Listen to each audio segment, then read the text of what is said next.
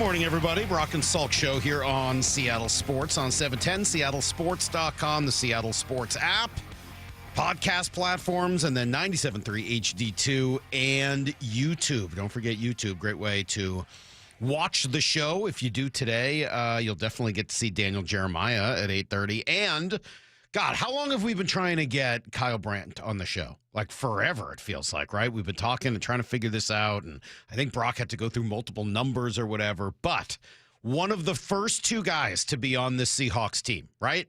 Kyle Brandt and Chris Long, those two guys get a ton of the credit. They were the first two that at least I know of who were really serious about what this Seahawks team could be about this year, and Kyle's going to join us at 7:30 this morning. So, yeah, really looking forward to that. Lyle, good morning to you. I feel bad. I feel like yesterday maybe we didn't put you in the best light. Maybe we didn't put you in the best position to succeed, asking you to name more Shakespeare works than Stephen A. Smith could name Seahawks. I feel bad about it. I was telling my family about it last night, and well, both my 11-year-old and my 13-year-old could name more Shakespeare plays than you, so that's, sad. But it is what it is. I mean, we all have different interests. We all have different skills. We all have different things we're great at. So today, I would like to put you in a better position to succeed, okay? Oh, good. I thought you might like this. Instead of talking about something you know nothing of, let's talk baseball right off the bat today. And not about who's going to win the MVP award, because I don't think any of us know that. But let's talk about what Justin Hollander said yesterday, because I think there are two quotes from Justin, Mariners GM Justin Hollander, speaking at the GM meetings, and Ryan Divish was there and has these quotes, so I'll read them from Ryan's story. There are two quotes that I think give us, well, one gives us insight into the offseason. The other, I think, is just a good insight and a good thing to remember as we get into free agent conversations, okay? So let's look at these together. The first is this one from Justin Hollander. I think number one for us is ideally keeping as much of the group that we had last year that we really believed in together, and then filling in the rest of the roster as required. Our offseason is largely going to start with the guys who were on the team last year and try to bring back as many as possible. What do you hear there? They like the group they had, and they're okay running it back, which to me mostly says Josh Naylor and Jorge Polanco. Yeah, I would agree with that. It probably doesn't say Gino Suarez. That feels like a stretch in terms of, what he did versus what you would expect moving forward, what he might get. I agree. It actually, I would go even maybe a little farther than that, because in my mind, there are some open questions about other current guys on the roster. There's an open question to me about J.P. Crawford, last year of his deal. There are a bunch of young kids coming in, and JP's production level being, There's an open question about Randy Arozarena, who's about to get another raise and did not perform well for half the season and the postseason. And there's an open question about right field. Does that include Dominic Canzone? Does that include Victor Robles in terms of guys that you think, you consider keeping together? So I think those are all real questions, and my gut tells Justin Hollander's not a liar. That I know, and I don't think he's a big spinner. What I mean by that is, I don't see Justin saying something like this just to get leverage over other teams that might be looking to trade or looking to get leverage over free agents or anything like that. I see this as just being honest, because I think that's kind of who Justin is. Wants to keep the group that he had together. And that also probably, I think, means the starting pitching. Now, that doesn't mean they wouldn't make a deal. They're always open to making deals, and certainly his boss, Jerry Dipoto, is pretty open to making deals. We know that, and has never been afraid to trade off of his major league roster. So I'm not saying that means they wouldn't do anything. But remember, we talked a couple weeks ago about some of the combinations of forces that are pressing against this team all at once.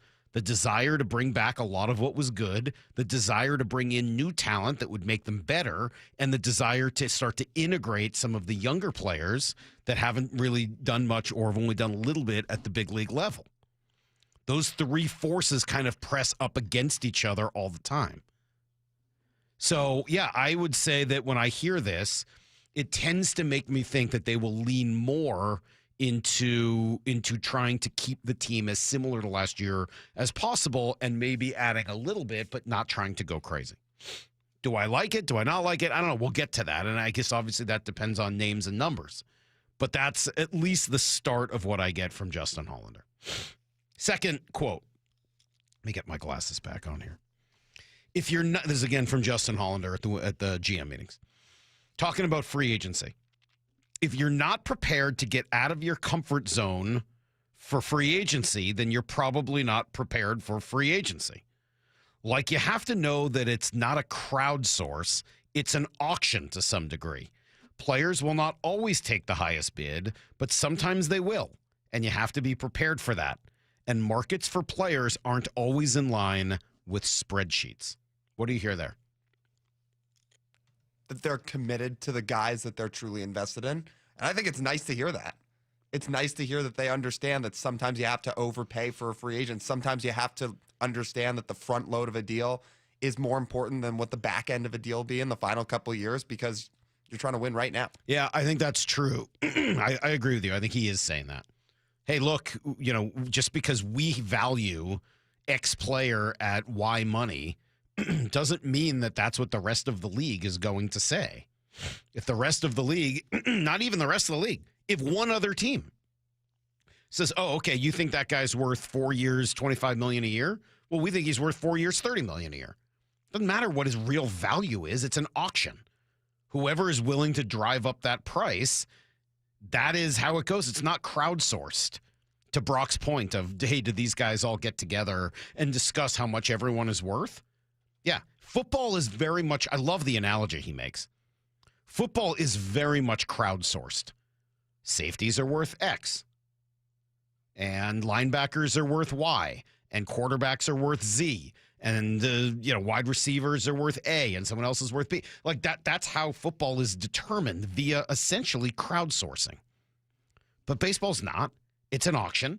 Every free agent is out there, and whoever wants to pay them the most amount of money is going to set the price for that free agent.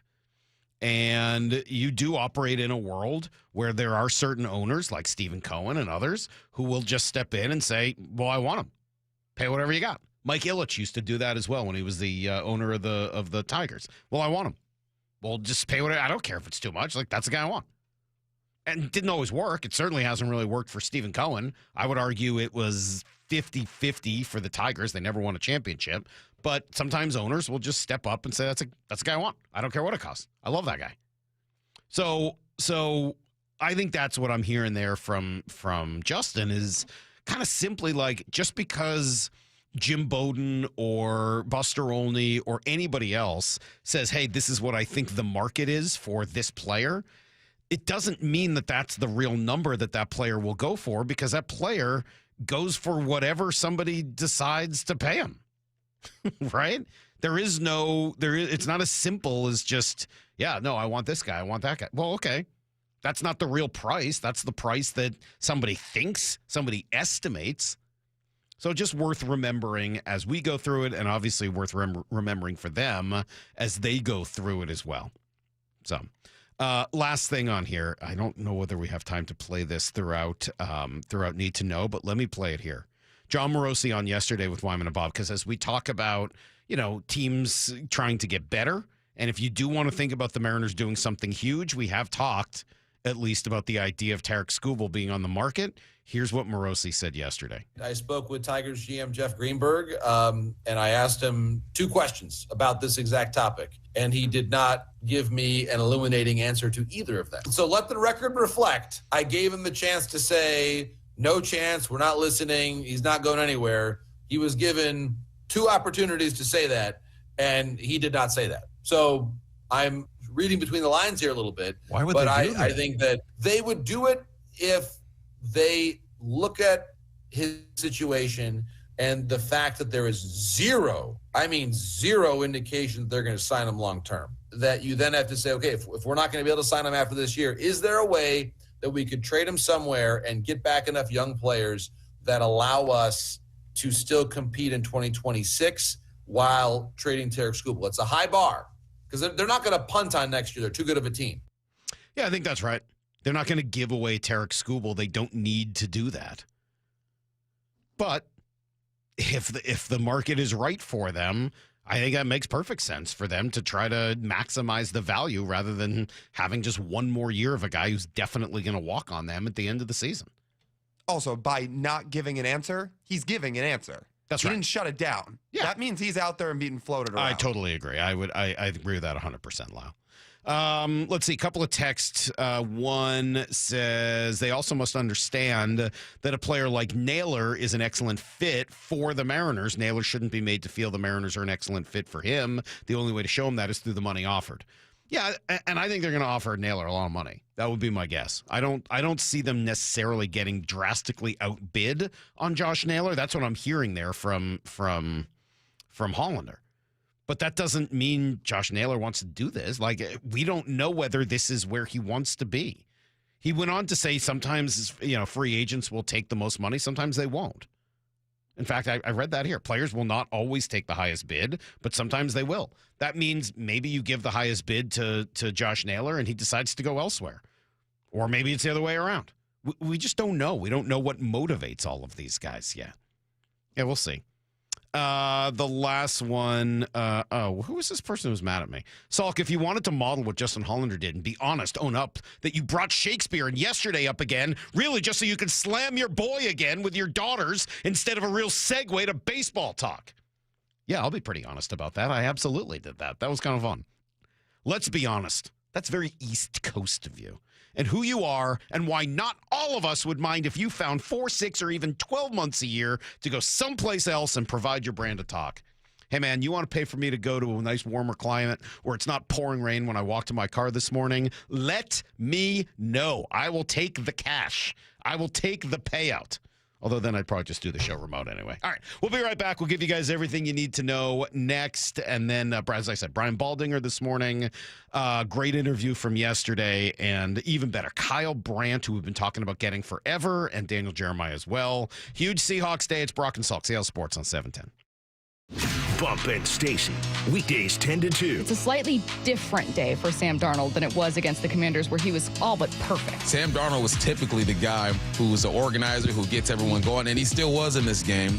But the defense was like, hey, yo, we got this. We got this. Like, you still do your thing, Sam Darnold, but let us lead the charge. Let us get in front and open this thing up. Only on Seattle Sports on 710. Seattle Sports on YouTube and the Seattle Sports app.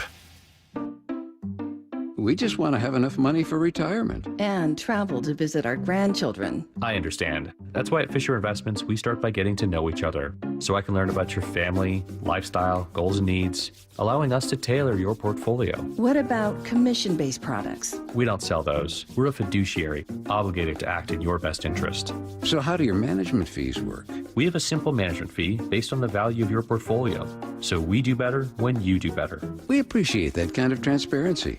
We also check in with you regularly to keep you up to date on the markets and your portfolio. Well, what other services do you offer? As a client, you have access to resources on investing, financial planning, estate planning, Social Security, Medicare, and more. Wow, sounds like Fisher Investments has everything we need. At Fisher Investments, we're clearly different. Learn more at FisherInvestments.com. Investing in securities involves the risk of loss. What is that sound?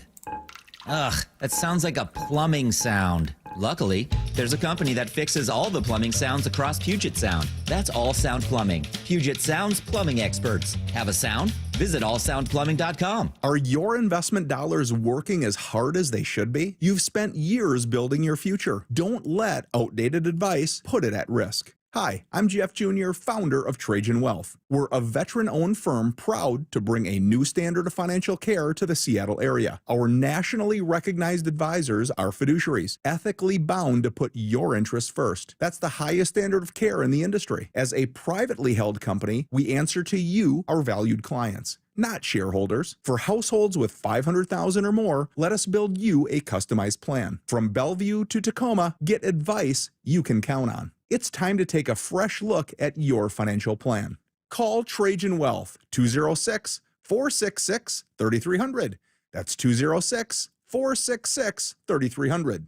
Trajan Wealth. Plan smarter, dream bigger. Advisory services offered through Trajan Wealth, LLC, an SEC-registered investment advisor. When it comes to the security of your business, doubts can creep in about who you're trusting to protect it. At Bail Alarm, we got you. For nearly 80 years, we've been putting our customers' minds at ease with our advanced technology and personalized support. Feeling insecure about your current security service? Visit bailalarm.com today. Every great team has its core players, but when the season gets tough, adding the right free agent can make all the difference. The same goes for business. At Robert Half, we found that 67% of companies surveyed plan to increase their use of contract talent to handle workload peaks and backlogged projects. With Robert Half's specialized recruiters experience, combined with our award-winning AI, you can quickly find the skilled candidates you want. At Robert Half, we know talent. Discover how we can help at roberthalf.com/talent.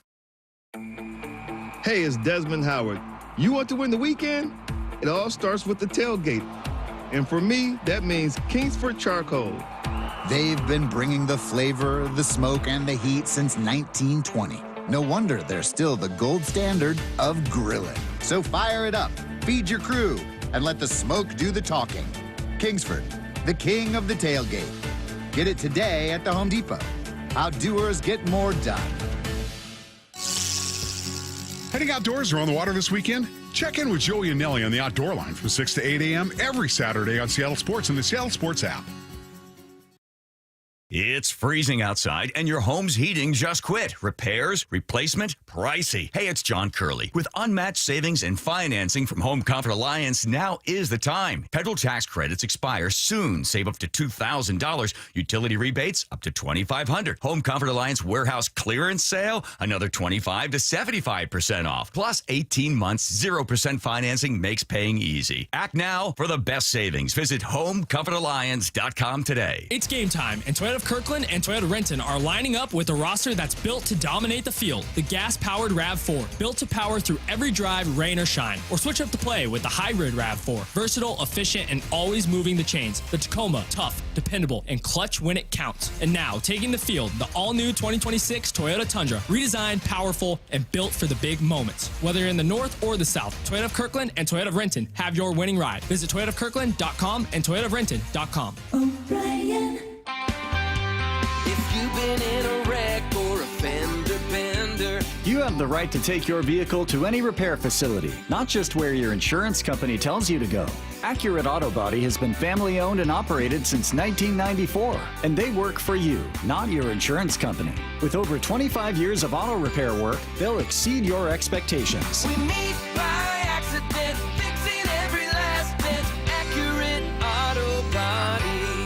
At Accurate Auto Body, all their work is performed by certified technicians, only using OEM parts to guarantee the safety of you and your family. For the best in auto body collision repair and customer service, give them a call at 425-883-2450 or AccurateAutoBodyWA.com. Your insurance company may not love them, but you will, because we meet by accident, fixing every last bit. Accurate Auto Body. Need to know. 15 minutes past every hour with Brock and Salk. Here's what you need to know. Up first.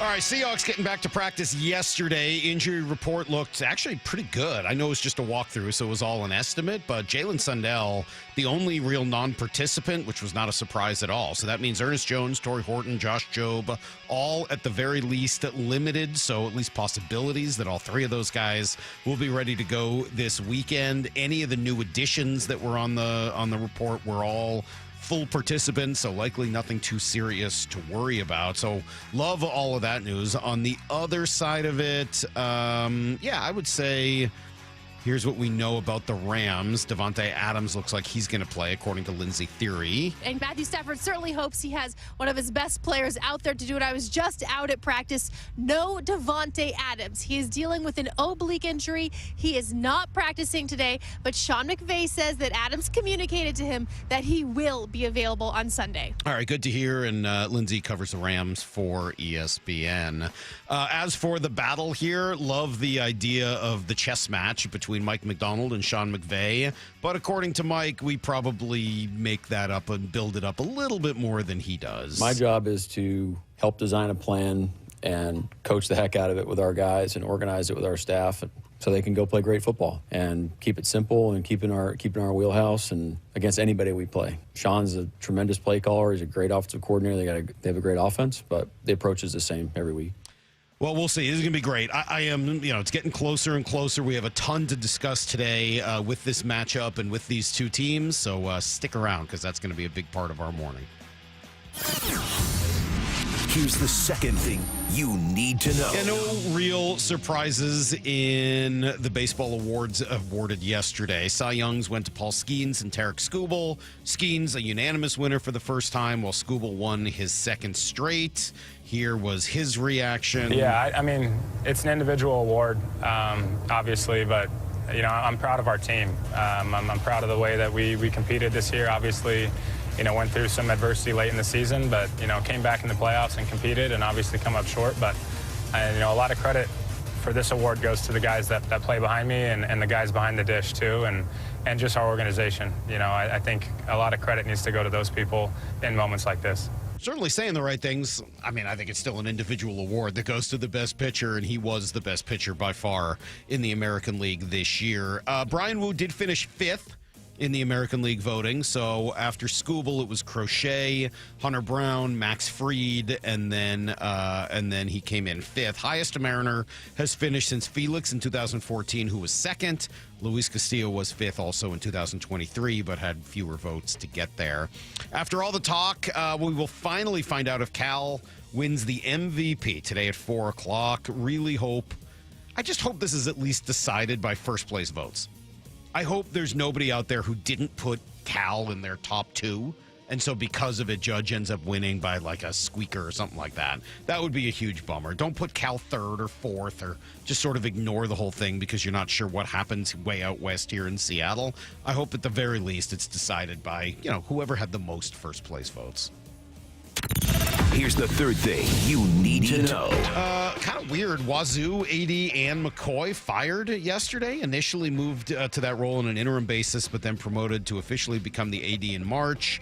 ESPN reported that the reason for the dismissal wasn't clear, but the move was not for cause. Very strange. COO of Athletics, John Harlow, is going to serve as the interim AD. How do you look at an AD of a program that is unfortunately been just completely screwed by the system and say you're the problem? Obviously, there's got to be more going on. I don't know what it is, but when I read that definitely, I don't know. That does not sit right with me anyway, that's for sure. Kraken will be back on the ice tonight. They are taking on the Jets at home. That is everything you need to know, and of course we do that 1/4 every hour here on the Brock and Salk Show.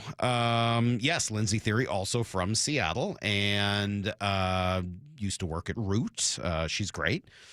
And she does the same job as Brady Henderson does, but she does it down in Seattle, or in L.A. Yeah, that's right. I remember back in the COVID times when they had cardboard cutouts at the Mariners games because you couldn't have fans in the stands.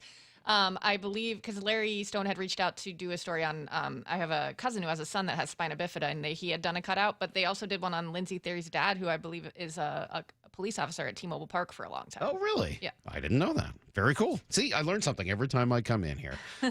4 p.m. Eastern West Coast. No, 4 p.m. our time. I wouldn't give it to you in East Coast time. It's 7 o'clock East Coast, 4 o'clock our time that we will learn about Cal Raleigh. All right. Let's see. Okay. As I said, Kyle Brandt's coming up at 7:30. We got Daniel Jeremiah at 8:30. Brian Baldinger is also another guy. Now, he's a little more specific to the trenches, but he loves him some Leonard Williams. He loves him some Byron Murphy. He loves him some Gray Zabel. And we'll hear why next on Brock and Salk. On a 4-game win streak. Are you kidding me? With a pair of dominant wins over the last 2 weeks. Another touchdown! Seahawks! Comes the biggest game of the season for the Seahawks. A battle for first place in the NFC West. It is going to be a behemoth of a matchup. I definitely can see we've done something special. I mean, the sky's the limit from here. It's just all about us. Seahawks, Rams, Sunday. Kickoff at 1:05. Pregame at 10 on Seattle Sports on 710 and the Seattle Sports app. All right, it's getting towards the weekend. Do you know what you're doing? How about a nice little getaway? And you don't have to go far to make it happen. How about Snoqualmie Casino and Hotel? Go get yourself a room. The rooms are beautiful, absolutely stunning, great views, really comfortable, cool design. And then there's so much fun to be had there as well, whether it's the spa or the brand new sports bar area, which is incredible. Also with great views and great food and tons of TVs and just an awesome place to watch the games. Maybe you like the expanded non-smoking gaming floor, or for you, maybe it's all about the pool area. Whatever it is, go to snocasino.com. Seattle's closest is now Snoqualmie Casino and Hotel. Have you tried the dining district at the Bellevue Collection? Grab lunch with friends, meet up for happy hour, and stay for dinner and beyond. You can sample international flavors and local favorites from talented chefs. Try a new cocktail on a rooftop bar or watch the game with friends. And explore the lively nightlife scene. The Dining District at the Bellevue Collection, where your taste adventure begins. Learn more at BellevueCollection.com/dining district. You're listening to Leaf Filter Radio, and the guru of gutter protection himself, Chris Cunahan, is here to take your most pressing leaf-related questions and bring you a special Black Friday offer. Hey, everybody, Chris here. I understand we have Ron on the line. Ron, where are you calling from? Uh-oh. Ron, are you calling from a ladder? Well, I was. I wanted to ask Chris what I need to do to get my gutters ready to have leaf filter installed. Oh, Ron, you don't have to do anything. A Leaf Filter Trusted Pro will come out and clean out your gutters, realign and seal your gutters, and install Leaf Filter, America's #1 gutter protection system. So I didn't need to get on this ladder? Ron, Leaf Filter Trusted Pros are in your neighborhood and ready to help. Just visit leaffilter.com/deal to schedule your free gutter inspection and get up to 30% off. Thank goodness. What was that site? That's leaffilter.com/deal. And now, as a special Black Friday offer, you can get a free gutter inspection, plus up to 35% off. This is our best offer of the season. Unlock it now at leaffilter.com/deal. See representative for warranty details. Do you owe $10,000 or more in credit card debt or personal loans? With credit card debt at all-time highs, Debt Relief Advocates is urgently notifying consumers of debt relief now being made available, designed to aid consumers with out-of-control credit card debt. Those who qualify and enroll for this relief program will only have to pay back a fraction of what they owe. This is not bankruptcy or a debt consolidation loan. This is a relief program that credit card companies would rather you not know about, as it ends your debt nightmare and saves you lots of money. Consumers owing at least $10,000 in credit card debt or personal loans can now take advantage of this debt relief as the cost of living skyrockets. Debt Relief Advocates has established a relief hotline for you to call to learn what debt reduction you may qualify for, so don't wait. For this free information, call the Relief Hotline at 800-606-8737. 800-606-8737. 800-606-8737. A 15-year-old girl who chewed through a rope to escape a serial killer. I used my front teeth to saw on the rope in my mouth. The killer prowled the Pacific Northwest in the early 70s. He's been convicted of murdering 2 young women, but suspected of many more. Maybe there's another one in that area. Follow and binge all episodes of Stolen Voices of Dole Valley, available now wherever you listen. The home of the Seahawks, Seattle Sports. Touchdown! Seahawks! Ken Walker III! Get everything Seahawks at seattlesports.com. Life's expensive enough, isn't it? Groceries, gas, kids' activities. Sometimes your roof needs replacing, but your budget says not now. Hi, I'm Justin Shirley, CEO of State Roofing and Exteriors. We want to help with an offer to lift that weight off your shoulders. Get 0 down, 0 payments, and 0 interest for up to 24 months. Or save up to $3,000 on a new roof today. Call 866-ROOF-ROOF or visit stateroofing.com. It's game time, and Toyota of Kirkland and Toyota Renton are lining up with a roster that's built to dominate the field. The gas-powered RAV4, built to power through every drive, rain or shine. Or switch up the play with the hybrid RAV4, versatile, efficient, and always moving the chains. The Tacoma, tough, dependable, and clutch when it counts. And now, taking the field, the all-new 2026 Toyota Tundra, redesigned, powerful, and built for the big moments. Whether you're in the north or the south, Toyota of Kirkland and Toyota of Renton have your winning ride. Visit toyotaofkirkland.com and toyotaofrenton.com. O'Brien. Wow, look at these Black Friday deals on TVs. Samsung, Sony, and LG at the lowest prices of the year, even on their top-rated models. Now we can get that top-rated Samsung we were thinking about, but we'll need to get up early on Friday. These are great deals, but why wait? Video Only has all these deals right now. We can get what we want today, and they're even offering no-interest financing. So we can get these Black Friday deals right now at Video Only and pay it off later? Yep, and many of their prices are better than those flyers. Better than Black Friday? No wonder Video Only got those high scores when they rated TV stores. Let's head over now and beat the crowds. At Video Only, you won't find huge stores with refrigerators or dishwashers, but you will find the best deals on the best TVs, sound bars, and home theater systems. Shop around, but then make sure you visit Video Only, because if you don't, you'll be sorry. In South Center, Bellevue, Linwood, Federal Way, and Tacoma. Video Only. Brock and Salk's Rewind is presented by Toyota of Kirkland and Toyota of Renton. From the Quantum Fiber Studio. This is Brock and Salk. Weekdays 6 to 10. On Seattle Sports and 97.3 FM HD2.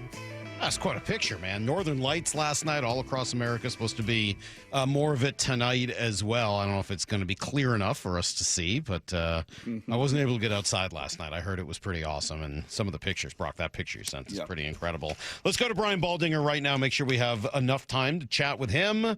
There's nobody's breakdowns are better, man, especially if you're interested in what's going on up front on offense and defense. Baldy, thanks for taking a few minutes with us. We appreciate it. Hey, good morning, guys. Good to be with you, man. What's happening out there on the West Coast? Well, we're pumped, man. I mean, we're getting ready for like game of the year type of thing here. Seahawks and Rams. It really feels like that. God, does it feel like a big game? Let me start here because both of these teams have offenses and defenses that are both ranked in the top 5 in terms of points. Looking at the Seahawks, which do you like better, their offense or their defense? Gosh. Yes. That's a good question. Yes. If I had to choose, just because I'm a big Leonard Williams fan, and I remember a couple years ago he was thinking about retiring, and he's as good as anybody in this business right now. So I guess I'll say defense. I'm a Mike McDaniel fan, Leslie Frazier, Leonard Williams. I like the big guys. I'll say the defense, and it's kind of a shallow reason, but Big Cat's he's a diver. He can hold his breath longer than me. I'm jealous.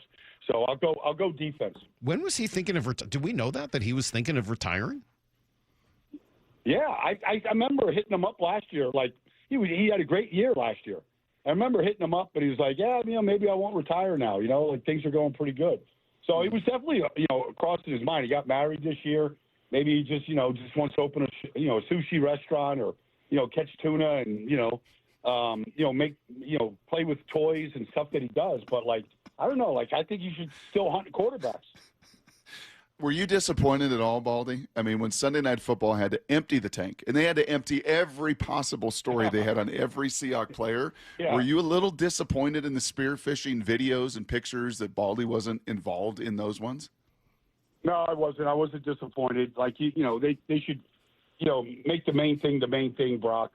Just show the good stuff right there. Yeah.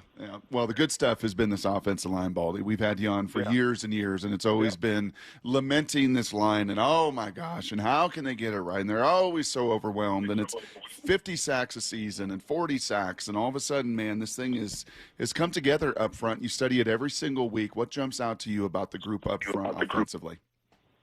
Well, I mean, you could go, okay, Graves Abel's made a huge difference, and he has.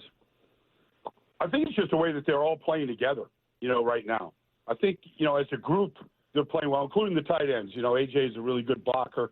I feel like, Robbie is a good fullback and a good H-back. I just feel like the whole group as one has really come together. And so, if you look at – and I think, Bradford's been there, but I don't think he's ever played better than he's playing right now. And even if they lose Sundell like they did last week, here Olu comes in and – he's a really smart guy. He's undersized, but super smart. It didn't feel like they skipped a beat when he went out. And it's good to see Big Abe, healthy. And Charles, I feel, is playing his best football. So, it's all coming together at once right now. We've talked a lot about personnel groupings this year, more than I ever remember. And Brock has taught me well about 13 personnel and 22 personnel and all the ways the the Seahawks have found to get more big people out on the field. As you watch not just the Seahawks, but the league in general, how much are you seeing teams going to bigger and bigger personnel groupings? Oh, it's a league-wide trend. In fact, this weekend with the Rams, I mean, they dress 4 tight ends and play all 4. And all 4 have caught touchdown passes. And, you know, Davis Allen is a great blocker, a lead blocker. And, you know, Parkinson, you know, obviously from Seattle, has always been a good multidimensional player. Like Higbee has been, you know, when they went 11 personnel, he was a tight end in the field. But they played 3 tight ends the other day against San Francisco, probably as much as – it was probably the number 1 package. And so – but if you're looking at the teams that are good offense right now, are running the ball effectively, most of them are in at least 2 tight ends, and a lot of them are in 3 tight ends right now. And you're going to see it a lot against the Rams this weekend. Are we seeing a little turn, Baldy? Are we seeing a turn in the offensive lines? It started last year, I thought. I'll be honest with you, Brock. I started tracking teams that were running it more than they were throwing it. I mean, the Eagles ran it over 100 times more than they threw it last year. Obviously, Saquon was a big reason why. But, you know, Detroit, you know, New England, I just saw the Patriots, Brock, on Sunday. They run it more than they throw it. I think teams are trying to limit the exposure that the quarterbacks get in this business and trying to reduce the amount of hits that they take. And so, and I think they're trying to balance things up. You're seeing more and more teams like Seattle, like the Rams, where the quarterback is back under center. They're not in shotgun all day. And so I feel like there has been a shift that's going on. It's obviously a big part of what, you know, Clint does and what McVay does and Kyle. But it's I feel like it's traveling around the league, even in Philadelphia, where Jalen Hurts has lived in shotgun at Alabama and Oklahoma. And to begin his career in Philadelphia, he's going under center, not a lot, but a little bit more than he ever has. And so I feel like that is a real trend in this business. So what's the antidote if you're a defense and you're seeing more of these, you know, larger personnel groupings and you're seeing more under center, more of that style play action? What is the antidote as a defense? Well, you know, the dime defenses that we saw where it was one linebacker to safety, like they're going to go away. You know, you wanted to play faster. You wanted to have more speed on the field. Well, if they're hitting you the way, you know, Seattle was hitting, you know, Arizona the other day, I don't know that you can afford to play. You know, you're going to see more reduced fronts where they're covering up the 2 guards in the center. That's a league-wide trend to try and contend with it a little bit. And so, you know, defenses had to get bigger too. And so, and more big guys on the field. And so that's what you're seeing around the league right now. Do you think a guy like Nicky Manwari or that style of player can help with that? He jumps out to me just with his size at that position as somebody who could make life difficult on a McVay-style offense with 4 tight ends. Yeah, I mean, look, that's what Kyle Hamilton is in Baltimore. You know, it's a real chess piece to move around, to blitz, to play, you know, stand up against tight ends and be able to take them on, but still be able to play the deep half of the field. You know, like in some ways, guys like Kyle, guys like Manwari, like it's positionless football, and you can't really say, okay, he's a safety, you know, because he's not. He's playing a lot of different positions, and you know, you use that as sort of your matchup piece, depending on what formation you're getting and what they like to do out of these formations. Because you know, linebackers think if they know the formation, they know the play, and largely you kind of do. If you watch enough of this over a period of time, you listen to the Luke Kuechly's and Bobby Wagner's, guys that really understand offense. So then you start matching Nick up against certain looks, and it's effective. You know what else may be coming back, Salk? The big nose tackles. Big Ted. I'm into that. 260-pound Levon Kirkland at linebacker. Big boys. Biggest dude you ever had to try to move back in your day, Baldy? Well, Reggie White. You know, Reggie was, I remember it was a lot easier being a teammate with Reggie than to play against Reggie. But I remember we had this electronic scale in the bathroom going into the showers. And, you know, like guys would step on the scale, see what they were before, you know, weigh in, whatever. Like Reggie would get on the scale in December after 4 months of, you know, basically going to sleep before practice before he terrorized the league on Sundays. And, like, he would get off the scale when it was, like, at 330 or 335. But it was rising. He just didn't want to see the final figure, you know. So, you know, it was easier to be a teammate of Siragusa. Weight unknown. Mm-hmm. It was a lot easier to be a teammate with Tony than it was to play against Tony. Yes. And so I prefer being teammates with, you know, with big elephants than it is to, you know, play against them. Reggie White. And how about Gilbert Brown lining up next to him? Oh, he's Gilbert the Gravedigger. I mean, one of the great nicknames in all of sports ever. Yes. The Gravedigger. He sacked the quarterback. He's out there digging a grave for that quarterback, man. Yes. The Gravedigger. Absolutely. Do you remember Gilbert Brown's commercial? It was like for Burger King or something where they kept calling him fat, and then he looked at the camera and said, "And I'm getting fatter." I loved it. That guy was hilarious. Bring that back. I'm laughing. Yes. I got to see it. I'm going to look it up on YouTube so when I good. finish this.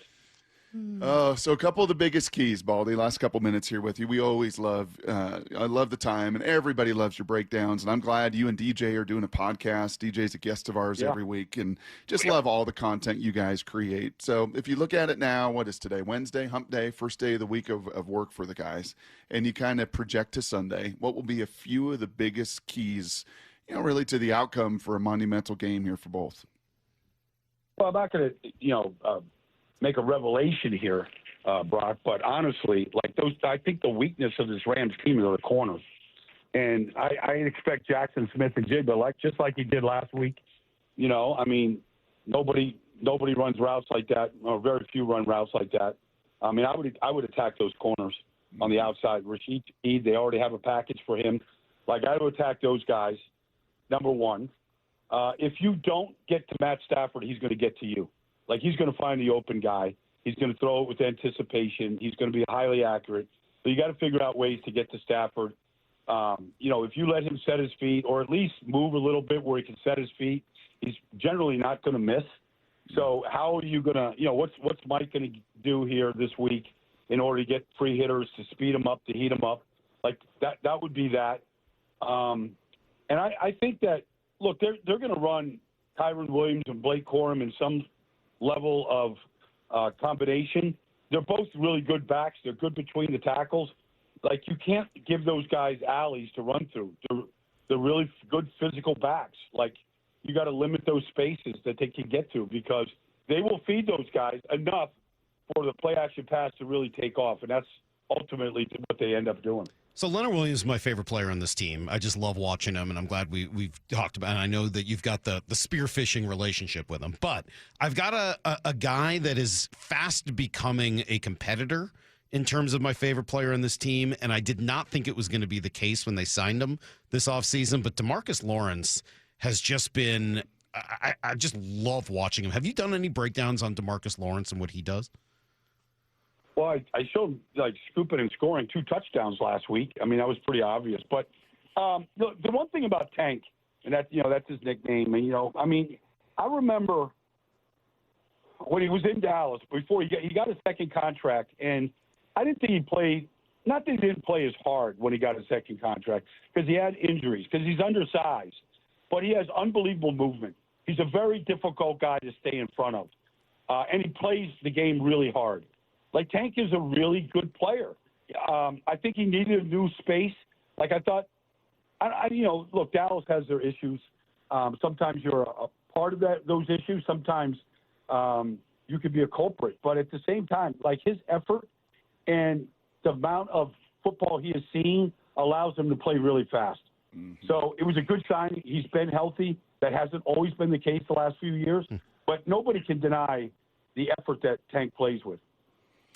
And I don't know how he'd hold his breath, Salk. Like, you know, he's probably not a spear fisherman, because you really got to hold your breath. But his arm length and extension, if he were to ever become a spear fisherman, it'd be lights out for any eel, any garbage down there. Like, his arms, Baldy, I don't know how you block a guy like that. I mean, his arms are so long. He gets his hands on you first. And as you said, with all the experience, it feels like it's game over. Well, you know, there is a reason why that measurable seems like it's so important, especially when you get to the combine, because it just allows you a longer reach to get your hands on people, to get to tackles, to stay in the passing lane longer. length is important, and it shows up. It shows up on defense, I think, more than it shows up in offensive tackles. And guys that, get pushed inside to guard and things like that. Will Campbell's arms are too short, but he looks like he's a pretty good tackle to me. But on defense, if you get guys with that kind of length, I think it shows up in tackles. It shows up in assists. It shows up in, tip balls and getting in the passing lane for quarterbacks. You deal with eels when you're spearfishing? Is that part of the deal? I'm not a big fan of eels. Right. Like, I let them just go. The eels are snakes. Like, I don't like snakes. Right. You can't kill them. Right. Their nerves always. I killed a snake one time in my sister's backyard, a rattler, and I was like Davy Crockett. I skinned it, made a headband out of it. But I figured, I'll just put the rest of the snake in a dish, and I'll put it in the refrigerator. What? Man, when my sister, I thought, maybe she could cook it or whatever, and when she saw that, but the snake's nerves are still innervated even after you kill it, even after you skin it. So she saw a skinned snake in a refrigerator still moving, and that put her on her backside. I can't believe she's talked to you. I don't think I'd ever talk to you again. That would be... I didn't think about it like that. That really would be it. That'd be the end of our relationship. I was selfishly just thinking about the headband that I created. Unbelievable. Baldy, thank you. That was not where I thought that story was going to go, but I guess you just never know. Thanks, man. Great stuff as always. We really appreciate you. Thank you, Baldy. Take care. There you go. Buddy. I mean, appreciate him other than all of the eel and snake conversation. That's just entirely too much and something that really needs to be banned from this show. I wish people would stop bringing it up. It's disgusting. I did, by the way, find the commercial. It's not a Burger King commercial. I was wrong. So I confused two things in my head. He did a Burger King promotion in Green Bay, Gilbert Brown did, where they made like a double Whopper deal for him, and they called it the Gravedigger. He was in an NFL commercial, though, about getting fatter, and it is pretty funny. So I was mostly, I don't know, I remembered it a little wrong. Anyway, thank you to Brian Baldinger. As I've mentioned a couple times, Kyle Brandt's going to join us here in about 45 minutes. He's been one of the first to be on the Seahawks this year, which is pretty cool. So we'll talk to him about what got him there. Maura found 3 or 4 cuts, though, that I definitely wanted to get to you. Starting with this one, I think you'll know why I wanted to play this one. It's nice to know I'm not alone, that I'm not the only one upset about the Seahawks game not getting the top crew. This was Mike Florio. This is a game where the lights aren't going to be bright because it's not a nationally televised game. It's not a primetime game. It should be. It should be. We have Raiders Cowboys Monday night, and I know that the flexing for Monday doesn't kick in, but good Lord, if they're going to, I'm going to throw caution to the wind here because I'm trying to. Who's going to be pissed that I say this? I'm not a big fan of flexing from one day to the next. I was against the whole Thursday thing. But if the idea is let's always put the best possible games in the best possible windows, how in the hell are we going to have to choke on Raiders Cowboys on Monday night when we could have had Seahawks Rams? It is sitting there at 4:05. That could have been put on Monday night. Wait till he finds out that Fox didn't even give it their top crew. Wait till he finds out that it's the number 2 crew on Fox. That Fox didn't even think it was the best game they had this weekend, that they decided to go with Chicago and Minnesota. Yeah, I mean, it's a bummer that it's not in primetime, but nothing you can do about it. It's not flexible to Monday nights yet. But in this case, they're not even granting it the top team. Oh, my gosh. Just let me get away from this story before it drives me just totally insane. Let's talk more about the game itself. Sheil Kapadia was on yesterday with Bump and Stacy. Love this. There's a couple good things from Sheil today, but I do want to play this one in particular because we've talked through, all right, how has the Seahawks offense worked? And, they're using big people, and then other people are trying to stop the run, and so they've been throwing.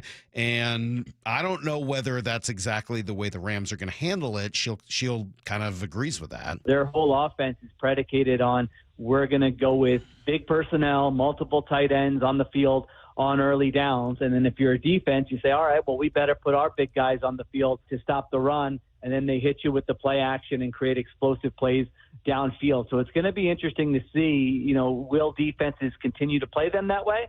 Or will they say, no, we're just, we don't think you can really gash us running the football, so we're going to be comfortable playing with whatever it is, nickel personnel, 5 defensive backs, and if you want to try to run the ball on us, go ahead, but we're not just going to give up those explosive plays that you've been feasting on here. Don't you think that there's a game coming where the Seahawks run for a ton of yards? I know they did on Sunday. That was kind of a funky game where they obviously just ran the ball the entire second half because they had such a huge lead. But don't you think there's a game coming, and maybe it is Sunday night, where the Seahawks just absolutely torch a team with their running game? Because it does feel, and Brock has said this and others as well, and you hear it there from Shield. They're going big personnel, and other teams are countering with their big personnel, so they haven't been able to run that much or that well. They're still committed to it. They've still given the ball to the running backs. They've still tried to run, but the success in the offense has come more in the play-action game because that's where they get their matchup. But if other teams are going to look at this and say, okay, we're 9 games into this thing, and clearly that's not working. The Seahawks offense has been tremendous each time they try to match it up with other big personnel. Let's go the other way and try to take away their passing game and see if they can run against smaller personnel. Well, then we're going to find out if that's truly the way the Seahawks have been built, because that was the goal. That's why Anthony Bradford and the rest of this offensive line looks the way it does. It's why you have a fullback in Robbie Oots. It's why you've got tight ends that can block, is you're setting the other teams up for this. Great. That should be an even more complimentary game. That should be even more complimentary to this defense. Keeping them off the field longer and allowing them to come out and just do their thing and run rampant. That should be unbelievable. So I'm looking forward to that. I hope Shield's right, and I hope the Seahawks meet that challenge if and when it comes, and if and when it comes this weekend. I think he's dead on right about what is coming here for the Seahawks. One other one here from Steve Young talking about Sam Darnold, and I think there's a bit of a comp there. Steve is probably a little bit better runner, but I think there's a good comp. Here is the Hall of Famer on PTI. It's owning the data, right? It's doing the study during the week to get the intricacies of the blitz that you're going to face that week. I remember I played with the great Darren Woodson of the Dallas Cowboys, and I studied them as much as I possibly could, and I got to a point where I could sense if Darren was looking at me, he wasn't blitzing, but if he was looking off into the stands or looking somewhere else, I knew he was coming. And so it's that kind of rigor to preparation for blitz is how you face the blitz. And then you need receivers like JSN that he's got that can get open, not 15 yards down the field, but now. Blitz is about now. And so I have a plan. I know what they're doing with blitz-wise. I'm ready to get rid of it, and now I need a receiver who can get open now. And then more than anything, everyone else needs to be at the top of their game, right? It's like we understand the blitz. We can pick it up. You're not going to get hit from the back of the head by somebody that we forgot about. So it's like football. It's everything. But the quarterback, number one, can take care of it by doing the studying. Yeah, I like it. First of all, I think Steve Young seems very qualified to talk about Sam Darnold. I think there's enough similarity. Obviously, he was left-handed, but enough similarity in their game that I think that's somebody that I will listen to talking about Sam Darnold for sure. Secondly, I love the use of it's about now. When you come at me, it's about now, right? And I think that's one of the reasons Matt Stafford has been so successful against the blitz as well. It's about now for him. He's not fast. He's not mobile. He's not going to, run away from any of the defenders who are coming at him, but he can make snap decisions and obviously has a quick release and a cannon for an arm. So that will be another big part of that matchup this weekend. God, I love it, man. I am so excited to watch these two teams play against each other. Well, and the thing that will be interesting with the Seahawks defense is that they're not a huge blitzing team. They've been able to apply pressure without doing that. So even though Stafford's been really good against it, I don't know if they can get some hits and pressures on him. He's held up pretty well so far with those back issues, but I think Sunday's going to be one of his bigger challenges. That would certainly work. A couple of big shots, a couple of those good pressures, a couple of big quarterback hits, and maybe Matt Stafford's not quite as quick as he is against other teams that haven't been able to get to him. All right. Coming up next, I saw something yesterday. This is rare for me. I don't usually get into these things.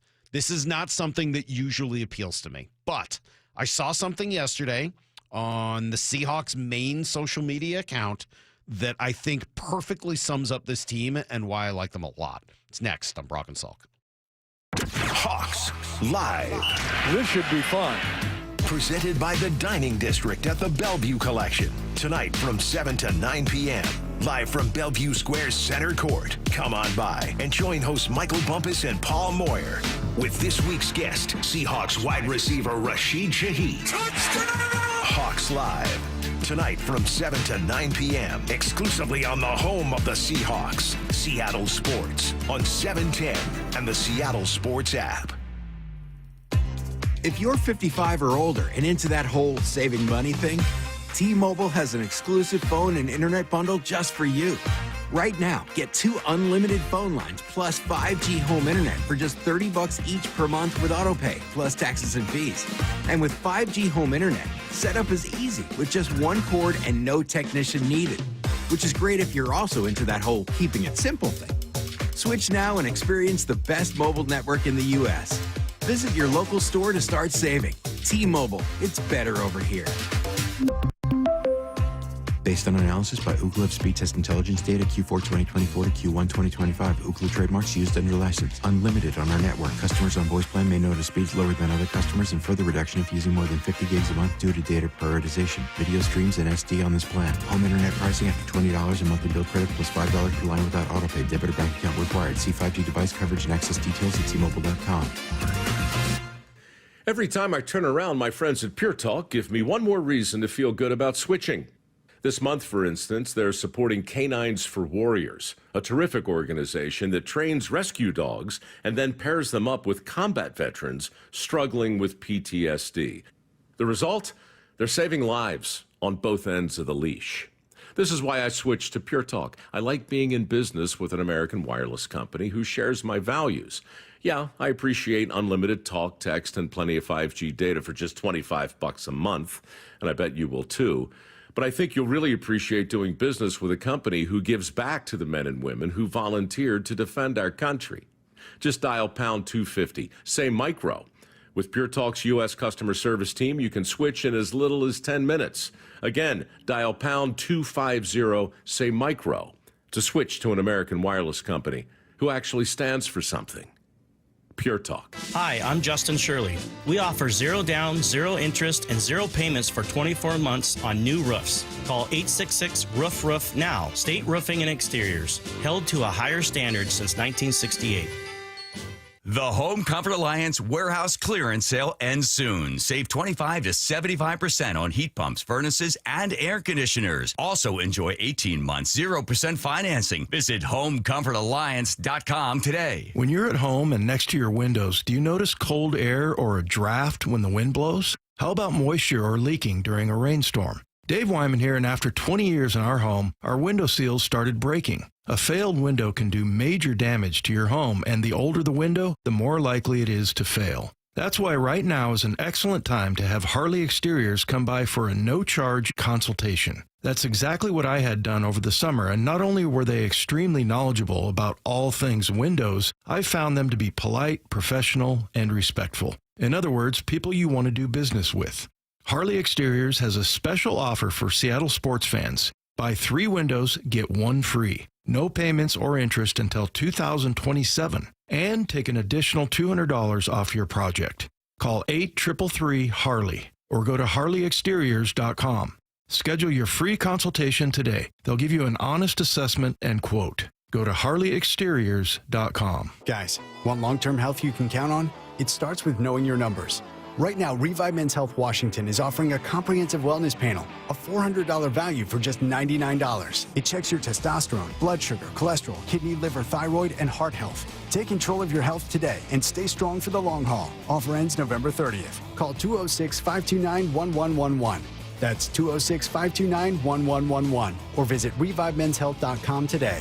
Must medically qualify. Terms apply. Contact us for full offer details. Every great team has its core players, but when the season gets tough, adding the right free agent can make all the difference. The same goes for business. At Robert Half, we found that 67% of companies surveyed plan to increase their use of contract talent to handle workload peaks and backlogged projects. With Robert Half's specialized recruiters' experience, combined with our award-winning AI, you can quickly find the skilled candidates you want. At Robert Half, we know talent. Discover how we can help at roberthalf.com/talent. Hey, it's Desmond Howard. You want to win the weekend? It all starts with the tailgate. And for me, that means Kingsford Charcoal. They've been bringing the flavor, the smoke, and the heat since 1920. No wonder they're still the gold standard of grilling. So fire it up, feed your crew, and let the smoke do the talking. Kingsford, the king of the tailgate. Get it today at the Home Depot. How doers get more done. Let's go! This is Seattle Sports. Streaming through the Seattle Sports app. KIRO AM Seattle. KIRO FM HD2 Tacoma. Home of the Seahawks, Mariners, and everything Seattle sports.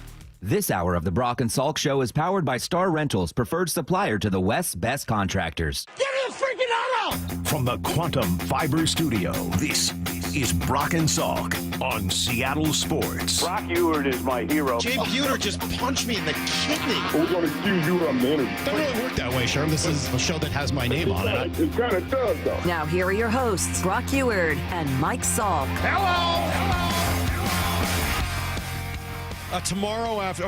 To this afternoon, Brock. This afternoon, we are going to find out who wins the American League MVP. The great debate's finally over. Will it be Cal Raleigh or will it be Aaron Judge? We'll find out how that goes, and we won't know until 4 o'clock this afternoon. But yesterday, we learned that a couple of local folks had already won an equally prestigious award. You think so? I think it's close. I think it's close. Okay. When you win the MVP, it's pretty close. It's not quite the MVP. The most valuable player. Right. But when you win the not quite valuable the Nickelodeon valuable player, whatever the MVP stands for, then clearly there is some significant meaning behind that, Brock. Now, again, not quite MVP. It's not quite what Cal and Aaron Judge are up for today, but it's very close. And so the Seahawks shared a nice video, and you know me, you'll send me these things and I'll roll my eyes, be like, whatever. These generally do not interest me. But for whatever reason, I clicked yesterday on a Nickelodeon kid. I'm not. That's the other thing. I'm not a Nickelodeon kid at all. You couldn't wait for the slime. Well, I didn't have it. Nickelodeon was the best. I didn't have it. You love Nickelodeon, Salk. I didn't have it as a kid. I didn't have cable as a kid. I didn't have cable until I was in high school. We couldn't get it in my house where I lived. We did not have cable until I was in high school. Poor like that? Really? It wasn't about poverty. It was about living in the sticks. One of the many reasons I am a city person and not a suburban country rural. I hate it because we literally couldn't get cable until 1992 when we moved. Unbelievable. Couldn't have cable until 1992. And by that time I was in high school. It was too late for Nickelodeon. Right. So I was not a Nickelodeon kid. But I clicked on this yesterday.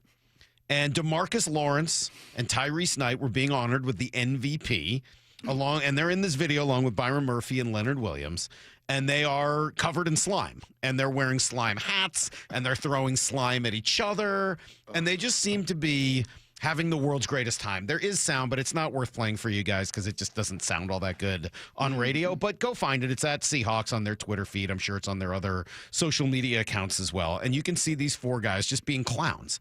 And at the end of it, they sort of say, what is it? Welcome to the dark side, they all say together. And then DeMarcus Lawrence just jumps on top of Tyrese Knight and Leonard Williams, tackling them to the ground. And they're rolling on the ground like a bunch of 10-year-old kids. It's hilarious. It is absolutely hilarious. I love it. And I don't know that I've ever seen a football team with that kind of personality. Maybe I have, but if I do, I forget, which isn't that big a shock. Brock, it blew me away. We talked just the other day about how they're different from the LOB. They are. The LOB would not have done that. I mean, maybe they would have years later, but it would have been sort of awkward. I don't think Earl would have liked it. He'd put his crown on. He'd have put his studded diamond loafers on, his robe. I mean, compare and contrast that to slime me. To you try to test me. Sorry, test that. Compare that to Richard Sherman yelling at Aaron Andrews. Crabtree. It's like a completely different vibe.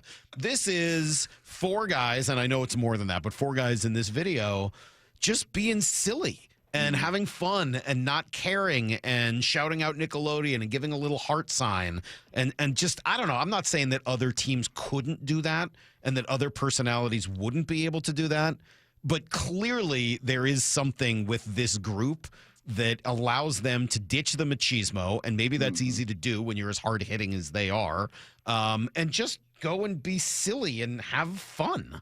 I don't know. I think it's pretty great. Here's DeMarcus Lawrence just talking on the relationship between him and Tyrese Knight. We definitely making a bond out there on the football field, and, that's all that you want your team to do when y'all out there playing together is, come together, make a bond. That camaraderie goes a long way, and it hopefully can take us to the promised land. So you've said they're not like the LOB years, but I don't know, man. It is starting to feel like that acquisition of Leonard Williams and that acquisition in particular of DeMarcus Lawrence this offseason is starting to smell a lot like that acquisition of Michael Bennett and then Cliff Averill, right? That group. I've always said I love, and I will be barking it out tomorrow night in pregame. I love a team that's defined by an offensive line. And then I had to take it further because the D-line guys didn't appreciate that. And I said, okay, line of scrimmage. We're a line of scrimmage program. There is nothing better than when your team in football is defined by the line of scrimmage. It just sets the tone for everybody else. It's half the offense. It's 5 of the 11. It's nearly a third of the defense, 4 of the 11.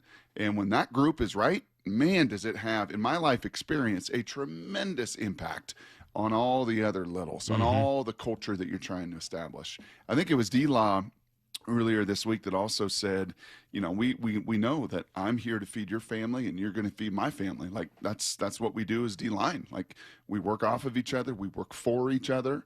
And yeah, man, right now that is a group that is defining this team as much as the stars, as much as when Kyle Brandt comes on in 20 minutes, going to talk about Sam Darnold and JSN and what's won him over. But I think it's those close to it as we are. Yeah, I think it's Leonard Williams and DeMarcus Lawrence, to me, feel like the heart and soul of this team right now. That's what it feels like. And again, I'm not in there, so we don't know what it's like on the inside of that locker room. And maybe if we were in there, we'd be surprised to find out that there are other people that really make it go. I'm sure Jaron Reed still has a pretty big role in that, given his personality. And I'm sure Sam Darnold has brought something, new and unique as a quarterback. But all we hear about him is that he's just one of the guys. So I don't know. I get the sense that DeMarcus Lawrence has been an enormous acquisition. And, Mike McDonald loves to talk about him. He was great talking about him last week with us. This is what he said yesterday at his press conference. Well, the football player, the traits of how he plays is what we expected. Coming in, being a rugged, kind of dominant, disruptive player on early downs, and then how he rushed the passer in terms of setting other people up, pass rush games, things like that. That's consistent, which is great. Those are all great things.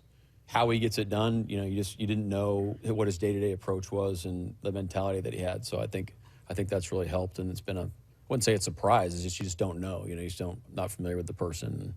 That's just really appreciate the person that he is every day and the competitor he is. I can see why. I mean, he's obviously brings a tremendous amount of hard work. He's been awesome on the field, and I don't know, that silliness. There maybe is something to that, Brock. That's what I can't think of too many other NFL teams that I would define with silly. And sometimes this team is in a really good way at the right times. And then obviously when they get out on the field, it's all business. They're very serious. And they seem to be able to combine that with an ability to play clean. Their operation is generally very clean. And that is another welcome shift from some stuff we've watched over the last decade plus. Yep, and then throw a little winning, Salk, and a lot of success, and just shutting people down and hitting the heck out of the quarterbacks and just hammering foes and stopping the run and being one of the best sack teams and just kind of all that goodwill, right? All that just good juice and all that good energy is moving in the right direction for these boys for sure. All right. Well, if you have a moment. And he was a Bronco, too. I mean, he was a Boise Stater. Obviously. Yeah. I wonder if he was there with Coach Peterson. You've been around the league a long time, right? So 2012. Was Coach Pete a Husky by 2012? I don't think so. I think he was an OKG. I think he might have learned a lot of this with old Chris Peterson in Boise State. Very interesting. All right. Well, maybe that's something we need to think through a little. Yeah, all right. Figure it out. Kyle Brandt has been, among the first to be excited about these Seahawks. He's going to join us in 20 minutes after we give you everything you need to know next. The one and only Mark Schlereth. Every Monday at 4 during the NFL season with Wyman and Bob. How we doing, guys? We're good, man. We should be, right? If you look at how Mike McDonald has done there and what he has brought to the table, and then you look at John Schneider, you're talking about potential Coach of the Year candidate and potential GM of the Year or Executive of the Year candidate with where they sit right now. On Seattle Sports, on YouTube and the Seattle Sports app. Pretty wild. We're 2 weeks away, just 2 weeks away from Thanksgiving and all the turkey and all the fun. And then right after that, about a month away from Christmas. Hard to believe the holidays are almost here. And do you or someone on your wish list want the gift of fitness this year? Well, Brock Ewart here in the Top Fitness Black Friday sales event. It is going on right now, where you can save up to $1,000 on Inspire gyms, Inspire treadmills, and True treadmills. Plus, get free delivery and assembly on Precourt treadmills, ellipticals, and exercise bikes too. You can also save up to 50% on last year's display models with Olympic weight bars starting at $50 and home gym attachments and accessories. Well, they're up to 50% off as well, starting at just $10. Now that is a stocking stuffer. No secret why everyone from personal trainers to pro athletes love Top Fitness. You can go visit them in Tukwila, Linwood, or Bellevue, or go to topfitness.com. The Top Fitness Black Friday sales event, it is on right now. Top Fitness, your best place for home fitness equipment. Hi, I'm Emily, your friend and jeweler at Shane Company, where a small box with a burgundy bow will help you win the holidays. As an in-house designer, I love creating meaningful, fine jewelry gifts. Choose a necklace with a gorgeous infinity charm to symbolize your everlasting love, or go for a personalized piece with an engraving, their zodiac sign, favorite color gemstone, or their initial accented with pave diamonds, because a friend wants you to be a holiday hero. Stop by or shop now at shaneco.com. Shane Company, your friend and jeweler. I saw her texting, coming up to a stop sign, and so I saw the accident coming, and she T-boned us. In the blink of an eye, Crystal's life changed when she suffered a severe spinal injury. The pain was something I had never experienced before in my neck. I got massage therapy. I saw a chiropractor. I was prescribed muscle relaxers so I could sleep. I got depressed. Nothing was relieving the pain. Drugs, sleepless nights, and depression. Sound familiar? I'm Dr. Mark Shelley, a chiropractic physician and board-certified functional neurologist. At Sound Pain Solutions, our treatments include high-dose laser combined with spinal decompression and other comprehensive therapies to rehabilitate damaged discs. We use treatments that are non-surgical, FDA-cleared, drug and pain-free. I was able to get off my pain medicines, and I was able to sleep through the night, and that was what I was desperate for. To learn if you're a candidate for our treatment, call us. Sound Pain Solutions, 855-996-0025, or click soundpainsolutions.com. Running a business means wearing multiple hats. So if you're like me, you probably started out using your personal phone, taking client calls and texts nonstop. As my business grew, I needed something smarter. That's when I switched to Quo, the #1 business phone system. Quo works right on your phone or computer. No carrying 2 phones, no clunky landline, just one easy app you can try for free. Your team can share one number and handle calls and texts together like a shared inbox. Any teammate can jump into the conversation, so customers get faster responses. And Quo's AI assistant summarizes your calls and responds to customers 24/7, so you never miss a lead or opportunity. All this starts at just $15 a month. That's basically 2 coffees. You can even keep your current business phone number. Find out why 90,000 businesses trust Quo. No missed calls, no missed customers. Try Quo for free at quo.com/sports. That's quo.com/sports to try Quo free. QUO.com/SPORTS.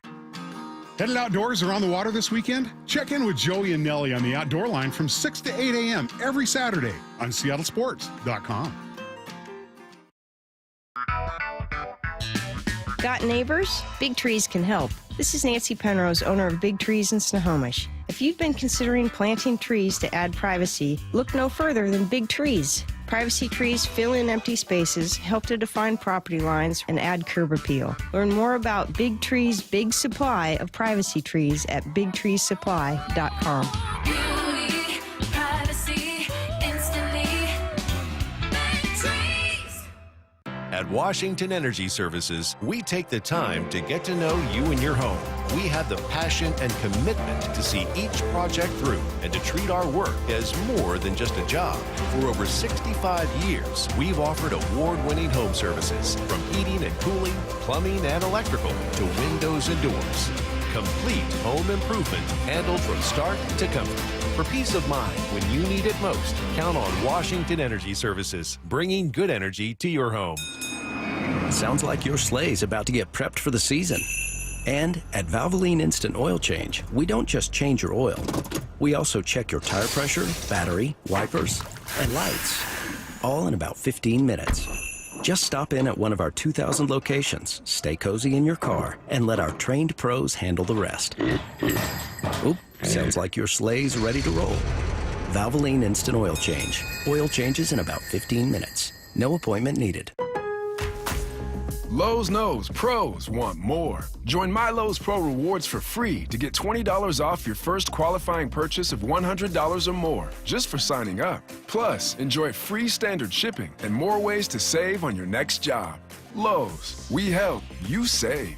Offer valid for new members only. Not valid with any other discount. Free standard shipping not available in Alaska and Hawaii. Exclusions and more terms apply. Loyalty program subject to terms and conditions. Visit Lowe's.com/pro-loyalty for details. Subject to change. Need to know.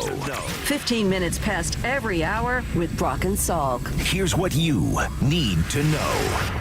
Up first. Pretty good news, I thought, yesterday, Brock, with the injury report coming out. Now, it was just a walkthrough, so it was all just an estimate, but the only real non-participant was Jalen Sundell, which was not a huge surprise. Ernest Jones, Torrey Horton, Josh Jobe, all limited participants, so they were all able to get out there at least somewhat. And any of the new additions to the report were full participants, so probably nothing too serious to worry about. So all in all, I came away from it thinking the Seahawks are pretty reasonably healthy for this game. Yeah, it was a quote-unquote walkthrough, so some of it's a little projected, so we got to be a little careful. Yeah. Because last week, I think we saw Torrey Horton during the week kind of show up a whole bunch more on that. I did see Jake Bobo Ace skipping around. He looked good. He had a bounce to him. I did see Josh Jobe, helmet in hand, meaning he was out there as well, getting it going, working through that concussion protocol. And, yeah, I don't think there's any way in the world you're going to keep Ernest Jones down from playing in this game. I don't think so either. Back in L.A. as well. So, yeah, I would agree. I think it was all pretty darn good news. Well, and he's not the only one going home. Cooper Kupp is as well. And he's not, okay? Cooper Kupp's home. All right. He's you know what I mean. Yakima. You know what I mean. He was a Davis Pirate. Thank you. Thank you for He's going back to me. where he was rented for a while. Okay, well, he did talk about the closure he received and clarity when he left. Yeah, so that is important, and I was able to have some conversations, in private with people in that organization and, try to get to that point, It was important. It was important enough for me to, reach out and try to get that. I'm glad to be at that place. I'm looking forward to being able to see some of the people there pregame, give them a hug. And but then, when it's time to go, it's time to go. All right, well, you say that he's now home, Brock. Mike McDonald is glad he is and thinks he's one of those guys that brings a lot to the table. It's another example that you can show, look, this is how you do it. As a team, as a player, as a person, I can't say enough great things about Coop. We love him. I'm so happy he's here. I'm happy he's a Seahawk. He's a force multiplier. I think he's made a tremendous impact on his receiving room, the offense, and the team in general, in just terms of our attitude and how you just approach our business every day. It'd be interesting to figure out how many force multipliers are on this team. Mm-hmm. And can you have too many force multipliers? I doubt it. I don't think you can have too many. No. How many force multipliers do you think they have? Ooh, that might be a good thing during break. All right, we'll have to think through that a little bit. See if you can come up with a list. I'll tell you what, man. To listen to some of these guys, though, and old Bo Nix got a big one with Kansas City. Part of the reason the Seahawks don't have, as we've talked about this week, Burkhardt and Tom Brady on the call. They didn't want to go ones versus ones. That'll be the afternoon game, the Chiefs and the Broncos on CBS. And listening to Bo Nix and his presser yesterday, you just realize some of the immaturity. Right, you've talked, Salk, about these quarterbacks that fail and then they got to go somewhere else, and they just got to grow and learn. And Bo was like, about the criticism because their offense has been bad. He's like, we're just out here playing to have fun. Like, it's just, you all make it such a big deal. You're just playing. Mm-hmm. Like, actually is a big deal to a lot of people. Yeah, and no to kidding. these force multipliers on the Seahawks, it's a really, really big deal. Here's the second thing you need to All know. right, still no real surprises as the baseball awards have come out, Brock. Cy Young's yesterday went to Paul Skeens and Tarek Skubal. No kidding. Skeens a unanimous winner for the first time. Skubal won his second straight. Let's see. You want to hear from Skeens? Here he is. Yeah, I mean, as I look back on my path in baseball up to this point, I got recruited to college as a catcher. Kept growing and started pitching and got better on the mound. Never thought I would end up here. Never thought that I would be in the major leagues, much less winning a Cy Young. So it doesn't always work out how you think it's going to. But if you stay the course, you surround yourself with good people, you work hard. That's the minimum. You're gonna do exactly what you're supposed to do, whatever that looks like. Baseball has the most of these stories of the four sports, and I don't even think it's close. Guys that weren't supposed to be here. Hockey, you got to commit your life. You're seeing that on the early stages of it. Yeah. And if you're a good young, Titus had a teammate in middle school that went off to one of these boarding schools. Yep. There is a path in hockey, and it's you don't hear about the kid that I spent my life just hitting pucks in my garage. Basketball is AAU. It's the EYBL circuit, the three stripe circuit. It's all of that. Football is obviously very, very clear through the draft and major college football. Now, there could be, It shouldn't be a surprise that baseball is the one that has the least predictability. Paul Because Skeens it's had the 2 most scholarships. unpredictable. As a catcher to Air Force and Navy, and our boy that I want to bring home, the other one, he was from way out in, northwest Arizona, and he had one offer, did Skubal to Seattle U. That's it. All right. Let alone all the relievers and all these guys that play this position and we're out of it and doing this. And, so just don't think you need to spend millions of dollars on perfect game to get yourself to the league. Brian Wu finished 5th in the American League in the Cy Young voting behind. How about his story? Obviously, Skubal plus Crochet, Hunter Brown, and Freed. Pretty good. Luis Castillo also finished 5th in 2023, but not with as many votes. And then, yes, today, Brock, at 4 o'clock, we'll find out if Cal Raleigh has won the MVP. 4 p.m. this afternoon. I was saying earlier, just look, if he loses the MVP, fine. If the other guy gets more votes, fine. If it happens because some writer leaves him off his ballot or doesn't have him in the top 2, that will be so obnoxious. I'll go Liam Neeson and we will track that man down or woman. We will find you. Yes. We have a particular set of skills. Here's the third thing you need to know. What's going on at Wazoo, Brock? Ann McCoy, their athletic director, fired yesterday. Nobody seems to know why. It was not for cause. COO John Harlow is going to take over, serve as interim AD. Are they blaming her for what's going on man. nationally? Hard job. She was in the interim and then got elevated. And you want to talk about all the force, not instead of multipliers. What's the opposite of that? Because that's what's happened. The force is working against you. Yeah, pretty much. I mean, look, maybe she doesn't handle it as well as she could. I don't know. I'm not there, but sure feels like a Or maybe her scapegoat. gifting isn't fundraising or philanthropic or whatever it needs to be to serve that engine. It's great person, awesome, did a good job, interim, we elevated, and just Usually not the right someone fit at like the right that time. isn't fired. Usually somebody like that, if it's the wrong fit in terms of their strength, is found, another way or, is allowed to resign. I don't know. That just... I got a name for you, Wazoo president, if you're wondering over there. I got a name, Steve Curran. He should be the next athletic director at Washington State. Oof. Kraken will get back on the ice tonight as they take on the Jets. That's everything you need to know. And Mike Salk. I don't think I'm interested in that gig. Dave Thanks. Pridemore. That I could understand. Kyle Brown. We got a lot of names. Dave Pridemore would make the most sense of that group. Kern a little emotional, I think, to... A little too emotional? Maybe. Yeah. That's everything you need to know. Tyler Hamburg. Well, you got to be able to spell. So let's, I think you have to be able to spell in order to do that job. Let's see. Brock, people mad at you, 509 specifically, says, no on Cooper Cup. From Yakima, played in Cheney. Seattle isn't home. It's a socialist dump. So let's try to tone it down, Brock. If you're going to start saying... It's so nice of people who don't live here to comment on what it's like living here. It's so nice. All right, coming up next. We're talk about the mayoral race. Is it over? Has it been called? I don't want to talk about the mayoral race right now or ever. All right, coming up next, Kyle Brandt was first on the Seahawks along with Chris Long, and we've been trying to get him on for a while. We'll finally get that done next. Why was he the first on this bandwagon? We'll ask him coming up on Brock and Salk. Hawks Live. This should be fun. Presented by the Dining District at the Bellevue Collection. Tonight from 7 to 9 p.m.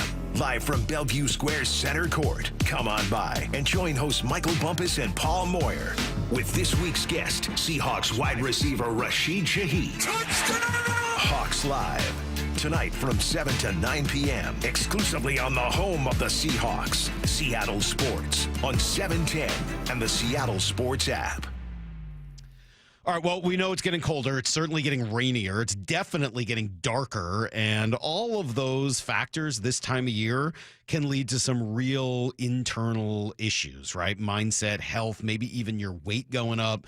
Well, don't let that happen this year. Let Eastside Weight Loss Clinic help, and maybe the weight will go down. It certainly helped me lose 35 pounds in the span of about 8 weeks. So that could be you. You could be well on your way by Thanksgiving. Maybe you take a one-day break, you eat Thanksgiving dinner, and then you celebrate your success and then finish the year even stronger, right? You can look forward to watching those pounds melt off, looking healthier, a lot more energy. You'll look younger as well. You'll feel it, losing up to 10 to 20% of your body weight in just 8 short weeks. It starts with just a 15-minute phone call. You can do that. Schedule yours right now at eastsideweightlossklinic.com and ask about the biggest sale of the year, $300 off normal pricing through December 31st. That's right. A 15-minute phone call gets it going. Start it at eastsideweightlossklinic.com. Dr. Ryan Coogan, D.C. Results may vary. If you're 55 or older and into that whole saving money thing, T-Mobile has an exclusive phone and internet bundle just for you. Right now, get 2 unlimited phone lines plus 5G home internet for just $30 each per month with autopay, plus taxes and fees. And with 5G home internet, setup is easy with just 1 cord and no technician needed, which is great if you're also into that whole keeping it simple thing. Switch now and experience the best mobile network in the U.S. Visit your local store to start saving. T-Mobile, it's better over here. Based on analysis by Ookla of speed test intelligence data Q4 2024 to Q1 2025, Ookla trademarks used under license. Unlimited on our network. Customers on voice plan may notice speeds lower than other customers and further reduction if using more than 50 gigs a month due to data prioritization. Video streams and SD on this plan. Home internet pricing after $20 a monthly bill credit plus $5 per line without autopay. Debit or bank account required. See 5G device coverage and access details at tmobile.com. Imagine all that could happen in 5 years. Jobs may change, kids will grow, new memes will come out, but also, what if you had reliable, intelligent Wi-Fi and the price didn't change for 5 years? Well, thanks to the Xfinity 5-year price guarantee, you actually don't have to worry about that part of your future. You're guaranteed 5 years of Wi-Fi that boosts speeds to your devices that need them the most, that finds and fixes any issues before you even notice them. It's like a super intelligent Wi-Fi that keeps you protected from threats online. Plus, well, you get incredible gaming speeds on multiple devices with no one battling for bandwidth. And for the next 5 years, all your devices will be working in perfect harmony. And you get our best equipment with no annual contracts, no fees, and no strings. So even though kids will grow up and you still won't understand 6, 7, your internet will stay sharp, reliable, and most importantly, the price will stay put. All with the Xfinity 5-year price guarantee. Lock in your price and unlock the possibilities. Xfinity, imagine that. Restrictions apply. Select plans only. Seattle Sports has your chance to win 4 tickets to the Seahawks game, Sunday, November 30th. Head to the Seattle Sports app, click the Win tab in the bottom right corner, and enter to win. You can enter once per day, so the more times you enter through the Seattle Sports app, the better your odds. Do it every day, November 11th through November 17th. Details and rules at seattlesports.com/win. From the home of the Seahawks, Seattle Sports. Get rid of stubborn fat and address areas of loose skin with ProSculpt, the simple one-day permanent fat reduction and skin tightening treatment. Book your free consultation at prosculpt.com. What's your holiday tradition? It's G. Scott here. For me, it's gathering with loved ones around a meal that brings joy. For many families, that tradition feels out of reach. Next time you shop at Safeway, please donate to Nourishing Neighbors. Your gift provides groceries to families across Washington, giving them access to nutritious food and the dignity to shop like the rest of us and choose what's meaningful for their holiday table. Visit nourishingneighbors.com and donate at your Safeway checkout. That's nourishingneighbors.com. We meet by accident, fixing every last bit. Accurate Auto Body. If you've been in an auto accident, you have the right to take your vehicle to any repair facility. Accurate Auto Body has been family owned and operated since 1994, and they work for you, not your insurance company. Your insurance company may not love them, but you will, because We meet by accident, fixing every last bit. Accurate Auto Body. Have you tried the dining district at the Bellevue Collection? Grab lunch with friends, meet up for happy hour, and stay for dinner and beyond. You can sample international flavors and local favorites from talented chefs. Try a new cocktail on a rooftop bar or watch the game with friends and explore the lively nightlife scene. The dining district at the Bellevue Collection, where your taste adventure begins. Learn more at bellevuecollection.com/dining district. John here with Happy Hauler. We want to help get your unwanted items to those in need. Furniture and household items you plan on throwing away? We'll take them and prioritize donating and recycling, keeping items out of the landfill, and giving useful items a second happy home. Happy Hauler is Seattle's eco-friendly junk removal.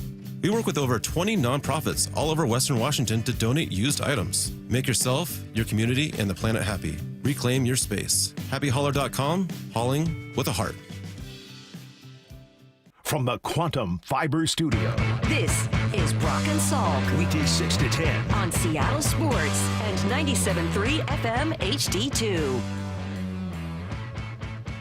Brock, how long have we been trying to make this happen? For a while now, right? Trying to get Kyle Brandt on the show, a guy who has been, if not first on the Seahawks bandwagon, certainly there along with probably Chris Long. The two people I think we've talked about that were really early on this Seahawks team being as good as they are, and he's kind enough to join us right now. Kyle, good morning. How are you? I'm fired up to be here. Let's do it, guys. Hell yes. Are you a 12? Kyle, are you a 12? No. I'm not a 12. Okay. I would never call myself a 12. I have some family in Maple Valley that we go and visit, and we go blueberry picking, and we do all the wonderful things up there. And I was classically trained on Seattle grunge, but I'm not a 12. I'm just an admirer of the team. All right. Well, it's nice to know that there is at least a little bit of a connection. I don't know whether we realized there was even a little connection, so that makes some sense. And maybe that helps to answer this question. I don't know. What got you onto this bandwagon initially this year? Because I watched the team last year, and most of the world did not. Especially, listen, last year's team was 4-5. They go into a bye, and no one cared anymore. No one watched them. They wrote them off, and that's fine. But they don't know that they finished winning 6 of 8. They finished 10-7. I remember vividly watching that team last year win a game 6-3. It was like they had my attention, and I thought they were going to get in the playoffs, and they didn't. So they go away. And when it comes time when everybody in media does their thing where they pull up their pants and they say it with their chest and they make their playoff prediction teams, they're usually pretty lazy predictions. Just, go with Rams or Niners this year. Which one's it going to be? I don't know. Who knows? And I said, hold on a second. I like what this team did last year. I like their roster. I like that they run. I like that they play defense. I think Seattle's going to win the West. I do, and I don't love San Francisco. I don't love the Rams. It's also like the Seattle Seahawks, they not only nobody watched them the end of last year, think about this. They got rid of their most famous player, DK Metcalf. So in terms of like a national media thing, you're like, well, he's gone. He was kind of fun and exciting. And then the guy that they bring in who's going to be the savior of this thing is Sam Darnold. And on his 4th team in the last 5 minutes? And there was no shine on it at all. And I said, I don't care. I believe in him, and I believe in the coach. And I picked him, and I'm glad I did. What do you think of Mike McDonald? What makes him tick from your perspective? I just think it's so cool that he goes about his business in a low-profile way, and he's got this really legitimate resume, and he's done really cool things, and he plays defense, and he runs, and no one knows who the hell he is. And it's so funny to me. I always do like the Main Street test. So if you walk down Main Street in any town in the middle of the country or wherever it is, what head coaches would be stopped on the street and who wouldn't? If the most famous coach in the NFL right now is probably Andy Reid, and he'd get stopped every 5 seconds, Mike McDonald would prance down the middle of the street and no one would even bother looking at him. I'm not even kidding. I think half the people on that street think Pete Carroll is still the Seahawks coach. No. I think they couldn't name Mike McDonald. They probably think it's spelled like McDonald's the restaurant, which it's not. It's MacDonald with a lowercase d. No one even knows who he is. I love the Georgia background, and not even the football background, just an academic background. He seems like a guy who's very smart, who takes the game seriously. And I don't think he wants to be recognized on Main Street, but if he keeps winning, he will be. You don't mean here in Seattle. I mean, people in Seattle know he's the coach. You mean elsewhere, That's the right? only town. Okay, elsewhere. You could go okay, to Kansas okay. City. Phew. You could probably go to teams in the NFC West and they wouldn't know who he is. It's there, and Baltimore maybe, but I think that's pretty cool. I probably shouldn't even tell you, but I did see him in the mall about a year ago, and nobody knew who he was. It's true. He was just walking around the mall, and he was doing some shopping, and I ran into him as a coach, and yeah, nobody else seemed to notice that Mike McDonald But was that's watching. what I like about him. He's also old school. This guy's still going to the shopping mall, and so are you, Salk. I love that you're not just doing it all on Amazon. Sometimes you got to go and get your hands dirty and go to the mall. Yeah, especially before Christmas, you got to see what's out there. Yeah. So what do you think is the biggest strength? What is the biggest strength of this team? Well, Darnold to Smith and Jigba. I mean, there's another thing about that like the Smith and Jigba story right now is people are like, oh yeah, I have him in fantasy, or I went against him in fantasy, and he's really good. That is selling it so short. What is going on right here? He's got, not only is he leading the NFL in receiving yards, that's great, that's a wonderful thing. Have you seen this stat where Jamar Chase is second, right, in the league, and he's second by over 200 yards? And that is the largest margin between first and second through 10 weeks since 1970. There has never been a receiver, Randy Moss, Jerry Rice, Calvin Johnson, who is doing a lap around the other receivers in the league through 10 weeks like JSN is right now. It's so cool because there's 5 different stories with this team that are remarkable, and Darnold gets a lot of the headlines, and he deserves them. But what Smith and Jigba is doing as a guy who came out of college is like, yeah, he's good, but I don't know, is he fast enough? Is he big enough? Like, it's so much more than he's playing well or he's putting up good numbers. He's making people on defense look like idiots. He's making people who didn't draft him look like idiots, and he's like doing historic things. I just don't know where that chemistry came from. Like, out of the gates, you would have thought that Darnold had played with him like in Pee Wee football his whole life. Those two guys just feel it. And the funny thing is like, you guys know this, the Seahawks don't pass very much. Despite all that, they're not really a passing team, but when they do, it's just an incredible thing that's happened. You have to watch it. I hope people do. This is so fun. Kyle Brandt is with us. Everything, Salk, everything we envisioned it would be. And then to know that he's picked blueberries in Maple Valley on top of it. I mean, it's just huge news. Icing on the cake. Brock, Years ago. listen, I picked the hell out of those blueberries. They had to tear me away from that thing. I got my money's worth on those blueberries. And they cut me off like at the bar. Yeah, that's enough. Okay, that's enough. You're a really good blueberry picker. All right, enough. Let's save some for the others. Years ago, Kyle, and when I started doing this, it may surprise you, I was a little naive, maybe a little gullible. I had very little cynicism before I worked with one Michael Salk. And I was back at ESPN in my early days, and I remember doing this College Football Live, and I felt so good about it. I made this case for Boise State and Kellen Moore, and I was so passionate being a Northwest guy, and I write stories about it. And one of my big bosses is like, "What are you doing?" I'm like, "What do you mean? What am I doing?" He's like, why are you so on? Because they're good. They're really good. And I think they could beat Georgia. And he's like, "Do you know that we don't care? And that would not be great for ratings." Like, oh my gosh, really? Really? I mean, can't we just now, thankfully, the NFL is not like college football, and we play it out, and we don't have committees, and we don't have votes, and we don't do any of that stuff. But when you're in your production meetings now, and you're around town, and you're making the case, are people warming up to it around you? No, not at all. And Brock, I love the story about Boise State. It's a perfect comparison, and I remember those Boise State teams well. I made the prediction. So Seattle is just annihilating Arizona. Annihilating. Like, the game's over in the first quarter. It's shock and awe. It's just bombs going off everywhere. And I'm like, watch.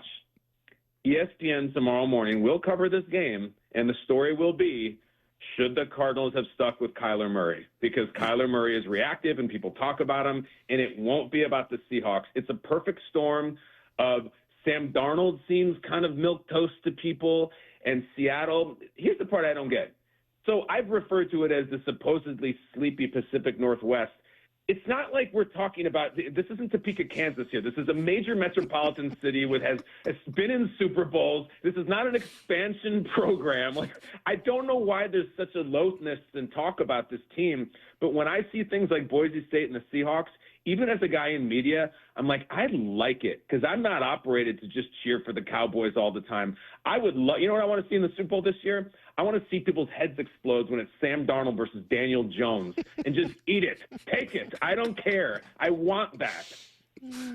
You ever try to get here? It does take a while. I will say, it does take a while to get here. And just wait. Later in the day, 4 o'clock this afternoon, our time, Aaron Judge is going to end up winning the MVP over a more deserving Cal Raleigh because most of the people in that media had never heard of Cal or the Seattle Mariners either. So it's truly brutal to get there, dude. I get that from New York. When we do this trip, we go see my sister-in-law, my brother-in-law, and their kids, and it's like, oh my God, I'm going to have to connect 6 times and and then I land. And I got to drive out to Maple Valley. It's tough, man. It's tough. Yeah. But it's easy to talk about them on TV. It's simple. Just talk about them. You won't vomit. Just say the word Seahawk. Can we get a couple minutes? You might be the most interesting man in the world, and we've never talked to you before. Sure. I don't know how often you give your resume. You're on, obviously, Good Morning Football with one of my favorite people, and Jamie Erdahl, who I just love. She's a legend. The best.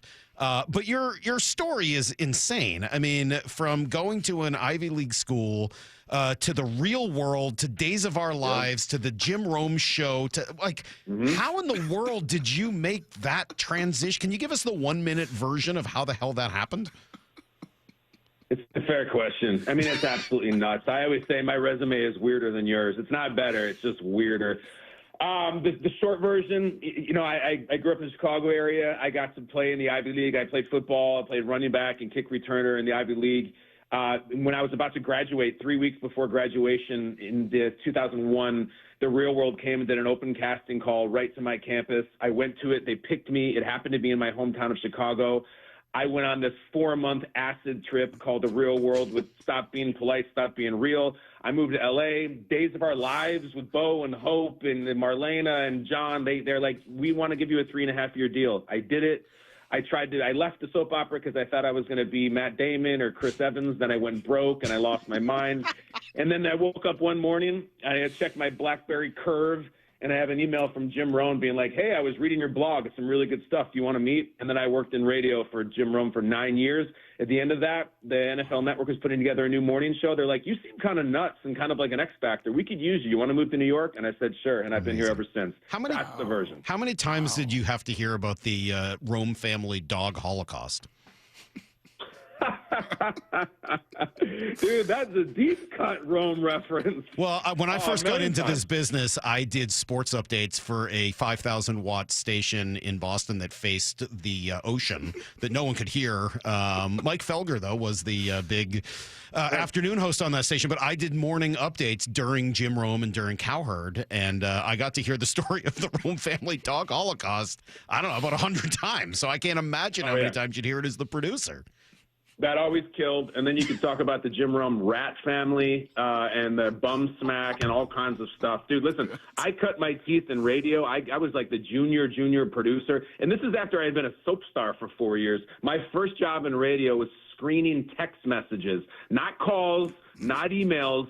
We were just having the technology where you could text the show with your dumb Barry Bonds take, and I would screen them and give them to Rome, and I thought it was the coolest thing ever. Rack 'em. So you got Angry Run. You got Angry Runs. Is there a defensive version for Angry Runs? As long as you're a ball carrier. Angry Runs is ball carriers only. So there's been some guys who have won it after interceptions or fumbles. But why do you ask? What you getting at with the defense? I don't know. Just, for teams that have great – I mean, hitting seems to be kind of dead in the NFL. We don't hit the way they used to. Yeah. I mean, they do a little, but come on. It's not the way it was when we were growing up in the 90s. It's not the same thing. True. Is there a way to highlight – I don't know, like a similar vibe? Maybe I'm trying to bring it back around to the Seahawks and guys like Leonard Williams and guys like DeMarcus Lawrence who've really just kind of been on that bandwagon and just kind of what they're doing defensively, which seems to be kind of the direction the NFL is starting to turn again. I know. And I love Ernest Jones. Like they're there are guys who could do it. And listen, you're onto something. I always look at Angry Runs as one of the final frontiers of like pure physicality in the NFL, and that's why I'm proud of it. I was raised on NFL Blitz VHS tapes and like the big hitters and all that crazy Chuck Cecil stuff. Like that's part of the reason I loved football.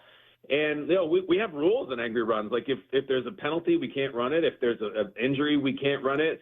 Because I mean, you guys remember as well as I do that the Jacked Up segment on ESPN was like the segment to watch back in the day, but it just got crazy because you'd get guys who were obviously injured and then they're hooting and hollering about them, so it had to go. We try to keep it above the line in Angry Runs, but like, it's a couple of my favorite guys. Like, first of all, everybody knows about Walker, and I love Walker. The one he did last year when he did like the front flip out of the tackle that was like some weird jiu-jitsu stuff that he was doing was all-timer. And then the guy that I've been championing since he entered the league is Charbonnet. Like, Charbonnet he's this nice, soft-spoken guy from Cali, and his last name sounds like a fine wine, but he just runs people the hell over. So they're always on the radar.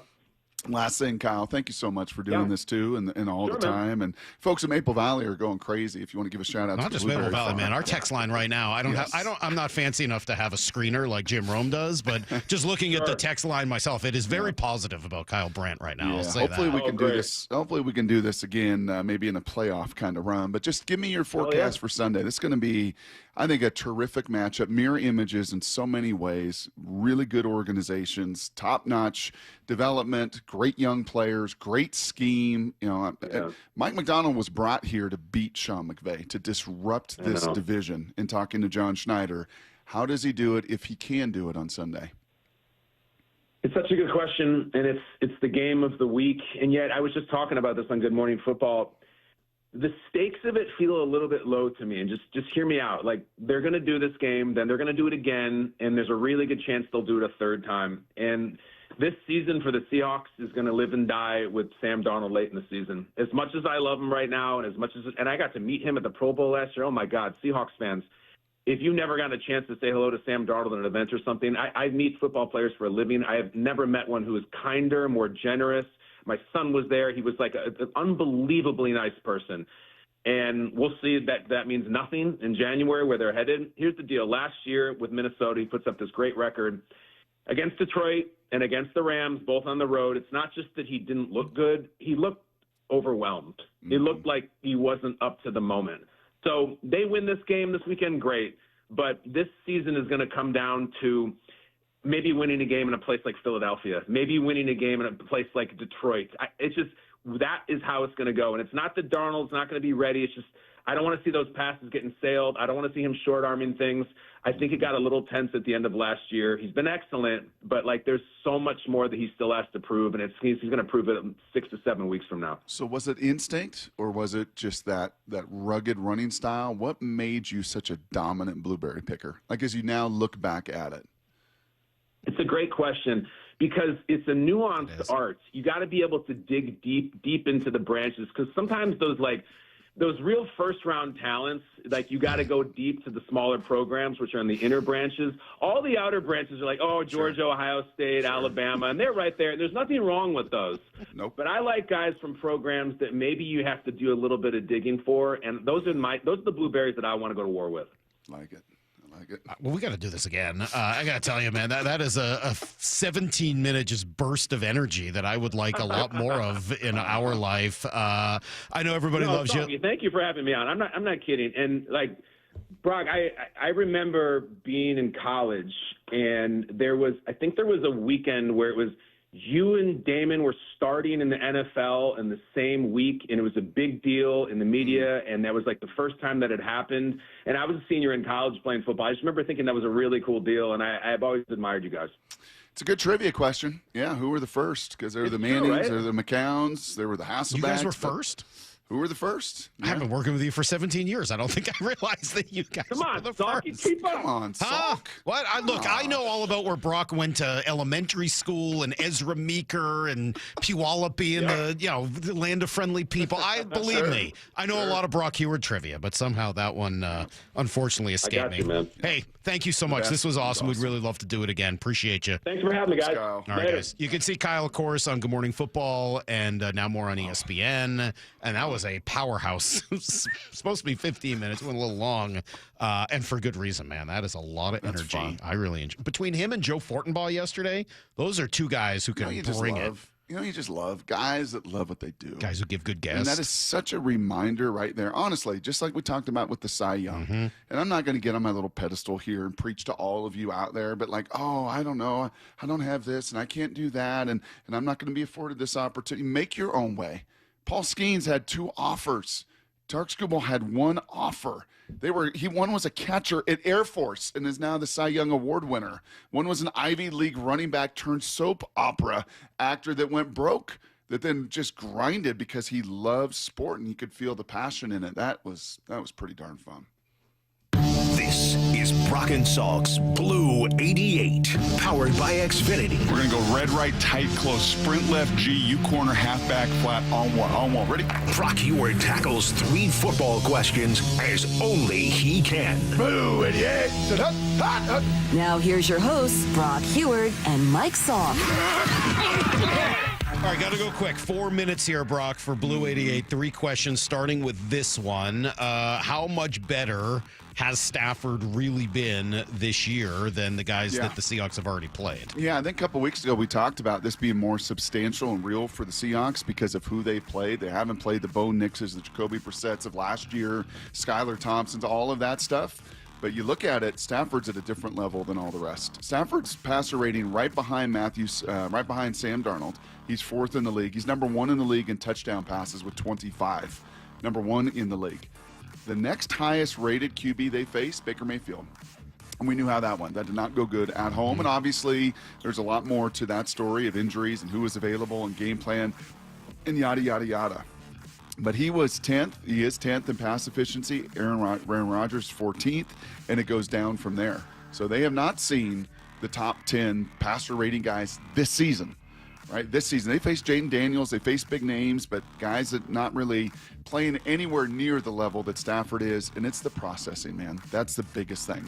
Can you find some way to just bust his processing, to sack him, to intercept him, which hasn't happened in 6+ games? Yeah, this will be a great test for the defense. All right, question number 2. We talked to Colin Cowherd earlier this week. There was one word he used to describe this Seahawks team, and I think specifically the defense, but really it could be the whole team. What is it, and how important is it on Sunday? Yeah, I think this is maybe the biggest advantage they have, quite honestly, is speed. Fast. This is not, we chatted with Baldy yesterday. He said you've got to attack the corners. And looking at their corners and looking at their safeties, these are not elite speed guys. These are really high football IQ. They've got some right experience. These linebackers, Nate Landman from Colorado, he might be a 5 flat guy. He plays downhill. He's got great instincts. They're great in their scheme. But when you want to talk about pure speed, and athleticism and the speed that you bring defensively, the speed that you bring offensively, the speed that K9 can bring, the speed that Arroyo can bring, you should be the younger, faster team, and that's got to play out Sunday at SoFi. Question number 3. Seahawks have had 3 blowouts. I think it's something I want to ask DJ about at 8:30. Like, how rare is it to have 1/3 of your games be blowout wins? But how has that helped them? How could that be an advantage to them this weekend? Yeah, I think one area, Salk, honestly, is you have not had to show all the depth and volume of your defensive plan. Once you've gotten those leads, you've not had to. Now, they still brought some blitzes, and they still got after Brissett, and it wasn't like they went Milli Vanilli and just played 4-2 nickel cover 4, Milla Vanilla. They brought their stuff. They still showed some of their, but not anywhere near what you would show over a 4-quarter, 1-possession battle. And so I don't think Mr. Stafford or Mr. McVay has seen the full depth of the arsenal. I think there's things that they still haven't gotten to this year, haven't had to get to. And once again, that's got to express itself Sunday. There you go. That is today's Blue 88. 3 good football questions with Brock every day at 7:45 or thereabouts. Occasionally we're off by just a bit. Brock, Did you have any idea, by the way, that Brandt had that kind of depth? Well, I had looked at. We were talking about it the other day. We were sort of going through his resume, and I sort of knew all of the crazy I things brought up he'd the done. real world thing, which you didn't know, and then we were looking at the rest of his. Yeah, I didn't know the real world thing, and then Princeton and everything else. Maybe the first guy I've ever talked to from Princeton that I, was okay with. Met a lot of really arrogant, obnoxious people who've gone to Princeton. So that was nice. That was a positive thing. That sort of starts to balance the alignment for Princeton a little bit. Go Tigers. Okay. Coming up, speaking of elitism, something tells me I'm going to get killed for it as part of Here's the Thing. Next. Oh, no, it's Lyle. Oh, it's Lyle? Lyle's getting killed? And here's the thing. Certainly not for being an elitist, I can tell you that much. Not for his education. Coming up next on Brock and Salk. On a 4-game win streak. Are you kidding me? With a pair of dominant wins over the last 2 weeks. Another touchdown! Seahawks! Comes the biggest game of the season for the Seahawks. A battle for first place in the NFC West. It is going to be a behemoth of a matchup. I definitely can see we're doing something special. I mean, the sky's the limit from here. It's just all about us. Seahawks, Rams, Sunday. Kickoff at 1:05. Pregame at 10 on Seattle Sports on 710 and the Seattle Sports app. What if you could have reliable and intelligent Wi-Fi? And get this, what if you could keep it at the same price for 5 years? That's the Xfinity 5-year price guarantee. 5 years of Wi-Fi that boosts speeds to the devices that need them most. That finds and fixes problems before you even notice them. Like super intelligent Wi-Fi with a sixth sense. And that keeps you gaming in the fast lane, even when the whole family is banking on bandwidth. All your devices working in perfect harmony for 5 whole years. And here's the best part. No annual contracts, no hidden fees, and our best equipment included. Hey, let's face it, a lot can change in 5 years. Kids grow taller, dreams grow bigger. But your Wi-Fi? It would stay reliable and the price would stay put. The Xfinity 5-year price guarantee. Lock in your price and unlock the possibilities. Xfinity. Imagine that. Select plans only. Restrictions apply. This is for all you guys on Viagra. ED pills are no longer needed. The brutal side effects like 4-hour headaches, blurred vision, and that flush feeling can all be put behind you with our treatment. Here at West Coast Men's Health, we have a better approach to ED. Acoustic wave therapy creates blood flow circulation by safely removing the plaque in your arteries and restoring function naturally. Guys, let me be clear. Pills will never fix your problem. Our equipment is the latest technology, and our medical staff is the best in the industry. So give West Coast Men's Health a call today. Speak with our clinic manager. Ask him any question you like, how it works, the science behind it, and even the cost. If you suffer from ED or Peyronie's disease, give West Coast Men's Health a call today. It's not just about better health, it's about a better life. With clinics in Redmond and Tacoma, call 206-519-6541. That's 206-519-6541. Online at westcoastmenshealth.com. If you're 55 or older and into that whole saving money thing, T-Mobile has an exclusive phone and internet bundle just for you. Right now, get 2 unlimited phone lines plus 5G home internet for just $30 each per month with autopay, plus taxes and fees.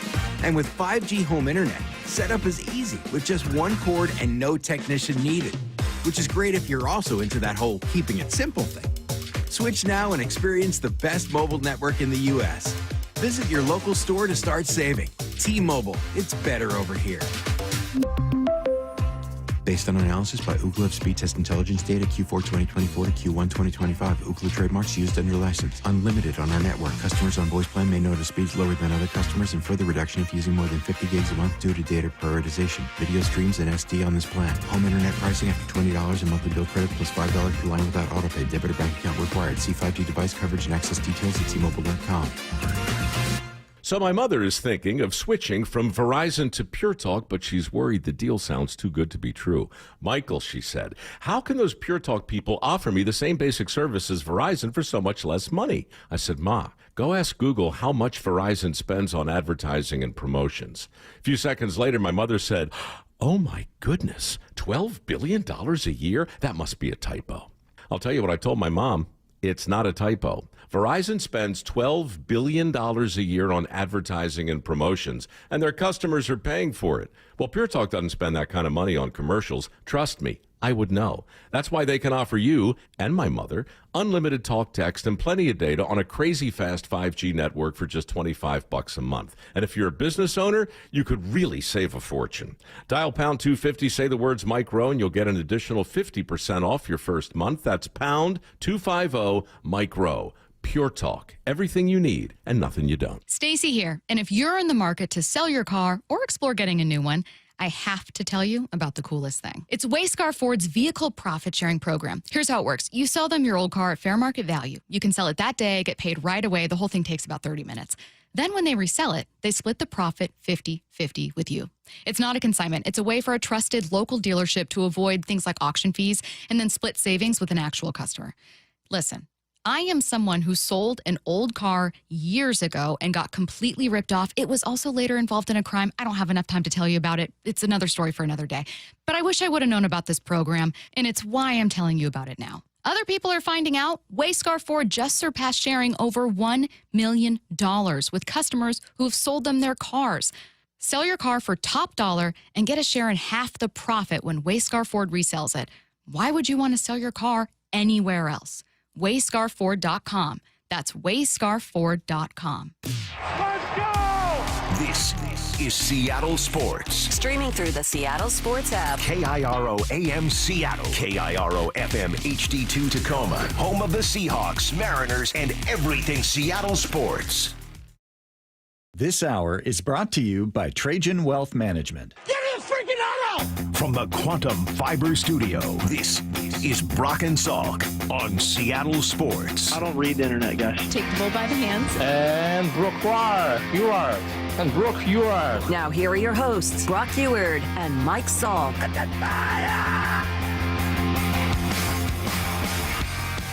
This will get us going for Here's the Thing. It comes from Jason in Kirkland. You're a joke, Salk. You expect your intern to know Shakespeare when you didn't even know something about sports? On a sports show, not a poetry show, with the stellar guy you have been sitting next to for how long now? I know. You're right, Jason. I am a joke. I should have known more about sports because this show has always been about trivia and always will be, and that's why we'll give you some Here's the Thing. Brock Heward doesn't just hate one kid. I am so disappointed in Michael Salk. You don't know what you're talking about. You're mindless. Love you, bye. It's time for Brock and Salk's Here's the Thing. Okay, here's the thing. I don't know. Maybe I did know that at some point, Brock. I probably just forgot. Salk, it's your memory. It's my memory. It's not my intelligence. It's my memory. Yeah. Maybe they're linked. All right. Let's see what sort of messages we got. Moore is not that impressed with this crop, so we'll see what's here. Weren't a lot at all. What's going on? Come on, people. You got to download the app, and then, maybe people are still in depression after the Mariners. I don't know. Maybe it's a new crop of listeners, Seahawks listeners that are coming back to the show. So, yeah, again, go download the app, and you can leave us messages for Here's the Thing, like this one from Ethan. Lyle, do you know what happened on this day 50 years ago? The Edmund Fitzgerald sank. Get your grandpa facts out of here. I don't know. Maybe your social media feed is different from mine, but all Instagram wants to show me is videos about the wreck of the Edmund Fitzgerald. Yeah, I think our feed's different. I've gotten like 30 of them in the last few days. What do you think Lyle's feed is? A lot of baseball. Kyle Tucker. Uh-huh. Yeah, there's that. Slow-mo videos of Kyle Tucker. Does anything show up in your feed other than baseball? Yeah, but not stuff that you guys would probably know what it is. Like what? Well, tell us what it is. Inform us. Help us educate ourselves. Brock and I, unlike you, are curious about other things in our life that we don't know. Have you guys ever heard of the School of Hard Knocks? No, but I would like to know more. It's this kid in his 20s. He's really good at it. He walks around all over the world and he interviews successful millionaires trying to help the younger generation. I've seen that. I have seen that. Okay. Yeah. So there's things like that. Okay. Modern age content, new age content that's on my feed. All right. And Scott Boris's interviews. I know you like those. Yeah, there's that. Again, it's filled with sports and then maybe some other things that are sprinkled in. Mine's mostly just French bulldogs. Just one after another after another. Mine's a lot of food. Yeah, I get a lot of that too. Because the minute I start watching one recipe, and then it's another, and then it's another. And, I get a lot of cocktail recipes too. Here's Adam. Here's the thing. Are you seriously going to try and tell me that Lyle is 28, as in 28 years old? The one who sleeps like a 16-year-old, has the academic awareness of a 14-year-old, and has a palate of a 12-year-old? There's no way Lyle's 28. There's no way that's not Jason Churchill. It sounded just like him. No, that was Adam. Sorry. And here's Raymond. I think we've established that Salk's daughter, who's almost 14, has more of an academic awareness than Lyle. Oh, yeah, I said it earlier. Both my kids could name multiple Shakespeare plays. Good for them. They chose to care about school. It's going to be a waste of time in 20 years, but they're choosing to care now. So, Lyle, can I just give you one little piece of encouragement in that way? Because last night, right, we're on the precipice of a little playoff game, big game tomorrow night. It'll be fun. Titus is in. We've got to put him in Molly's office so he's not distracted by things. And he's doing chemistry, and he's dictating, and he's annotating. And gross. I know he doesn't want to do it, but you know what? I said, honestly, son, this is good for your brain. This is how you don't think of it, when it comes to, football and your plays and your checks and your processing. But there is a connection between using your brain to think and process and learn, and also, turning that to your sport. You can develop more of the horsepower, Lyle. You can do that. Yeah, I'm going to be real. I gave up on chemistry real fast. 206 says, Salk thinks oil changes aren't necessary. Probably should have learned more about science than all that Shakespeare. No, it works pretty well in my life. You never know when things might come up. What do you go, 10,000 miles, 15? I don't know. Never change it. Just do it. When the car's done, you give up the car. Get a new one. They're disposable these days. Here's Joe. All right, here's the thing. I'm 33 and I teach English 101, so I wanted to call in and help Lyle out after his snafu yesterday. Lyle, you're a man with a job in communications, and you run a podcast centered around making arguments and persuading an audience. You not understanding why Shakespeare needs to be learned is like a scientist asking why we have to learn about that Albert Einstein guy. I'll help you out. To learn Shakespeare, the father of literature, who does not mispronounce words, he creates words, created 2,000 words. To understand why Shakespeare is important, here's just 3 little things that reading him will help you learn how to do. 1, persuade people. 2, formulate an argument. And 3, understand basic story structure. I mean, imagine if you knew how to do these things, how much better your podcast would be. All right, thanks, y'all. That didn't convince you? No. Just think about it. If you had some of those literary techniques, you could use those instead of just screaming on your podcast. Yeah, but I don't want to do that. All right. Think if you went to be a soap opera actor for 3.5 years. Also true. Spencer also wants to critique your Shakespeare. Okay, here's the thing about Lyle reading the Shakespeare. It's one thing for him to completely hate the idea of having to know about Old English, but it's quite another for him to not even be able to read anything with modern punctuation. Like, what a pied ninny's this? Come on, that's not a question. There's an exclamation point. Thou is pronounced thou, not thou. Thy is pronounced thy, not they. Come on, Lyle. And why is everything that you read like a question? And then when an actual question mark appears, Lyle, you read it as a statement like, did this in Caesar seem ambitious? That's a question, Lyle. Ask it as a question. Come on.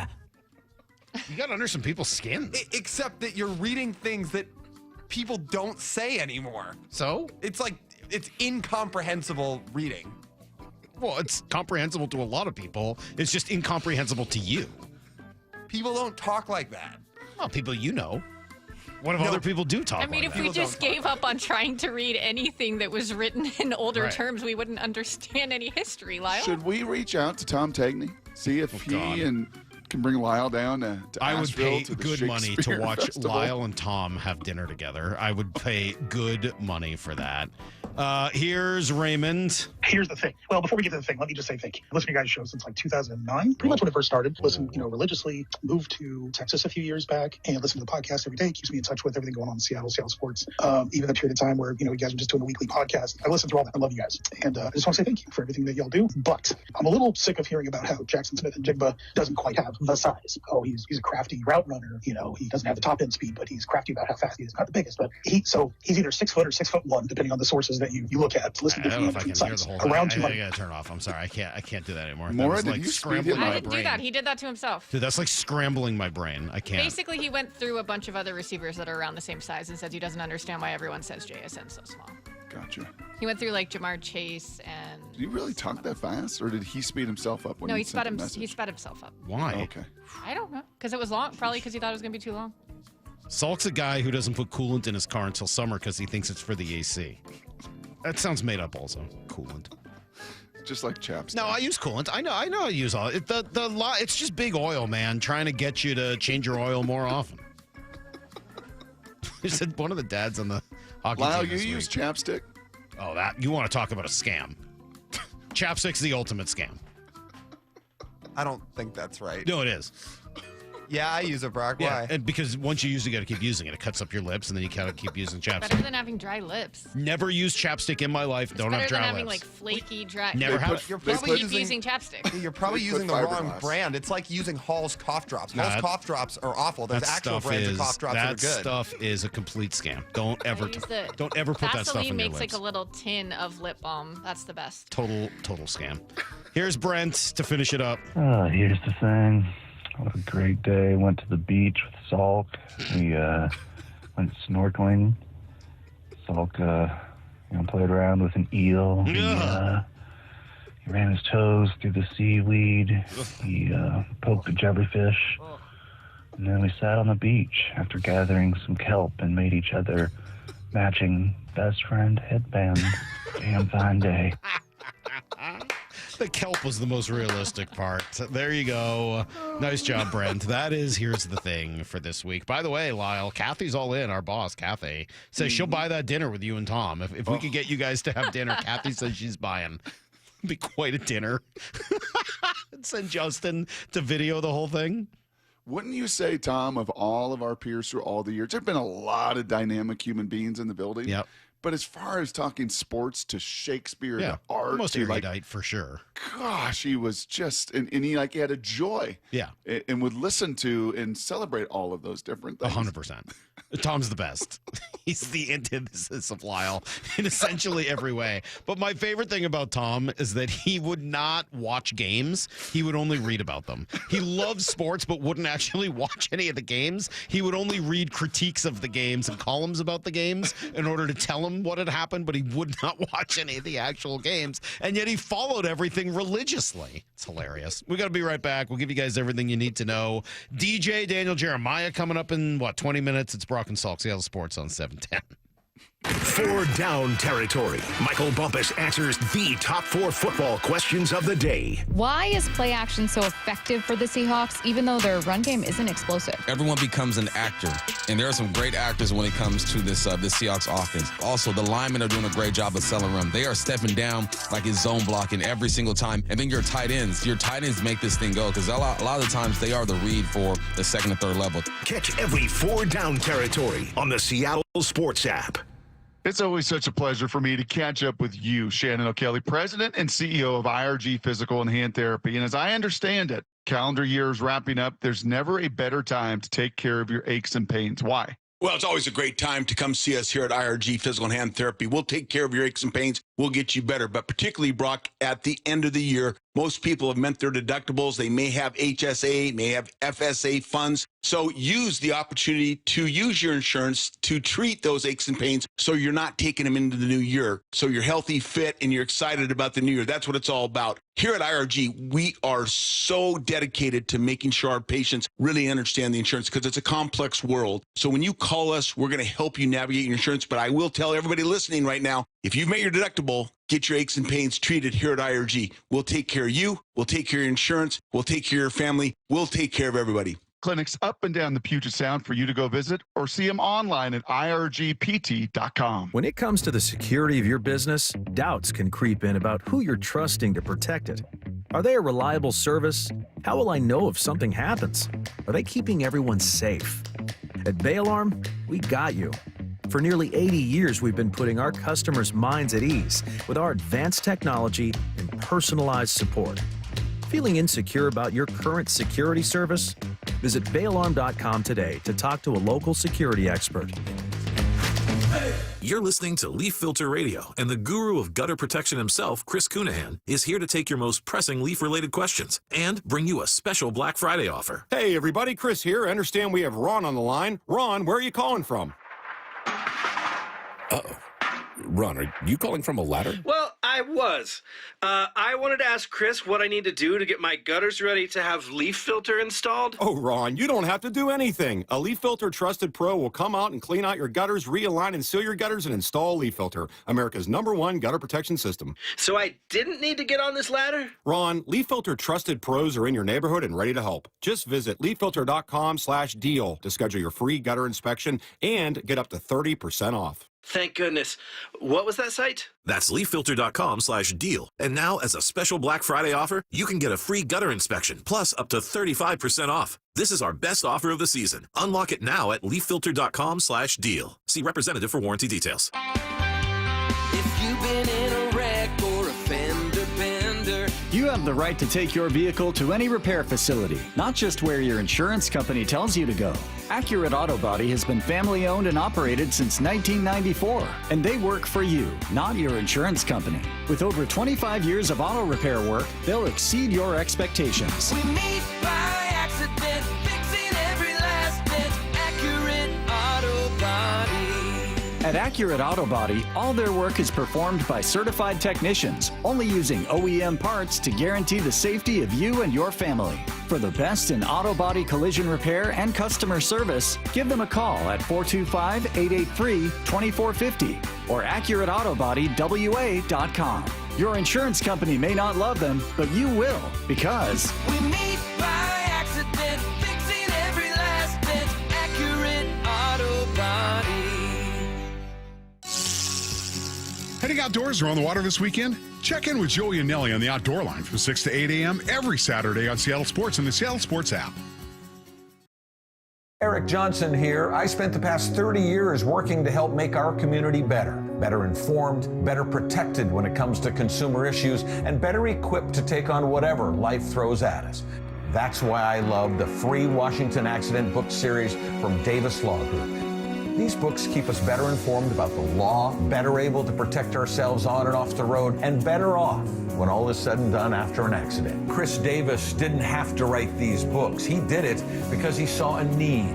People who were in accidents or other legal situations didn't know what to do, what pictures to take, documents to request. Only a tiny fraction of the people who get these free books will ever become clients of Davis Law Group, but that's not the point. Chris wrote them because it was the right thing to do. The free Washington Accident book series is a must-have for drivers who want to be prepared for whatever the road might throw at them. Get yours at WashingtonAccidentBooks.com. Imagine all that could happen in 5 years. Jobs may change, kids will grow, new memes will come out, but also, what if you had reliable, intelligent Wi-Fi and the price didn't change for 5 years? Well, thanks to the Xfinity 5-year price guarantee, you actually don't have to worry about that part of your future. You're guaranteed 5 years of Wi-Fi that boosts speeds to your devices that need them the most, that finds and fixes any issues before you even notice them. It's like a super intelligent Wi-Fi that keeps you protected from threats online. Plus, well, you get incredible gaming speeds on multiple devices with no one battling for bandwidth. And for the next 5 years, all your devices will be working in perfect harmony. And you get our best equipment with no annual contracts, no fees, and no strings. So even though kids will grow up and you still won't understand 6, 7, your internet will stay sharp, reliable, and most importantly, the price will stay put. All with the Xfinity 5-year price guarantee. Lock in your price and unlock the possibilities. Xfinity, imagine that. Restrictions apply. Select plans only. Need to know. 15 minutes past every hour with Brock and Salk. Here's what you need to know. Up first. Seahawks Rams on Sunday, and this is going to be good, man. And it does look like the Seahawks have pretty reasonably good health. I know they didn't have a full practice yesterday, just a walkthrough, so we just get an estimate of what would have been the case, but the only real non-participant was Jalen Sundell, not unexpected, and then Ernest Jones, Torrey Horton, Josh Jobe, others just limited, so maybe there's hope that they will play. I would expect Ernest Jones to. New additions to the report were all full participants, so yeah, I actually feel really good about where they're at. Yeah, I would agree, and then you look at who you're playing, and theirs is much, much smaller. the Rams. Now, Devontae Adams has an oblique. Well, he know, does, but we'll here's see. Lindsay theory. It sounds like he's going to play. And Matthew Stafford certainly hopes he has one of his best players out there to do it. I was just out at practice. No Devontae Adams. He is dealing with an oblique injury. He is not practicing today, but Sean McVay says that Adams communicated to him that he will be available on Sunday. Well, we'll see. Obliques are a funny thing. You can say one thing on Wednesday, I'm going to be there, and we've heard that story 100 different times. But, yeah, the Rams not a very beat-up team right now. Certainly not like the Niners and the Cardinals. These are the two hammers in the division, and those hammers are going to explode come Sunday. Well, and don't tell that to Mike McDonald, though. Like, you keep saying he was brought in here to disrupt McVay, to beat McVay. He does not want to hear anything about a chess match with Sean McVay. My job is to help design a plan and coach the heck out of it with our guys and organize it with our staff so they can go play great football and keep it simple and keep in our wheelhouse and against anybody we play. Sean's a tremendous play caller. He's a great offensive coordinator. They have a great offense, but the approach is the same every week. You know what's going to happen, Brock, on Monday? Mike McDonald's going to come on and blame me for saying that he's going up against Sean McVay in particular. Mm-hmm. I do get tired of you talking about that. Yeah, I bet you do. I bet you do. Here's the second thing you need to know. Cal going to win the MVP tonight? Probably not, right?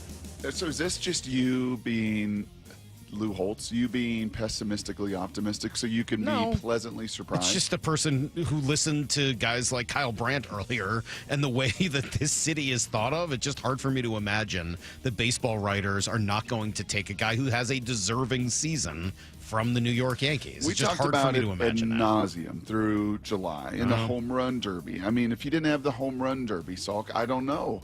I think that helped put some fuel in the fire. Sure, and then when it he did. chases down all of these greats, and he chases down Mickey Mantle, and he puts a 60 spot. But on the other hand, puts a 60 spot. But on the other hand, Brock, the other guy plays in New York City.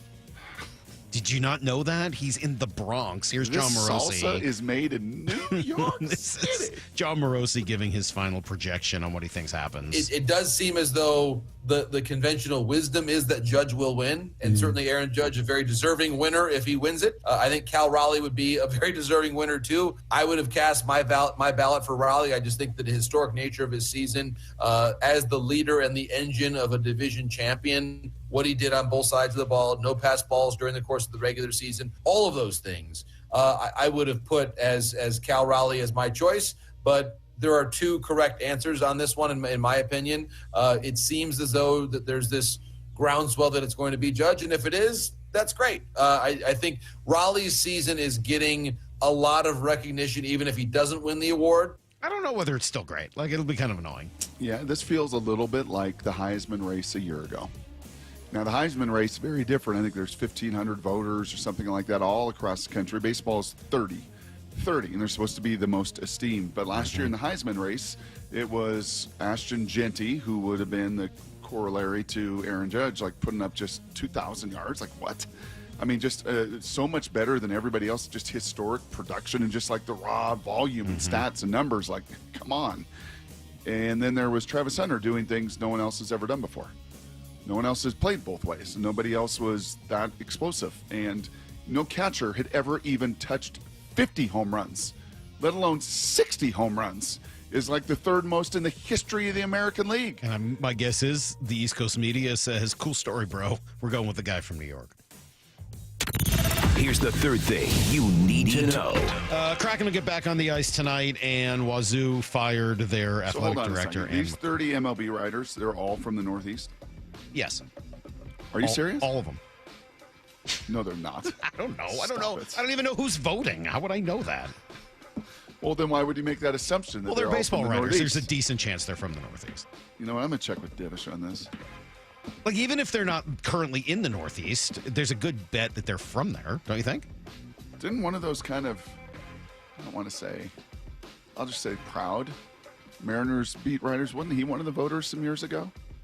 It changes year to year. Yeah. Yeah. That's everything you need to know. I got a lot of texts here, Brock. A lot of texts before Do you? Daniel Jeremiah. Yeah. About your oil? Well, about first your of all, chapstick? I would say the chapstick is going to be another one in line of the many great takes I've had recently. This It's will be your big fourth? chapstick out to rip you off. The more you use chapstick, the more dry your lips get, and then you have to use chapstick to get them back to normal. Chapstick is evil. Chapstick makes your lip dry.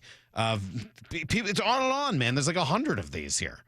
Salk is correct about this. Salk, I agree 100% with you about chapstick. So if Chapstick wanted to be the naming of the studio, Chapstick Studio, and they wanted you as the endorser, are you using Chapstick? No, I would never start that. I would never go down that road because I know where it leads. I would So never. if your go down that daughters, are your daughters the same way? Yeah, no, they use it because they're Heather? Heather uses it too constantly. Because once you use it, you got to keep using it. It's absurd. It's not the worst addiction to have. You just but use it you're again, and then wasting your money. lips are moist again. But my lips are moist too, and I don't need to use it all the time. 253 says oil changes aren't the same as they used to be. 10,000 miles is now normal. Both my RR and my truck are 10,000. Range Rover. I thought maybe I had a Rolls Royce. And my truck are 10,000 mile intervals. Took some getting used to. Point being, Salk's not an elitist. He just has a newer vehicle, so maybe he still is an elitist. Yeah, that's true. Got my Kia, man. I don't know whether I can call myself an elitist while driving around in a Kia. In any event, that's Are you going to be able to do this and honor the integrity of the interview? Yeah, so Are we're you not gonna be allowed able to do talk this? about DJ playing at Augusta. Can we? Yeah, I think so. You better. Or else what? I don't want to get him in any more trouble, okay? He deserves to be It's in no Seahawks trouble. Rams. We can handle not talking Yes. about Augusta. You guys are so weird. I don't think we're the weird ones in this case, Maura. I am willing to bet. All right, text in if all you want to hear Daniel Jeremiah talk about is Augusta. Whoa. Who said, whoa. Let's not exaggerate this That's thing. what you're dying to hear about. Text us now. Let us know. Salk, stop Maura, being a baby. The Seahawks play the Rams twice a year, every single year. Friends play Augusta almost there are never. national media members saying this is the game I've been waiting for all Yeah, season. but then there'll be another one in a couple of weeks. Nobody just gets to play Augusta. Daniel Jeremiah up next on Brock and Salk. Hawks Live. This should be fun. Presented by the Dining District at the Bellevue Collection. Tonight from 7 to 9 p.m. Live from Bellevue Square Center Court. Come on by and join hosts Michael Bumpus and Paul Moyer. With this week's guest, Seahawks wide receiver Rashid Shaheed. Hawks Live. Tonight from 7 to 9 p.m. Exclusively on the home of the Seahawks. Seattle Sports on 710 and the Seattle Sports app. Well, I mean, if you are looking to save money long term, it's going to take more of a plan than just not buying Vaseline or chapstick for your lips. You need an actual plan to save money for retirement so that you can have that retirement the way you want it. And that's why you could use help from Trajan Wealth. Do you have an old 401k? Maybe you're not sure what to do with it. Well, we all want a little peace of mind, right, in our investment portfolio. Why not start with just a second opinion? Call Trajan Wealth today and discuss how to optimize those funds and get that money working for you. Again, Trajan Wealth has core philosophies like low expenses, manager tenure, and tax efficiency, and it is very individual based. So it's all about you, your needs, your desires, your portfolio, and what you want to do long term. Those are just a couple of key qualities that differentiate Trajan Wealth. So you can call them today, schedule a complimentary introductory meeting at 206-466-3300. That's 206-466-3300, or go to TrajanWealth.com. Advisory services offered through Trajan Wealth LLC, an SEC registered investment advisor. Paid advertisement. I had pain. I had numbness in my feet. That pain and that numbness just got worse and worse and worse as time went on. This is Greg describing life with neuropathy. I went to 5 podiatrists, tried different treatments, tried different orthotics, tried different shoes, had cortisone shots in the tops and the bottoms of my feet. Saw a neurologist. All my medical doctors said, can't help you. Live with the pain. You're not going to be able to sleep. This is your life. And then I just gave up until I found Sound Pain Solutions. I'm Dr. Mark Shelley, a chiropractic physician and board-certified functional neurologist at Sound Pain Solutions. Our neuropathy treatments can rehabilitate damaged nerves. We use FDA-cleared, non-surgical, drug and pain-free procedures that help neuropathy sufferers like Greg find relief. I feel better. I mean, just feeling better is huge. If you experience numbness, shooting or burning pains, or loss of balance, call us. Sound Pain Solutions, 855-996-0025, or click soundpainsolutions.com. What is that sound? Ugh, that sounds like a plumbing sound. Luckily, there's a company that fixes all the plumbing sounds across Puget Sound. That's All Sound Plumbing. Puget Sound's plumbing experts. Have a sound? Visit allsoundplumbing.com. New siding doesn't have to break the bank. We offer affordable options that add value and protection to your home.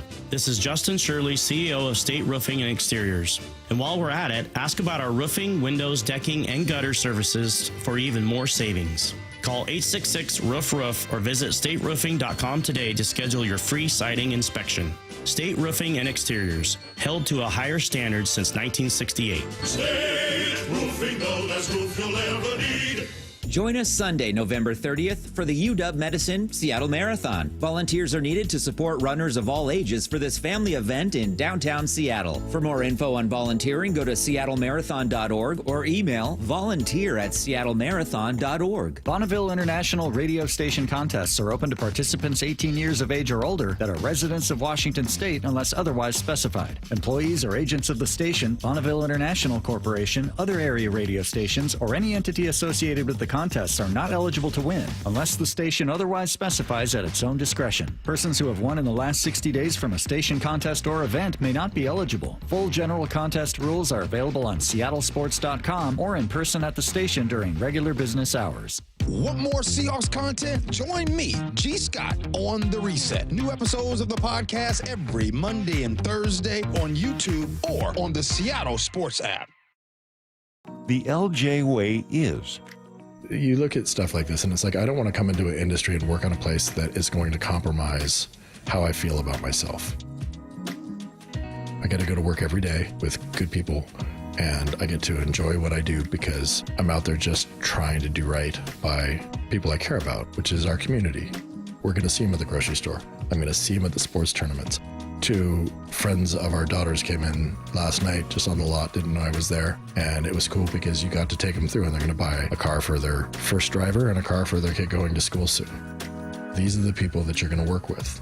And so you better make sure that your laundry's clean. I don't think Lee Johnson specifically, right, Speedway Chevrolet, where I'm at, I don't think they've ever had a problem with the community of being able to stand up and look them in the eye and know that they did their job well. The LJ way is the Lee Johnson Auto family. Yay to Bruce, the streaming king. With quantum fiber internet, he's gonna binge. He wants more, he's got to have more. More bedtime true crime. More podcasts in the shower. Quantum fiber Wi-Fi has the power. More fast internet speed. He's got the geeks to go big, bring him the game. Right now. And his royal we. More sports non-stop, his quantum fiber's on top. Yay to you. Switch today at quantumfiber.com. Limited availability, service and speed in select locations only. Hey, Mike Salk here. Book your stay at Snoqualmie Casino and Hotel for an evening of elegance at a night at the Grand Ball. This New Year's Eve celebration includes the legendary DJ Super Sam. Seattle's closest is now Snoqualmie Casino and Hotel. At Shane Company, there's no shortcuts, just craftsmanship. Because a friend wants your fine jewelry and dream engagement ring to be nothing short of perfect, no matter the price. Shane Company, your friend and jeweler. From the Quantum Fiber Studio. This is Brock and Salk. Weekdays 6 to 10. On Seattle Sports and 97.3 FM HD2. A couple days late today for Daniel Jeremiah, but that's okay because we are just building up to what could be one of the great games of the season. Obviously, Seahawks and Rams, and Daniel Jeremiah joining us right now. DJ, good morning. How are you?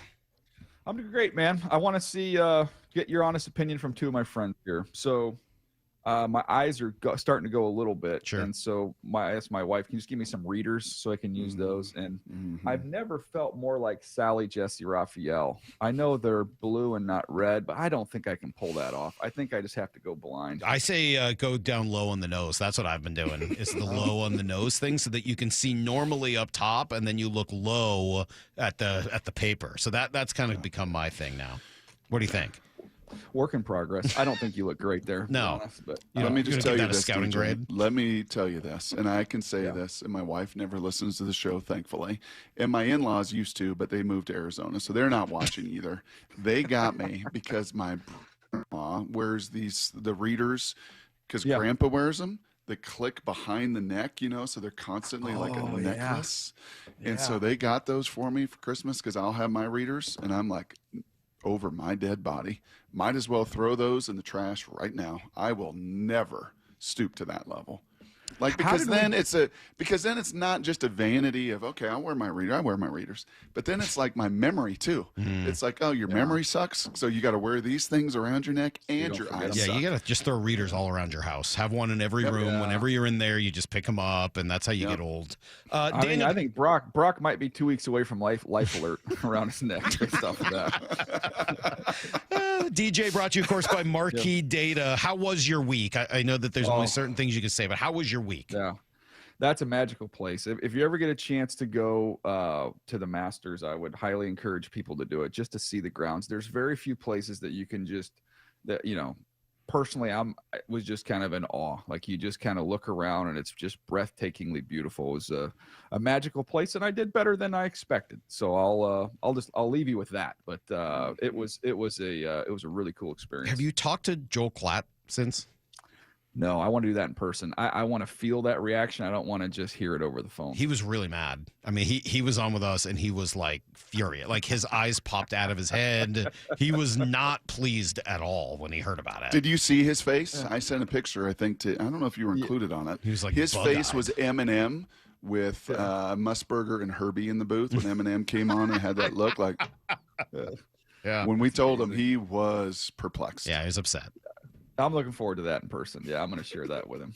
I might exaggerate a little bit just to get a better reaction. How hard is it to blow out 3 teams in 9 games? I mean, real blowouts. Not like it's like an NFL game where it's, you end up winning by 10 or 12, but it was close throughout the first 3 quarters. I mean, absolute bruising, molly-whopping destruction in 3 out of 9 games. Yeah, that's not easy to do at all. And you look every week and we see these games end up being closer than we thought, or we see upsets. It happens every single week. So to go out there and just hammer somebody and do it as many times as they have, I mean, and we'll get into this, but that was defensively for me, of all the games I've watched this year, that I think was my most fun tape that I've watched, was the Seattle defense in that game against Arizona. Why? Because it is so, I would say it's the physicality of the contact. I think so many times in the NFL, it's somewhat of a brother-in-law experience, right? You don't see as many big hits. We grew up kind of watching the NFL and how violent or how physical it was, and a lot of that's been kind of taken out of the game. There was nothing that was beyond the rules, but they were flying around and just smacking people in that game. 42 he's becoming, as I watch them every week, is becoming one of my favorite players. I mean, we talk about in scouting, like, you got to shoot your gun, like, see it and just go, trust it and run through contact. And he did that multiple times in this game. You see Imanwari flying around. You see Chenna taking on blocks. I always forget, is it Okada or Okada, by the way? Okada. So there's a puller in this game. And this is, we've kind of had our little phrases that we've grabbed onto this year. So here's my one for this week. There's 3 ways that you can treat a puller as a smaller defender. You can, and they're all A words. You can avoid him, you can absorb him, or you can annihilate him. And somebody forgot to tell Okada that he's not, 300 pounds, because he sees a lineman coming and he is a heat-seeking missile to go to initiate the contact. Like, there is a very physical brand of football that they're playing there, and it was fun to watch. Are you trying to get a AAA deal? Is that what you're trying to do right there? Oh, great call. Didn't even think of that. Hey, why not? I've got the card. Avoid, absorb, annihilate. I don't know if that's quite AAA's mantra. Your insurance is going to be a little more depending on which one of those which one of those techniques. It's interesting that those are the names that you jumped out, that you point out. The one guy that, well, I mean, look, obviously we've talked a lot about Leonard Williams. No disrespect to Leonard, I still think the straw that stirs this drink and is kind of making the whole thing happen.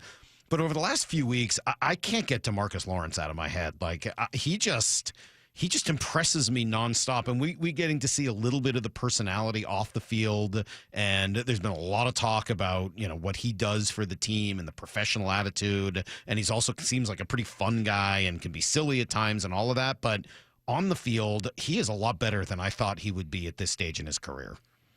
Yeah, and I know anytime 48 finishes his lunch, and if he leaves a little food on the plate, I know that he's going to come clean the rest of it right up, because that's what he got to do in that game, is just the right Johnny on the spot, right man, right place, right time on those 2 touchdowns. But there's a physicality he plays with. I didn't think it was singular to him, though. When I watched that whole front, they all played with a heavy-handedness, a physicality. And we'll get to this game this week, but both these teams play very similarly with how firm they are. So why do you think that? I mean, like, every team in the NFL talks about playing physically. Every single team talks about using their heavy hands and bringing all of that. I mean, every team talks about it. And for the most part, every team should have guys that are capable of that. Are the Seahawks more physically talented? Are they playing harder? Are they more attuned to, like, why would they be doing more of that than other teams? I don't think it's a mistake that if you were to look at the physical teams defensively, that you would find a direct correlation to the amount of depth that they have on that defense. I think they roll guys through. I think they keep them fresh. I think they know they don't have to put a governor on how they play because they're going to be rolling guys in and out. And the Rams have a lot of depth. The Seahawks have a ton of depth. When Philly's rolling, Philly has a ton of depth. They're rolling. They have an alpha unit and a Bravo unit. They run full hockey changes out there. And so the guys are freed up to play as fast and full throttle on every single snap. I think there is that's a component. I don't know that it's discussed enough, is that the depth of your front, how valuable that is. I love that. Essentially what you're saying is they're playing hockey, not soccer.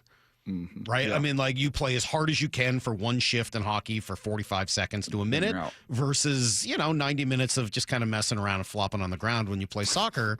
And, like, I would rather have my football team play as hard as they can on every snap than take a few off knowing that third down is going to be bigger. Like, no, bring in somebody else for that down. Yeah, I talk to Harbaugh every week down here with the Chargers, and one of his things he's always talking about, and obviously you can draw the connection and the through line there with Seattle, is that he hates the word marathon associated with football. He said that there is nothing about it that's a marathon. This is a sprint. Every play is a sprint. Every game is a sprint. The season is a sprint. Like, there's no pacing yourself. It's you're going hard, and one of the reasons you can do that is because you have guys you can roll through there. He always talks about the first 3 steps of every snap. Whatever position you play, like, there has to be a conviction and a firmness with your first 3 steps, and an aggressiveness to it. And I think, man, when you know that you don't have to do that for 65, 70 plays as a defensive front player, that's a huge advantage. How long did it take in your conversations with Jim for you to not fill in the pauses? Oh yeah, probably a month, probably four interviews. I just lay back and let him go. Yes. My favorite thing, though, I'll be honest with you, when we first started doing these, because we had to do them once a week. I know you guys do it with Coach McDonald, but yes. I just figured out, okay, I got to change my motive, because we're doing an interview for the pregame show, and so the initial thought was, who's playing, how do you slow this part of this team down? This is their strength. This is our strength, like really game centric analysis. And then I realized that you're not going to really get anywhere with that. So I've been able to, and money is the same thing. Like, I just want to have an interesting conversation with him. And like, one of my favorite conversations, I was like, Coach, you use boxing analogies all the time. How did you fall in love with boxing? Or what do you, and we talked for 5 straight minutes on the boxing and the similarities with football and the footwork and being able to throw jabs, and that's what sets things up, and then to set up a headshot. Like, he went on this long, great conversation there, but you got to definitely change your motives when you go into those. Who was the player a few years ago, DJ, coming out of Clemson that was characterized as positionless? And he went to Arizona, and I was like, oh, man, that guy's like 6'3", he's 240, he's a linebacker, he's a safety, he's an edge, he's all these things, and the career never materialized. And I bring that up because right now we're 9 games in, about 5 games, because Nick missed 4 with an injury, And we're watching Eman Wari play linebacker, play big nickel. Coaches talked about playing a little safety and doing all of these things. Why? What? I guess the question is, I think it was Simmons was the last name. Is in some way Isaiah Simmons. Isaiah Simmons. I was trying to look that up. Yeah. Isaiah Simmons. In some way, why do I have a little nervousness about Nick Eman Wari doing all of these things? And wearing all of these different hats and maybe like, whoa, calm down. Very different players versus, what you're seeing from, again, just 5 games in. Should I have a nervousness? So I can tell you right now that the nice thing that they have going there is that they have a clear blueprint to follow, because I've seen every game that Derwin James has played in the NFL, and I saw him early on come on the scene and play down in the box majority of the time and have a tremendous success, Pro Bowls, all pros early on, got paid. And then, different coaching staffs come through and it's like, well, man, he can do so many things. And it was we're going to go week to week and we're going to play him high. And then he's going to play, as a nickel, and then he's going to play dime linebacker. And he could do all these different things. And you saw the impact start to diminish a little bit when he was spread so thin. And now these last couple of years with Jesse Minter in there, they've really got him focusing on, for the most part, being the big nickel, spending a lot of time down in there in the box and asking less of him and getting more of him. So I always think it's hard when you have a player like I would imagine when Lamar Jackson came into the NFL, obviously he was incredible, but there was no blueprint really for that. Even, you could go with the athletic quarterbacks we've seen in this league. He was unlike anything. So you're having to create something without anything to go off of. I think there's a clear blueprint for them to follow. Okay, then compare and contrast Derwin James, who you see every week and have for years, and you saw and scouted out of college. Compare and contrast him with Eman Wari. I think they have very similar physical traits in terms of the size, the speed, the athleticism. I think they both play with tremendous energy. I like them both as blitzers. I think Derwin has a little better instinctive feel for the game. That would be kind of the one difference. And Derwin, to me, you could line Derwin up over Kelsey and let him cover him, from snap one to the end of the game. And he's very, very comfortable in man coverage. I would say Eman Wari's a little bit behind in that regard, but I think he's very impactful when he's down low and he's around the action. Is he and the rest of this Seahawks team, are they built to try to stop this Rams team? Yeah, I mean, look, if Stafford's in a groove and humming, I don't know that anybody's, built to stop him when he's locked in like he has been. I mean, I went through all his stuff the other day, and if you had a horse tournament with quarterbacks and just said you got to make, throw, and the guy behind you's got to make the same throw, he would win hands down going away, because he can make every single throw from every arm angle. The touch that he has, the ability to drive the football, I think he's the most gifted thrower in the league. And you pair him up with McVay, who's as good as it gets. It's a very, very tough challenge, but I think your best shot is you've got to get into the wide receivers. You've got to be physical, and you've got to disrupt some of that timing. And if he beats you on the second play, if he beats you on some of the extended stuff, you live with it, but don't let him get in that rhythm, in that flow, back foot ball going. I guess I also then sort of mean, we keep hearing about how the Rams are using 13 personnel, right? Yeah. And all the tight ends and throwing out of these big, heavy position groups, not unlike what the Seahawks have done.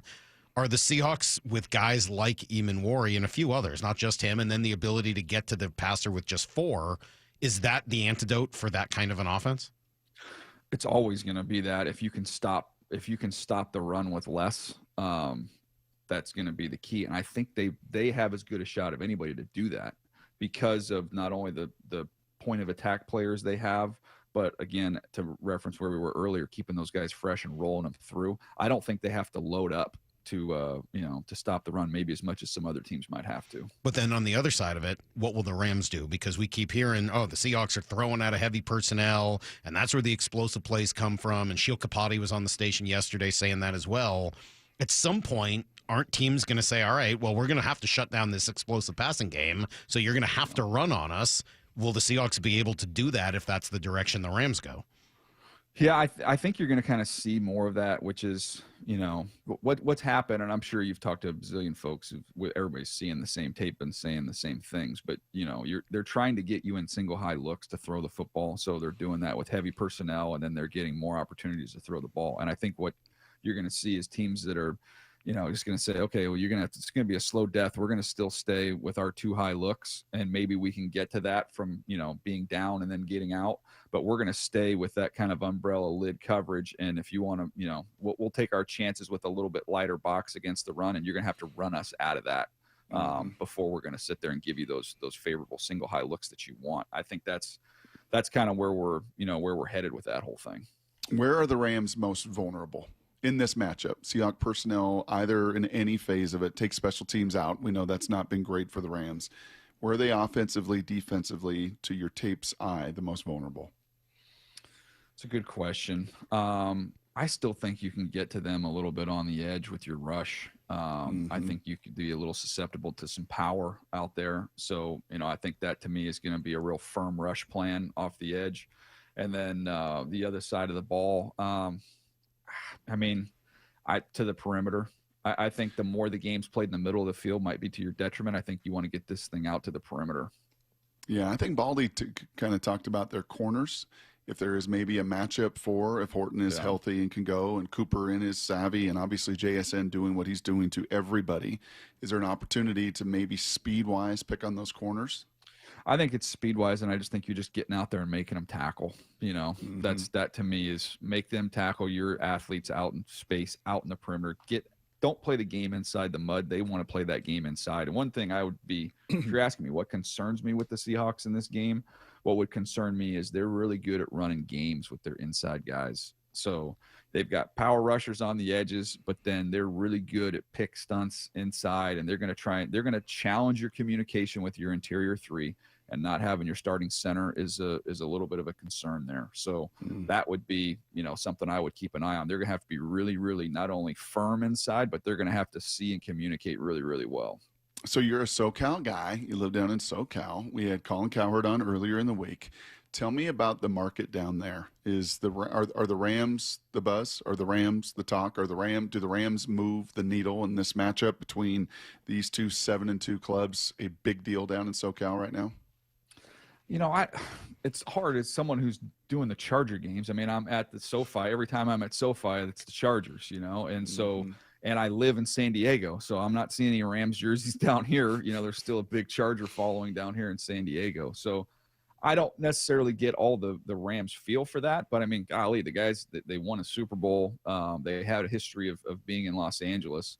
The Dodgers, to be honest, have kind of taken up all the oxygen in that city for a while. So, I don't know that there's an overwhelming sense that they've captured everyone down here, but they played good football since McVay's been there. Hey, when we talked to you last week, it was right before the trade deadline. And then just a few minutes later, I don't know, maybe a half hour, 45 minutes later, the Seahawks ended up trading for a receiver, one of the things we talked about, but not specifically Rashid Shaheed. You mentioned speed on the outside. Yep. He's got that for days. What did you make of the deal they did make? And then, I guess similarly, what did you make of the deals they didn't make as Mafe and Reek Woolen and other guys ended up staying put? Yeah, I like the fact they kind of kept their defense. They kept their depth there. They're going to be able to absorb an injury if it were to happen. I thought, there was a chance they might try and go for an interior offensive lineman, if nothing else, than to have some insurance and some depth there. But I thought, you go get speed, and I thought they were smart in how they got him the ball early. You flip him a reverse, you put him in the backfield. Like, you can do a lot of different things with him as he's getting up to speed, so to speak, no pun intended, on the offense. And I think he's a great complement, and that's why we were stressing that, wanting some speed. So I thought you guys were going to come out the chutes and hit me on the Bradford situation, by the way. He had a good game. After all that conversation, he went out and he played like his best game. Baldy did a whole breakdown. You see Baldy's breakdown? He was on with us this week too. No, I kind of want to clarify that. Like, there's no player that has all strengths. There's no player that has, all weaknesses. But that was a perfect game for him. It was 35-0 before he finished taping his ankles. And then they were able to go out there and run the living heck out of the football, which is what he is at his absolute best at. So, that was an example of, okay, this is where he's at his best. And we had a game that played out that way. That's awesome. I still have, and, it's not trying to be offensive or mean, but there's some concern. You get into a game where you're going to throw it 45 times. He's, of that offensive line, he's the least athletic. For every 2 steps that you see Zabel take. He takes one, like he just doesn't have that same type of foot quickness. So when you see, that type of game, that's just my only concern for an offense that's been absolutely humming. But again, the guy's tough. He's physical. You get in a run game, he is going to play really well, and he did. Well, this will be a great test based on what you said there and the speed they have and the movement they have and everything that they do defensively. This will be for him, and now a new guy next to him, and Olu. Well, not new, but they played together, and he's been around. He too is kind of a power guy, and the strength is his run. So this will be an awesome test for them. Lastly, a year ago, it wasn't in that building because of the fires. It was played in Arizona, but it was 9 sacks on Sam Darnold. The last time he played this team, he was bruised, battered, hammered, season over, time in Minnesota over because of those 9 sacks to the Rams. Does that play any role? Is that in the back of his mind in any way come snap one Sunday? I think he's happy with the current health and status of the tackles he's got right now versus where they were health-wise in that game last year. So I don't think there'll be much carryover. New team, new offense. They also have ways where if they are getting pressure, they've got run after catch options, and they just added a new one at the trade deadline where they're going to be able to get the ball out of there. I wish we could ask. I have so many more questions that I want to ask you, and we're not allowed to ask you. So we're going to have to set up something off the air to just kind of. Yeah, we can do that. Yeah, we're going to need like a little separate Zoom call or something for the real info that we're not allowed to talk about here on the show. But DJ, congrats on what sounds like a really incredible experience and a great week, and even more great to have you on. We are pumped. I mean, Fox might not be pumped for this game. They're like, we got the #1 crew, but we're not going to send them there. We're going to send. Are they really not? Oh no, they've got to send them to Minnesota and Chicago. Wow. Tell me that's not an insult. Wow. That is insulting. That's straight up insulting. Okay, they can't flex it to Sunday Night Football. Fine. Based on that one. Dude, that's insulting. That's crazy. Minnesota, Chicago instead of this game? Yeah, I was lobbying that we get these 2 matchups. I was wanting to go just baseball, man. Let's just play the game at 9:00 in the morning. Let's take a nice little break, little day-night doubleheader. Let's go play the night. That would be quite a situation. Well, DJ, we appreciate it. We'll do it again back on Tuesday next week as we'll get back to our normal time. But thank you as always. We'll talk to you then. All right, guys. Take care. All right, the Daniel Jeremiah Show brought to you by Marquee Data, and lots of good stuff in there, Brock, to come back to, and we will. And I really tomorrow want to make sure we go through this idea of running versus passing and what they're set up to do and what they're trying to do. His stuff on that was excellent, and I think that's such a key to this game on Sunday. I'm psyched to talk through it with you. Up next, though.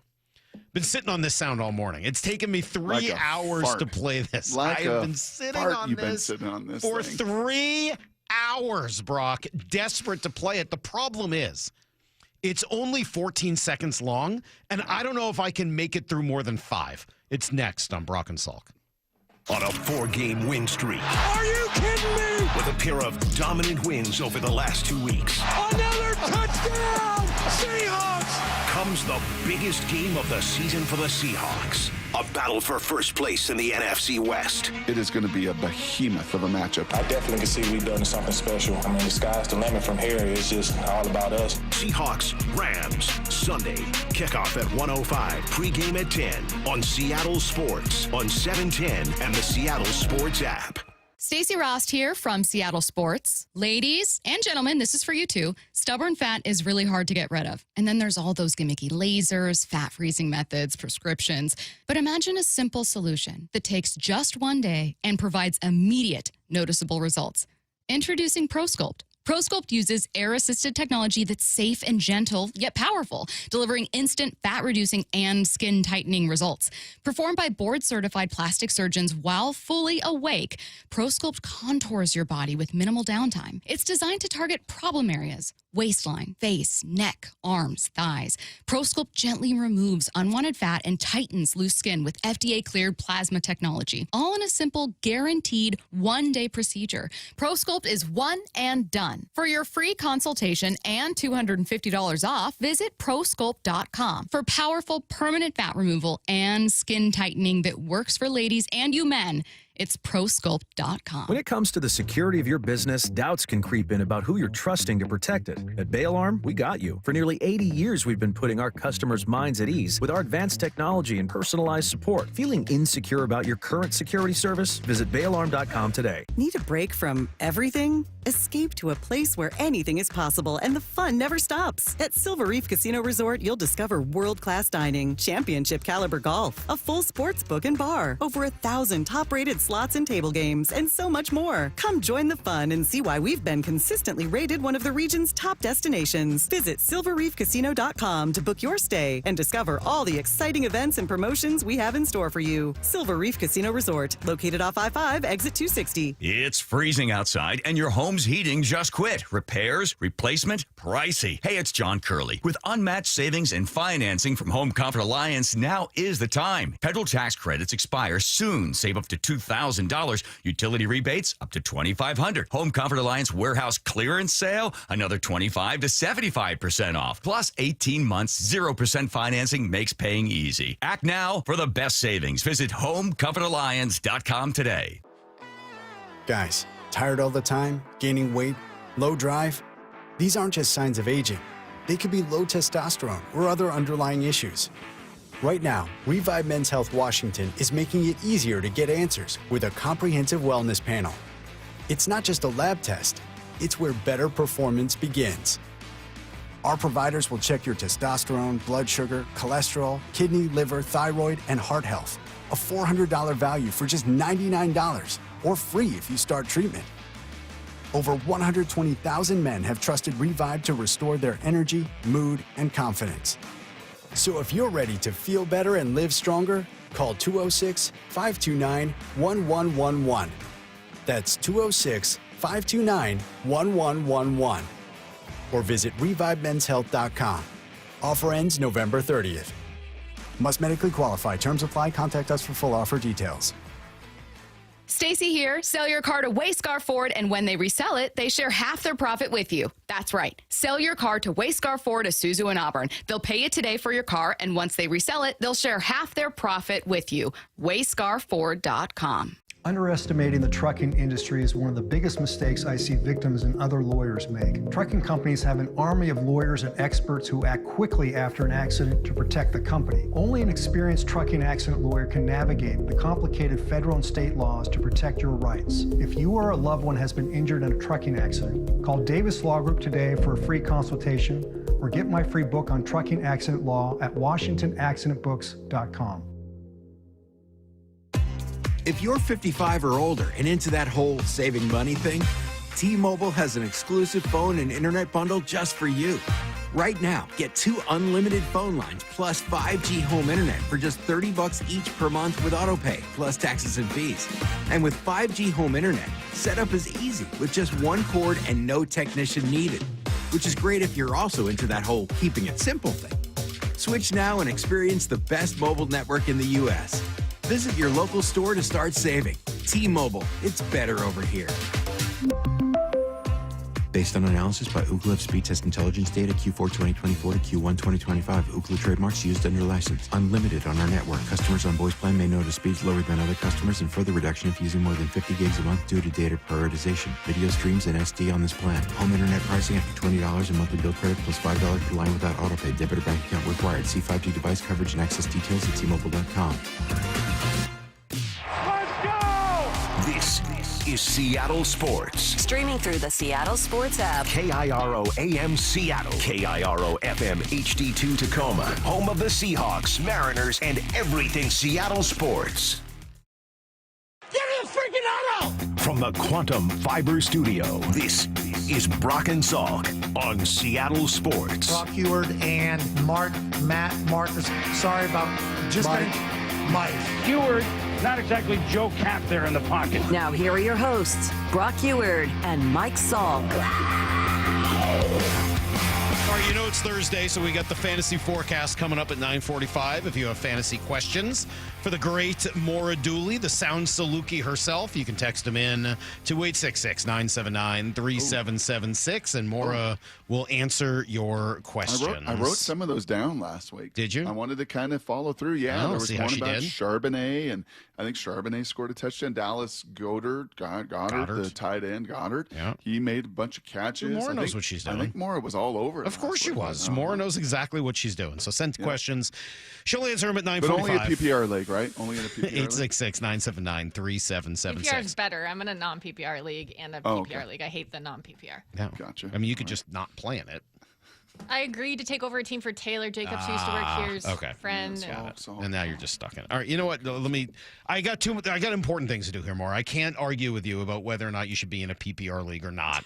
I've got this sound that we've been sitting on really since last night when I saw it. And I saw it in my least favorite place, too. I saw this on Dove Kleinman's stupid Twitter account, which I hate. I hate the stupid Twitter account. I hate it. I hate it so much. But I have to follow it for reasons like this. Because sometimes there's important videos or sound or whatever on there that I don't see anywhere else. So even though I hate them, I hate it. I hate the whole concept of the way it is designed to farm clicks out of idiots like me. I hate it. But I did need this sound. It's 14 seconds long, so it's not long. Mm-hmm. I challenge you to get through all 14 seconds of this. What's up, guys? Russell Wilson here. I'm super excited about doing something I've been wanting to do for years. You guys have been asking for. Inspirational videos about faith, life, sports, anything you guys need, come your way. Unlimited videos on Cameo. Let's go.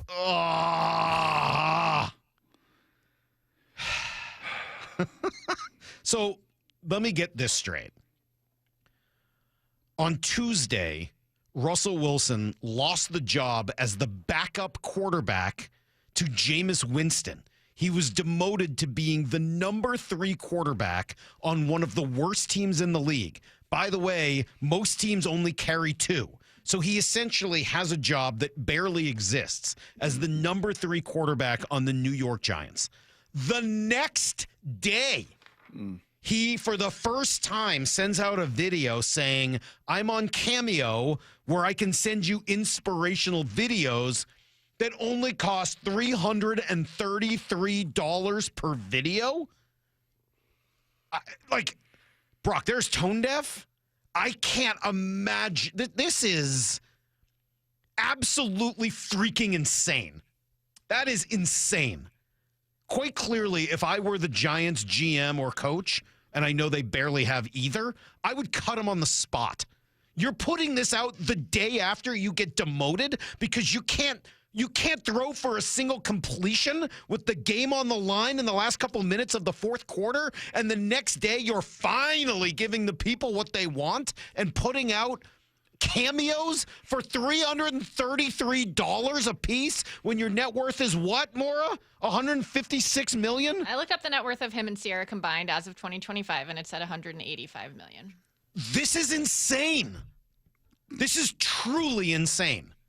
If there was any question of whether or not Russell Wilson should be a Hall of Famer, this should end it. And I loved Russell Wilson. And if you had asked me this 4 years ago, 5 years ago, I would have said 100% he deserves to be in the Hall of Fame. Even if nothing had happened in Denver or Pittsburgh, this should be enough to keep him out of the Hall of Fame. This is insane.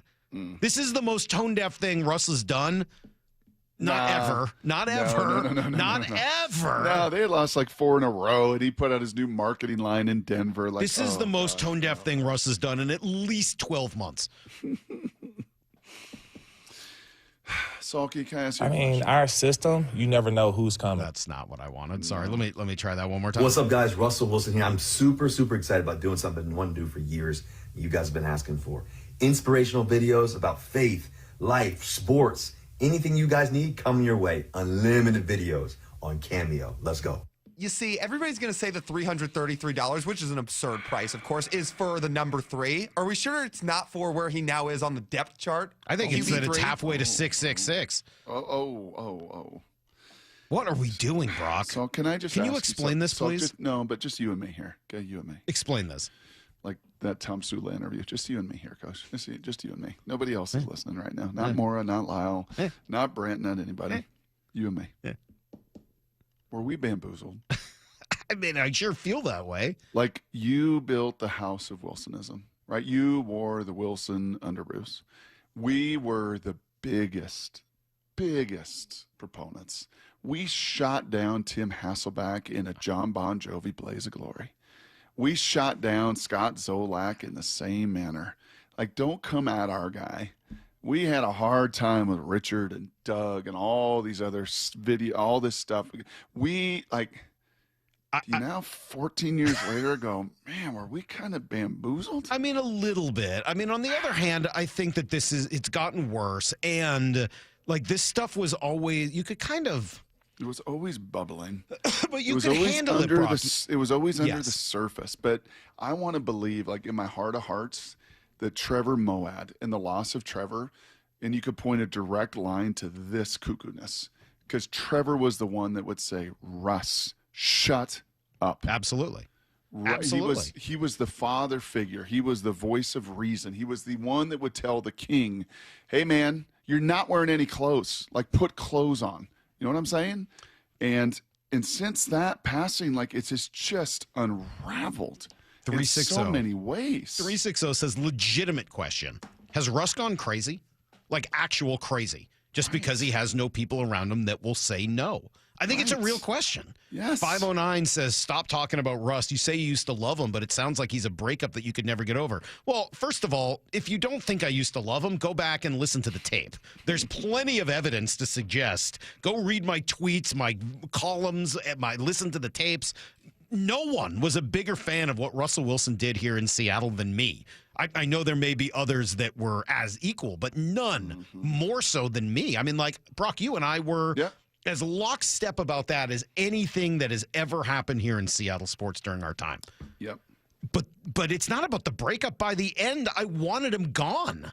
By the end, I was excited when they traded him. By the end, we were making fun of his stupid doctor coming up with a ridiculous note about how his finger is now better than before. I'm surprised by the amount of people that think we're just being mean for no reason. Like, I feel like we've talked about how he was kind of a cancer at the end that tried to get Pete and John fired. We've talked to KJ, who said he owes his teammates apologies. Like, we talked to people in Denver about how bad it was there. Like, he's not exactly what he presents, guys. What's up, guys? Russell Wilson here. I'm super excited about doing something I want to do for years.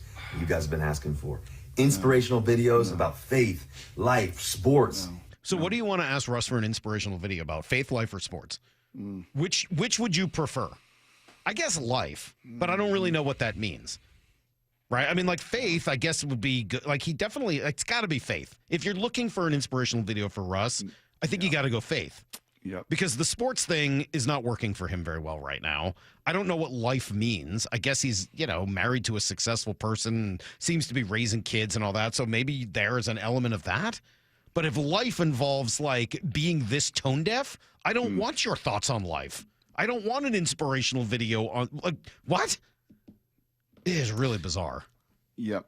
When you lose Pete Carroll, and I would say that more to all the Pacers and everything else, like, Pete Carroll got openly flipped off on a football field. Pete Carroll had scorched earth by Richard Sherman. Like, Pete Carroll had those guys like it was nothing. That's right. He has so much stuff that he's dealt with so many players.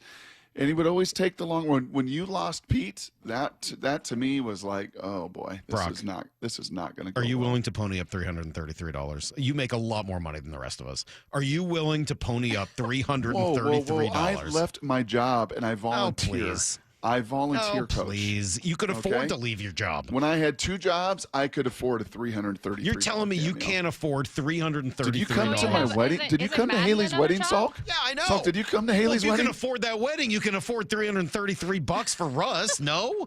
I mean, like, where do we even stand still with paying you? down that wedding. He's still got two more kids to get married off. And I know that's not true. Brock never borrows money, so I know there's no way you're paying that sucker off. That's true. All right, coming up next, we'll give you guys everything you need to know. I may.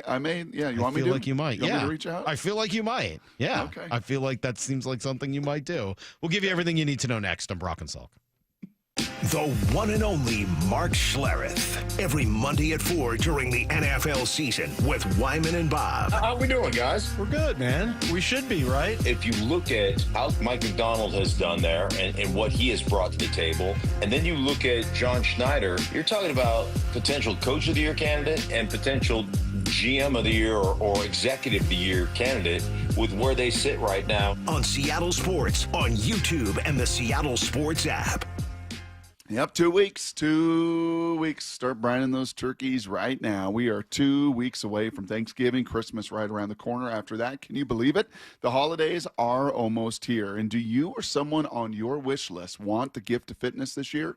Hey, Brock Hewitt here. And the Top Fitness Black Friday sales event is going on right now. You don't have to wait 2 weeks. It's going on right now, where you can save up to $1,000 on Inspire gyms, treadmills, and True treadmills. Plus, get free delivery and assembly on Precore treadmills, ellipticals, and exercise bikes.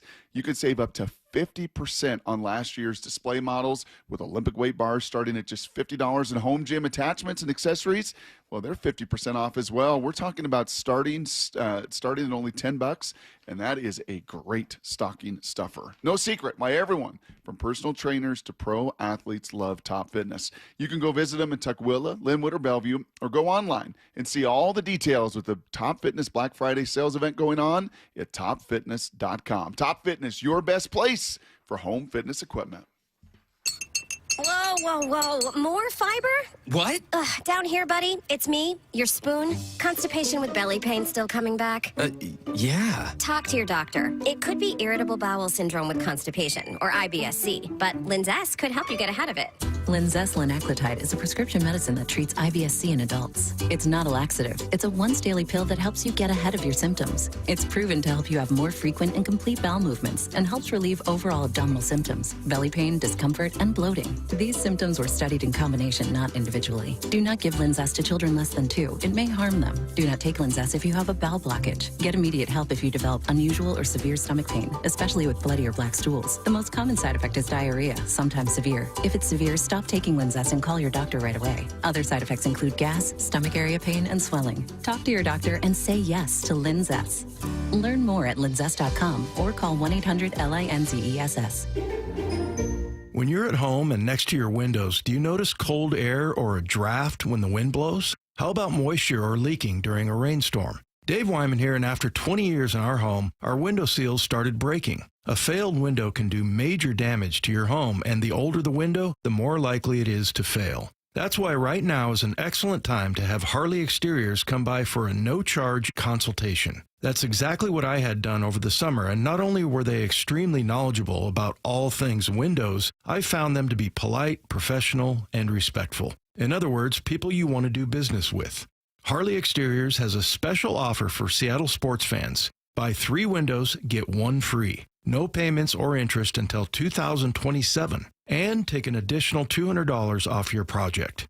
Call 833-HARLEY or go to harleyexteriors.com. Schedule your free consultation today. They'll give you an honest assessment and quote. Go to harleyexteriors.com. Hi, I'm Lexi, your friend and jeweler at Shane Company. If you're planning to propose this holiday, we're ready to make creating your engagement ring a warm, welcoming experience. At Shane Company, we're all about your style, your budget, your dream engagement ring. Explore the widest selection of diamonds and ring settings ready for you to see in person, or visit us at shaneco.com. You'll have your ring in days, not weeks. Our friendly jewelry consultants don't work on commission. There's never any pressure, just perfect proposals. Shane Company, your friend and jeweler. This is the home of the Seahawks. Going to let one fly deep. Got a man out there. Ball is caught down at the 10-yard line, and it's JSN. Seattle Sports.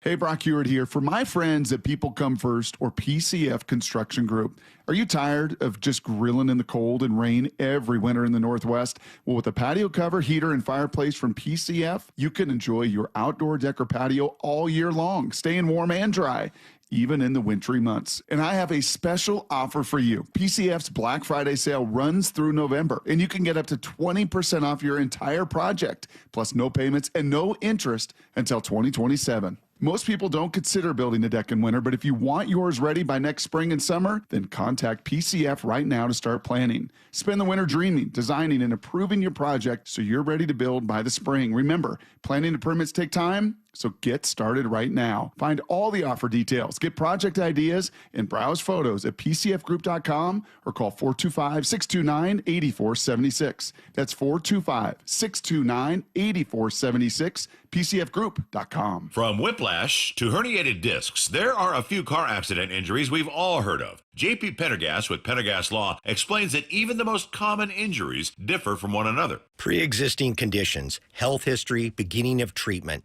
There are hundreds of factors that make every person and every injury unique. While these variables aid medical treatment, the strongest case recoveries must also take them into account. Could you explain a little bit more? Our team at Pendergast Law is obsessed with turning over every stone to differentiate each case. This requires thorough investigation, diligent listening, and relentless research. We never pursue cases with a one-size-fits-all approach.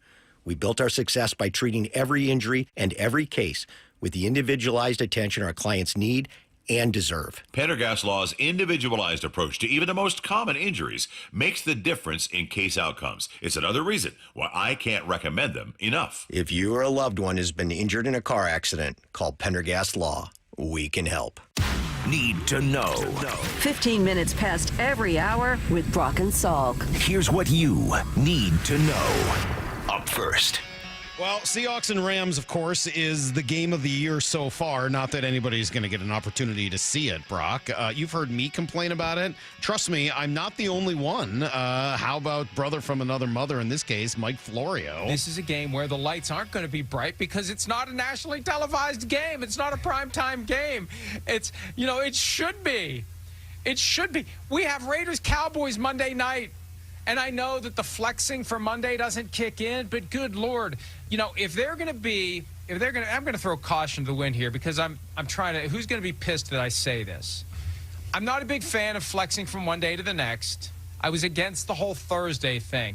But if the idea is let's always put the best possible games in the best possible windows, how in the hell are we going to have to choke on Raiders-Cowboys on Monday night? When we could have had Seahawks-Rams, it is sitting there at 4:05. They could have been put on Monday night. Or, I don't know, given the top Fox broadcast crew. It is frustrating, man. Mm-hmm. But as for the game itself... Some of these things, by the way, let's be fair, some of these in the schedule makers spent, I don't know, a gazillion man-hours and woman-hours putting those things together. And some of it's the predictive nature of where things are going to go. And people didn't think the Seahawks would be this. I know. So, like next year... They continue this out and they go 14-3 and win the division. Guess what? Next year you're going to be in prime time 5 or 6 times. It's still frustrating though, man. It really is. I don't know. It just really bugs me. As for the game itself, going to be awesome. I've been thinking about DeMarcus Lawrence and talking about him throughout the day. I like this. He's talking about the Seahawks defense and what makes it work. I mean, our system, you never know who's coming, so I think that makes it more trickier when your edge that, you think is going to be rushing 99% of the time. He might be in a drop. So, just getting familiar with, the drops, the coverages, your rush lanes, all that. You got to play a complete defense to play in Mike Macdonald's defense. You know what you call those things, Salk? Simulated pressures. And you're going to face a guy that's seen just about everything under the sun. That's pretty good against the blitz. Not as good as your guy. Sam Darnold's numbers and next-level stats and numbers against pressure have been tremendous. But can you find a way to just kind of mess with that clock? Can you make that pre-snap and post-snap look different? Can you create some conflict and confront Stafford with some things he's not seen this year and make him hold the ball and make him dump the ball and have a 3 and out? Like, this guy's not been slowed down, especially the last 6 weeks. He's been the hottest quarterback going, and, it will be strength on strength Sunday.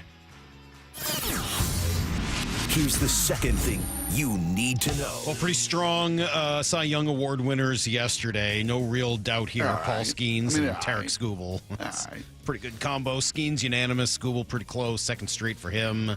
Brian Wu did finish 5th in the American League, Brock, behind, Skubal and then Garrett Crochet, Hunter Brown, and Max Fried. Highest finish since Felix, huh? Yeah, well, Luis Castillo was also 5th in 2023, but he had fewer votes, so I guess in that way. Tip of the cap to Lyle Goldstein, by the way, who presented that information to us. May not know Shakespeare, but he knows his baseball stats. He sure does. Yes, he does. Sent us that note last night. Here is Tarek Skubal on what he's most proud of. Bring him home. Yeah, I mean, it's an individual award, obviously, but I'm proud of our team. I'm proud of the way that we competed this year. Obviously, went through some adversity late in the season, but, came back in the playoffs and competed and obviously come up short. But, a lot of credit for this award goes to the guys that play behind me and the guys behind the dish, too, and just our organization. I think a lot of credit needs to go to those people in moments like this. All right, Brock, so is he available if you want to trade for him this offseason? John Morosi on yesterday with Wyman and Bob. I spoke with Tigers GM Jeff Greenberg, and I asked him 2 questions about this exact topic, and he did not give me an illuminating answer to either of them. So let the record reflect. I gave him the chance to say, no chance, we're not listening, he's not going anywhere. He was given 2 opportunities to say that, and he did not say that. So I'm reading between the lines here a little bit. Why would but they do that? I think that they would do it if they look at his situation and the fact that there is zero indication that they're going to sign him long term. That you then have to say, okay, if we're not going to be able to sign him after this year, is there a way that we could trade him somewhere and get back enough young players that allow us to still compete in 2026 while trading Tarek Skubal? It's a high bar because they're not going to punt on next year. They're too good of a team. Yes, Brock? Yeah. Who was that with? Let's just go. You know what? We're going to find out about AL MVP today. We'll see what happens with Cal Raleigh at 4 o'clock. 4 Pacific? 4 Pacific. Yes, 4 Pacific. Here's the third thing you need to know. Why did they fire the AD at Wazoo? That's what I want to know. And I get it. She was never really supposed to have the job, right? She's been there as a lieutenant for 20 years, something like that. But it does feel I don't know, if somebody like that isn't the right person for that job, having it come out that they've been fired just doesn't feel right. Okay, I get it if you have to soft landing them somewhere else, but somebody who's been a good soldier for you, I don't know, that does not. You think the word terminated better? No, I think that somebody like that, you need to find a nice way to have them move on without it looking like they did something wrong, especially in a situation where nobody could do this right. They're up against it. They're getting totally screwed by forces beyond their control. Mm-hmm. Give me your 3 favorite Cougs you like to have that AD job. Robbie Tobeck, Steve Curran, and John Oler. Ryan Leaf. That's everything you need to know. Quarter past every hour. Why would they do that? Here in the Brock and Salk show. Would you please stop it? Just stop. You know how this is going to end. You know how this ends, right? You know how this ends, so please stop it. So please stop it. You are the worst. You really are the worst. If you guys have a minute and have fantasy questions. You are the worst. You didn't even know that Damon and I were the first brothers to start a quarterback on the same day in the NFL. You were the worst. You're the worst. You are being the worst right now, that's for sure. And you know it. You know you're being the worst. That's the worst thing about it. If you got fantasy questions for Maura, you can text us at 866-979-3776, and she'll answer them coming up here in 20 minutes with the fantasy forecast, 866-979-3776. All right, I'm going to shift gears, Brock. I started with this at 6 a.m. We haven't come back to it since. There are 2 quotes today from Justin Hollander that I think give tremendous insight. 1, into the direction the Mariners want to go, and 2, into the way free agency really works in Major League Baseball. Stick around. We'll talk through it next on Brock and Salk. On a 4-game win streak. Are you kidding me? With a pair of dominant wins over the last 2 weeks. Another touchdown! Seahawks! Comes the biggest game of the season for the Seahawks. A battle for first place in the NFC West. It is going to be a behemoth of a matchup. I definitely can see we've done something special. I mean, the sky's the limit from here. It's just all about us. Seahawks, Rams, Sunday. Kickoff at 1:05. Pregame at 10 on Seattle Sports on 710 and the Seattle Sports app. All right, I know the weather today is awful, so it's going to be dark at 2:30 p.m. Yeah, all of the shrinking daylight hours are hard on me, and those real external factors can impact your mindset, your health, and even your weight. Well, don't let it this year. Let Eastside Weight Loss Clinic help you make the final push into the end of 2025. You can find them at eastsideweightlossclinic.com, and they helped me lose 35 pounds in the span of just 8 weeks. You could be a whole new you by the end of the year. You'll be partway there by Thanksgiving. Use it as a big celebration, and then finish the year even stronger. It starts with just a 15-minute phone call. You got time for that, right? Just 15 minutes. You can schedule yours right now at eastsideweightlossclinic.com. And when you get there, you'll find out that right now they have their biggest sale of the year, over $300 off normal pricing now through December 31st. Again, starts with just 15 minutes. Schedule yours right now at eastsideweightlossclinic.com. Dr. Ryan Coogan, D.C. Results may vary.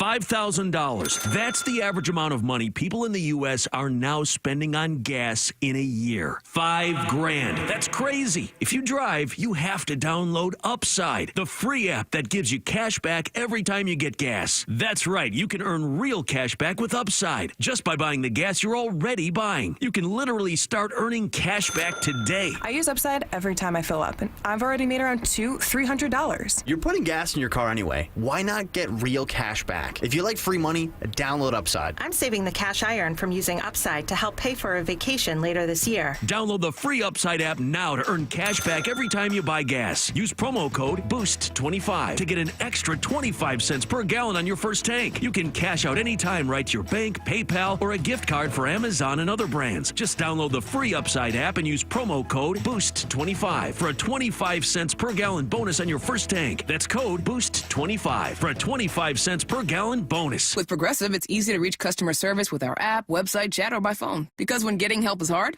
it's not help at all. Little help. A little help over here. Thank you for calling Bench Press Assistance. What? Due to excessive gym volume, all available spotters are currently lifting heavy weights off the chests of other bench pressers. Seriously? Please continue to hold, and we will remove the barbell from your chest in the order in which your cry for help was received. Getting assistance should be easy. With Progressive, it is. Progressive Casualty Insurance Company and Affiliates. How do you stay humble when you're America's #1 wiper blade? That's what we're currently dealing with at Rain-X. Is it even possible to humble brag when you bully Mother Nature like we do? Do we sound too conceited if we keep repeating how Rain-X is the #1 brand of wiper blades in America? No, we'll take a lesson from our wipers and just keep doing our job with humility. As America's #1 wiper blade. Rain-X. Outsmart the elements. Seattle Sports has your chance to win 4 tickets to the Seahawks game, Sunday, November 30th. Head to the Seattle Sports app, click the Win tab in the bottom right corner, and enter to win. You can enter once per day, so the more times you enter through the Seattle Sports app, the better your odds. Do it every day, November 11th through November 17th. Details and rules at seattlesports.com/win. From the home of the Seahawks, Seattle Sports. The home of the Seahawks, Seattle Sports. Touchdown! Seahawks!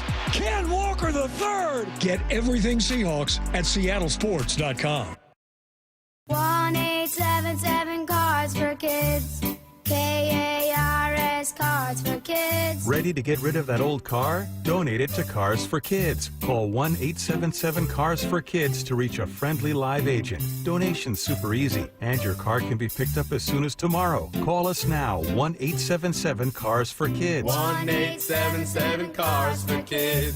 Donate your car today. Did you know you can donate real estate too? Dave Wyman here, and we've been fortunate to hear from 2 Swedish CyberKnife patients this year, Andy Ryder and Tim Hunter. Both heard about CyberKnife from our radio ads and completed successful treatment, raving about their experiences. Tim was impressed that treatment only took 5 days. Andy hosted a large international delegation the week after his treatment. If you, a friend, or a family member is diagnosed with prostate cancer, consider treatment with Swedish CyberKnife here in Seattle. Go to swedish.org/CyberKnife prostate. Selling cars is a really easy business. It's complicated by really bad dealers. And why do we do that? Well, because we think that the less information we give and the more that we can dictate it on our terms, the more profitable we'll be. And what we found is that this is the exact opposite. The easier we make it, the more information we give, the more comfortable customers are in doing business with us, Now, that one transaction, we might make a little bit less on, but it's not the one. It's that one that leads to the second, the third, the fourth, the fifth. It's not the one individual. He's like, but you never get to the spouse, the parents, the kids, the friends, if you don't take care of them first. It's not a script. It's a belief. The LJ Way is the Lee Johnson Auto family. From the Quantum Fiber Studio, you're listening to Brock and Salk. Weekdays 6 to 10. On Seattle Sports and 97.3 FM HD2. All right, fantasy forecast looks like a ton of stuff came in from Maura Good. She will have answers for your fantasy questions coming up here in 15 minutes. Brock, I started the show with this early at 6 o'clock and didn't really have time to get back to it until now. But I felt like Justin Hollander gave us some pretty good insight yesterday. Now, this is through Ryan Divish as he was down at the GM meetings. So let me read you a little of what Hollander had to say. Here's the first little quote. And I think this gives us great insight into where they are hoping to go this offseason. He says, quote, I think number one for us is ideally keeping as much of the group that we had last year that we really believed in together, and then filling in the rest of the roster as required. Our offseason is largely going to start with the guys who were on the team last year and try to bring back as many as possible. I believe that. I take him for his word. I think over these years, as we've listened to Justin and John Schneider, if you really do listen, they're not the most Machiavellian kind of guys, like where they're going to try to be Scott Boras and outsmart the room. And, this isn't a leverage play. That doesn't feel like it. No, he'll tell you basically. And they've been crystal clear, truth. as Jerry has in their end of season presser, and that's continued for 2 weeks, going to continue for the next month. And that is they want Josh Naylor. There is no question about that. He's priority number one. They would like Jorge Polanco. That would be priority number two. Beyond that, do you put Gino Suarez in that same pond? I typically don't because of the age and stage and everything else. And, what you do have available a little bit beneath him in your system. So, but those two are priorities and would love to find a way to get that done. Yeah, I kind of heard it the same way, Brock, and I do think and John Schneider, by the way, not the manager, sorry to cut you off, for the Blue Jays, but the Seahawks GM would tell you the same thing.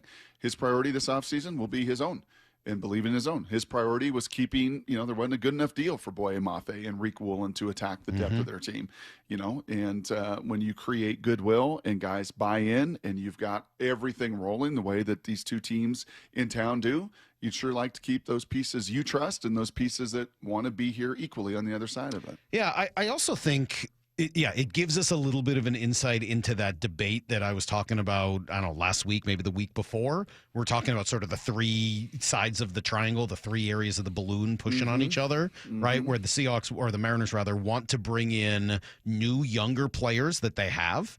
They want to find space for those guys. They also want to bring back a lot of what was successful for them last year. And then they also want to bring in more to try to improve. Yeah, this gives us, I think, a sense on Polanco and Naylor being their top priorities.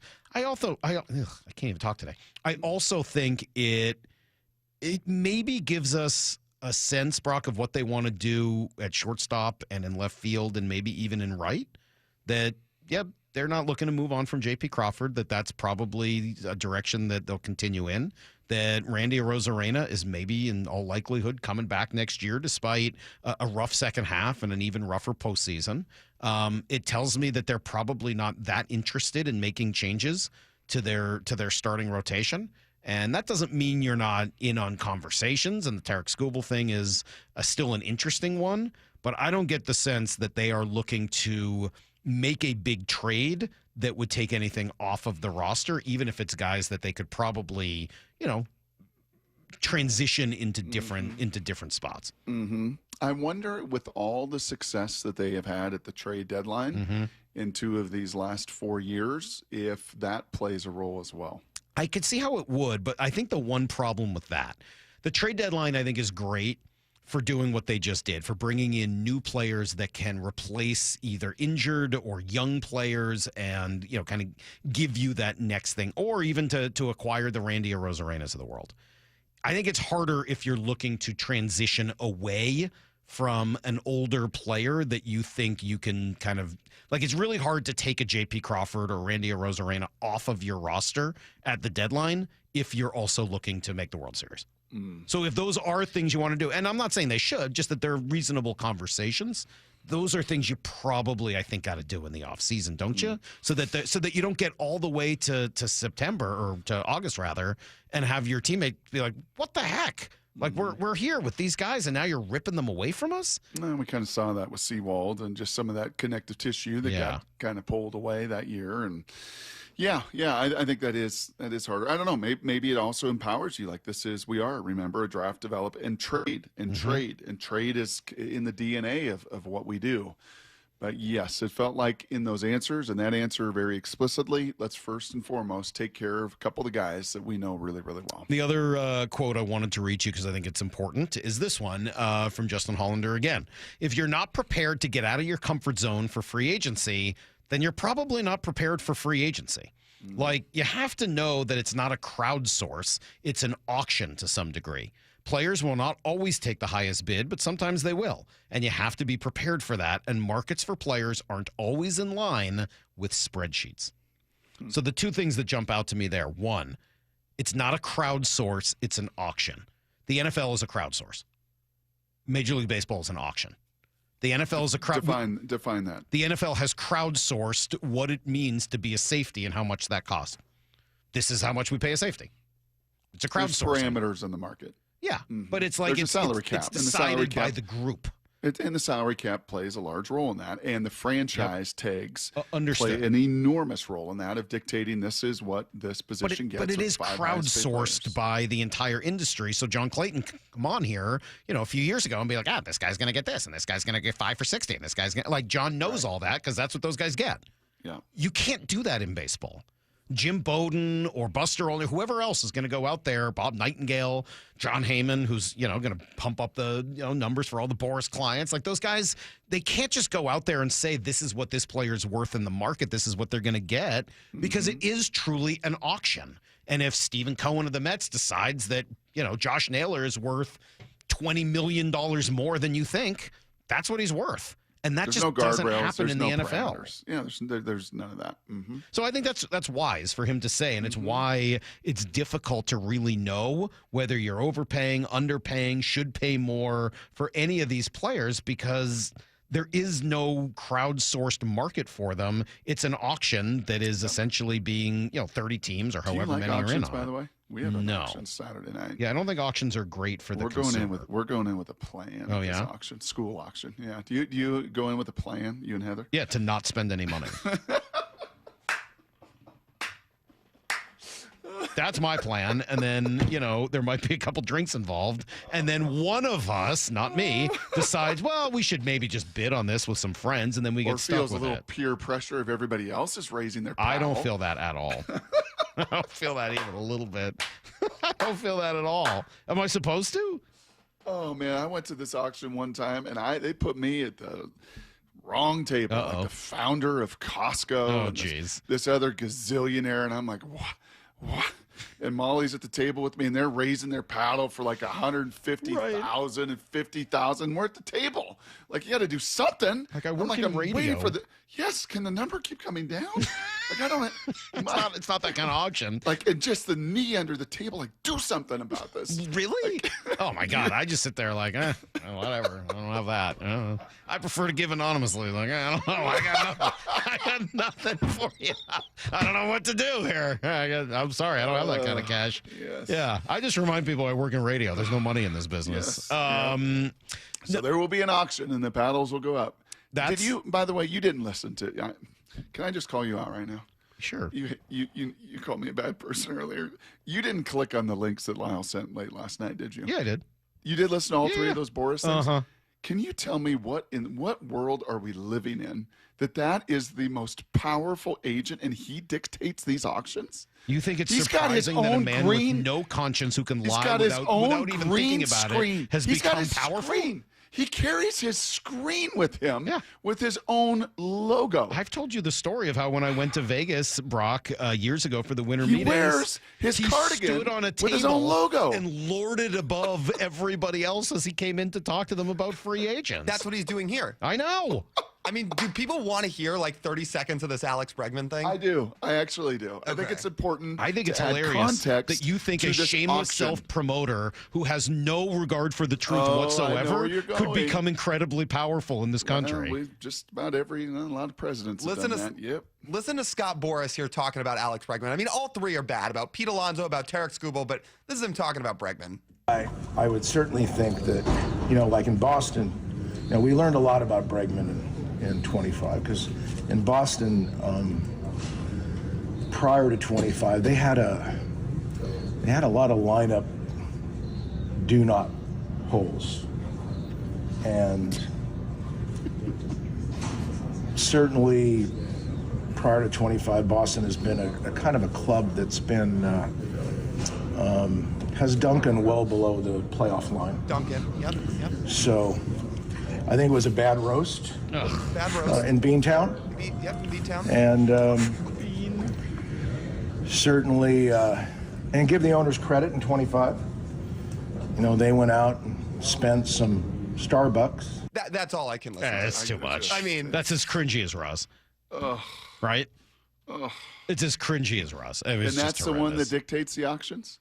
He's the auctioneer, right? If you're going to keep this kind of conversation going. He is. It's not crowdsourced, it's an auctioneer. And Yep. that guy is your auctioneer trying to play all the tables and play all the bidders into a bidding war. That's what you deal with in the baseball market. I think, so what I hear there is that, and then the idea of it, baseball is not just spreadsheets. You may think that this is what somebody's worth, but they're really worth what someone else is willing to pay. Mm-hmm. And I think that's a good warning for all of us, whether it's about Josh Naylor or anybody else. And then the last part of that comment, Brock, about sometimes guys will take the highest bidder and sometimes they won't. And I don't know what person Josh Naylor is. Maybe he wants the highest bid. Maybe he wants to go to New York or to the East Coast. Maybe it's a market. We don't know. Mm-hmm. I mean, it sure seemed like he liked it here. But we don't know what's most important to him. Yep. And he's been in multiple organizations and he's had to deal with the market and he bet on himself in this market and never took a deal and got it to this point so he could have as many people bidding for his services. And then as Justin said too, and this is a little nod, I think, to the Seahawks and in the pivot you've got to be able to make then. If the market doesn't go your way, we're doomed.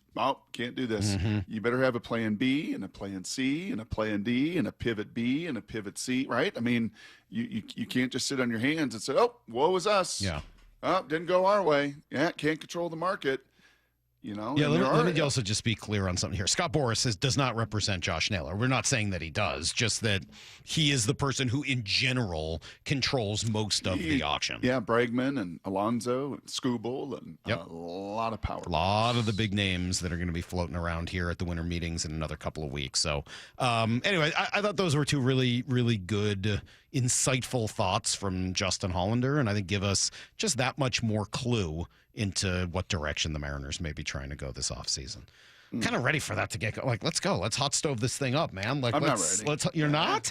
No, I got a Seahawks 7-2, 7-2. I'm still pretty psyched for some hot stove. Well, if you're psyched, I am too. I am. Yes. If you're psyched, Francis Romero reported this morning he thinks the reliever market's going to heat up in the next few hours, he said. Oh, really? Edwin Diaz, Robert Suarez, Devin Williams, we'll see.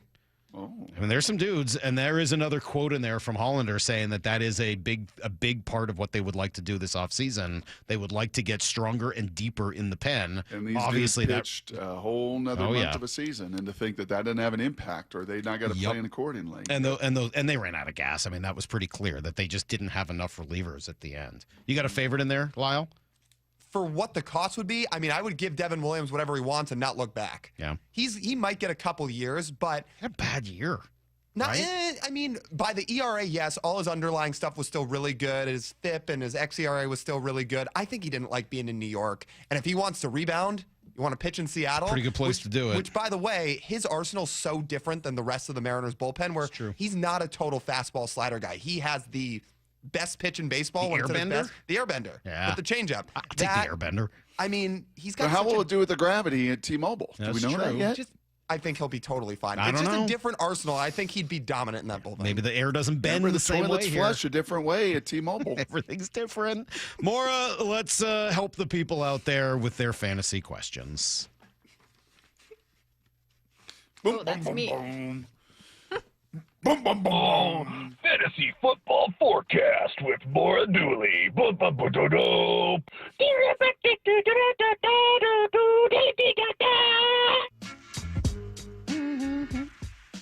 Brandt doubling up today. You went to the beach with Salk and then introduced the fantasy forecast. I'm not that much fun to go to the beach with. Sounds like it. No. I'm not. No. You don't like the sand in your hair. You don't like the water. You don't like the animals. Yeah. I like sitting at the beach, though, and reading. So you don't like the cold. Right. You don't like the beach. No, I like the beach. I don't like the water in the beach. I like going to the beach. I prefer the pool. Let's be clear. I prefer the pool. All right. TJ in the 425 wants to know who to start in their flex spot for a full PPR league, Jameson Williams or Rashad White.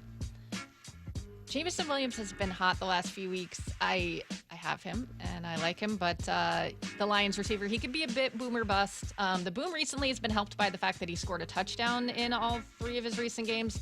The Eagles have given up just 4 touchdowns to wide receivers all year, and that's who the Lions face this week. And the Lions have a lot of other options to feed when it comes to touchdowns. Rashad White hasn't been as hot lately, but I just don't know that I trust Jameson Williams this week. The Bucs have faced some tougher run defenses, and I think that's why White's numbers have been down. This week they get a Bills defense that's actually giving up the 7th most fantasy points to running backs, and they've already allowed 12 touchdowns to running backs this year. So you're going Rashad? Yeah, I believe so. You see that Dan Campbell I think took Jameson over Williams play is a calling? bit more of the gambler mentality if you want to roll with him. Does Dan Campbell seem like the play calling type to you guys? No. No. Is he doing It's that? gone well. Oh, yeah, he took it over. Yeah. Took it over. I didn't know that. Mm-hmm. Keep that in mind with Jameson Williams, too. New play caller. Jamo's really good, isn't he? He's real fast. He's real really mercurial, and he's real crazy. Like Yeah. a lot of these receivers. I know he's crazy. I'm not saying I I would think want George him. Pickens might be the craziest human in the NFL. That sounds right. Oh, Wow. Jamo seems nuts, but man, he's fun. Yep. He seems like a fun nuts until he's not. No. Right? Yes. Yeah. Okay. Yeah, kind of like your guy in Philly that you like, the big receiver. AJ Brown. He's not happy right I now. was going to say Jameson Williams has been quiet lately. A.J. Brown has not been. He was very unhappy this week. Just shut up. Speaking of the fantasy forecast, Shut up. AJ Brown told people this week to drop him in I know. fantasy. Seriously. I shut love up. guys like that as long as they're not on my team. Correct. I don't want that guy on my team doing all that. But man, do I love guys like that when they're not on my team.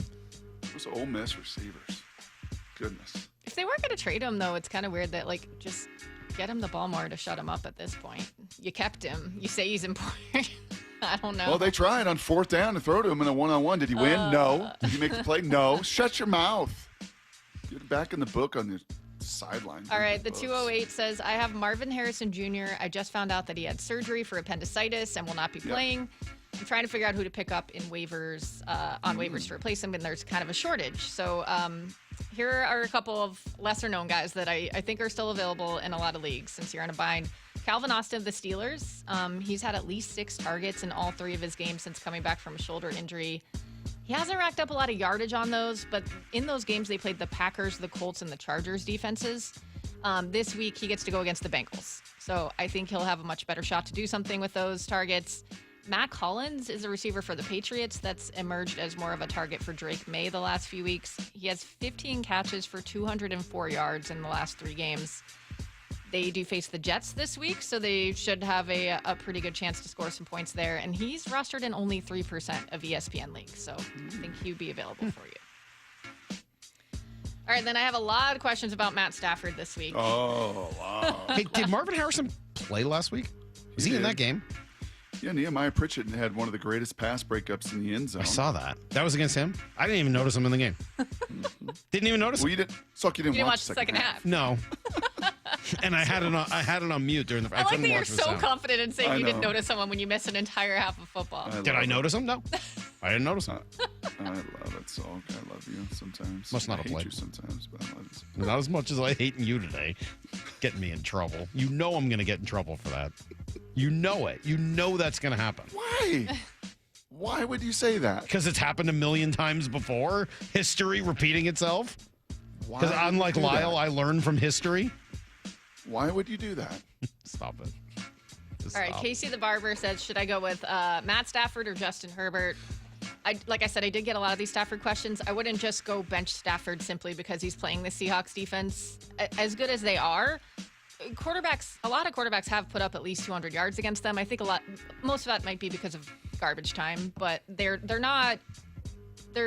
keeping a lot of quarterbacks out of the red zone. They've only allowed 13 touchdowns to quarterbacks this year, but you can still get points, and I think Stafford will be startable. But since this person Casey has Justin Herbert, I would probably go with him this week just because they're facing the Jaguars, who allowed Geno Smith to have his best game of the season against them. Yeah. They're bottom 5 in fantasy points given up to quarterbacks, and they've allowed 21 touchdowns. Hey, to the Mora. position.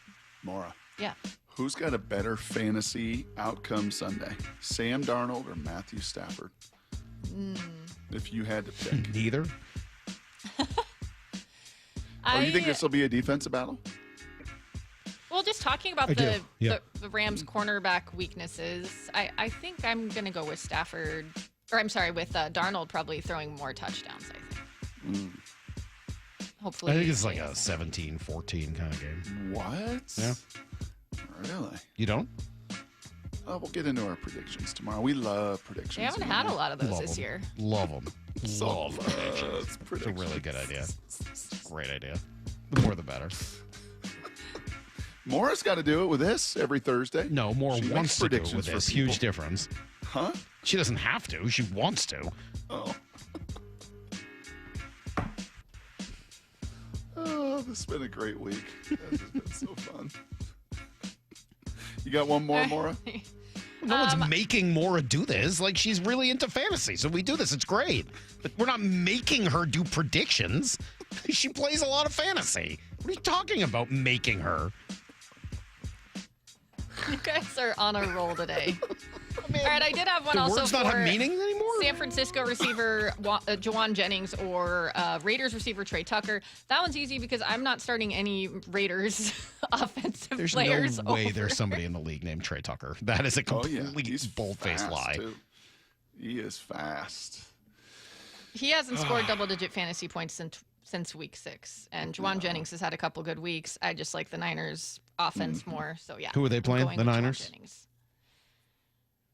They have the Cardinals this week. Oh, yeah. Go with them. Yeah. Cardinals defense isn't looking too hot either. The Cardinals haven't fired their coach yet, though. That's a little strange. It's about time. Get that guy out of there. He's got no idea what he's doing. Not like Mora. Mora knows what she's doing. Fantasy forecast every Thursday. Helping you guys win. Why does she do that? She loves it. You mean? She's into it. Did we talk about how you guys are matching today, too? No. Salk's not wearing a stripe today? No. No? It's not a Salk stripe kind of day. Tomorrow, though. Tomorrow?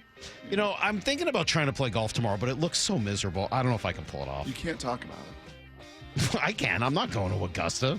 They don't have those rules at the home course. Are you kidding me? All right. Sam Darnold was typically the guy who was the organizer, who gets everyone going, and he still was in this game. But the defense was like, hey, yo, we got this. We got this. Like, you still do your thing, Sam Darnold, but let us lead the charge. Let us get in front and open this thing up. Only on Seattle Sports on 710. Seattle Sports on YouTube and the Seattle Sports app. Let's talk about your hair. Well, maybe after we talk about my hair. I've got great hair, as you know, and it's because of Advanced Hair. Yep, Advanced Hair Restoration. Their simple one-day treatment offers life-changing results that I can attest to. Guys, it's not magic, but it's close to it. They put hair where you need it most, and bam, it grows. It's actual science. Advanced Hair has top-rated physicians, modern technology, and best of all, you get your very own natural hair that begins to regrow the very next day. It's even guaranteed to grow for life. So schedule your free consultation now at 425-449-8185. Mention Curly to qualify for $250 off and 250 free hair paragraphs. It's a limited time offer. Advanced Hair, the winner of the 425 Business of the Year, and the team that gave me my hair back. More importantly, they'll do the same for you, guaranteed. 425-449-8185 or advancedhair.com.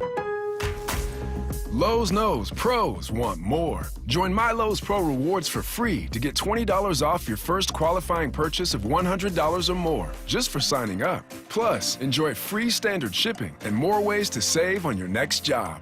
Lowe's, we help, you save.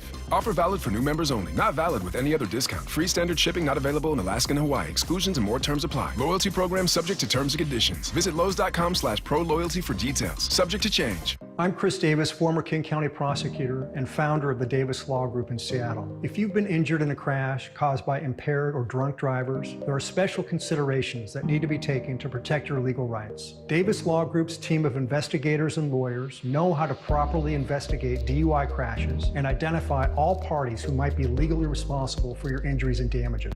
Call Davis Law Group at 206-888-8888 or get my free book at WashingtonAccidentBooks.com.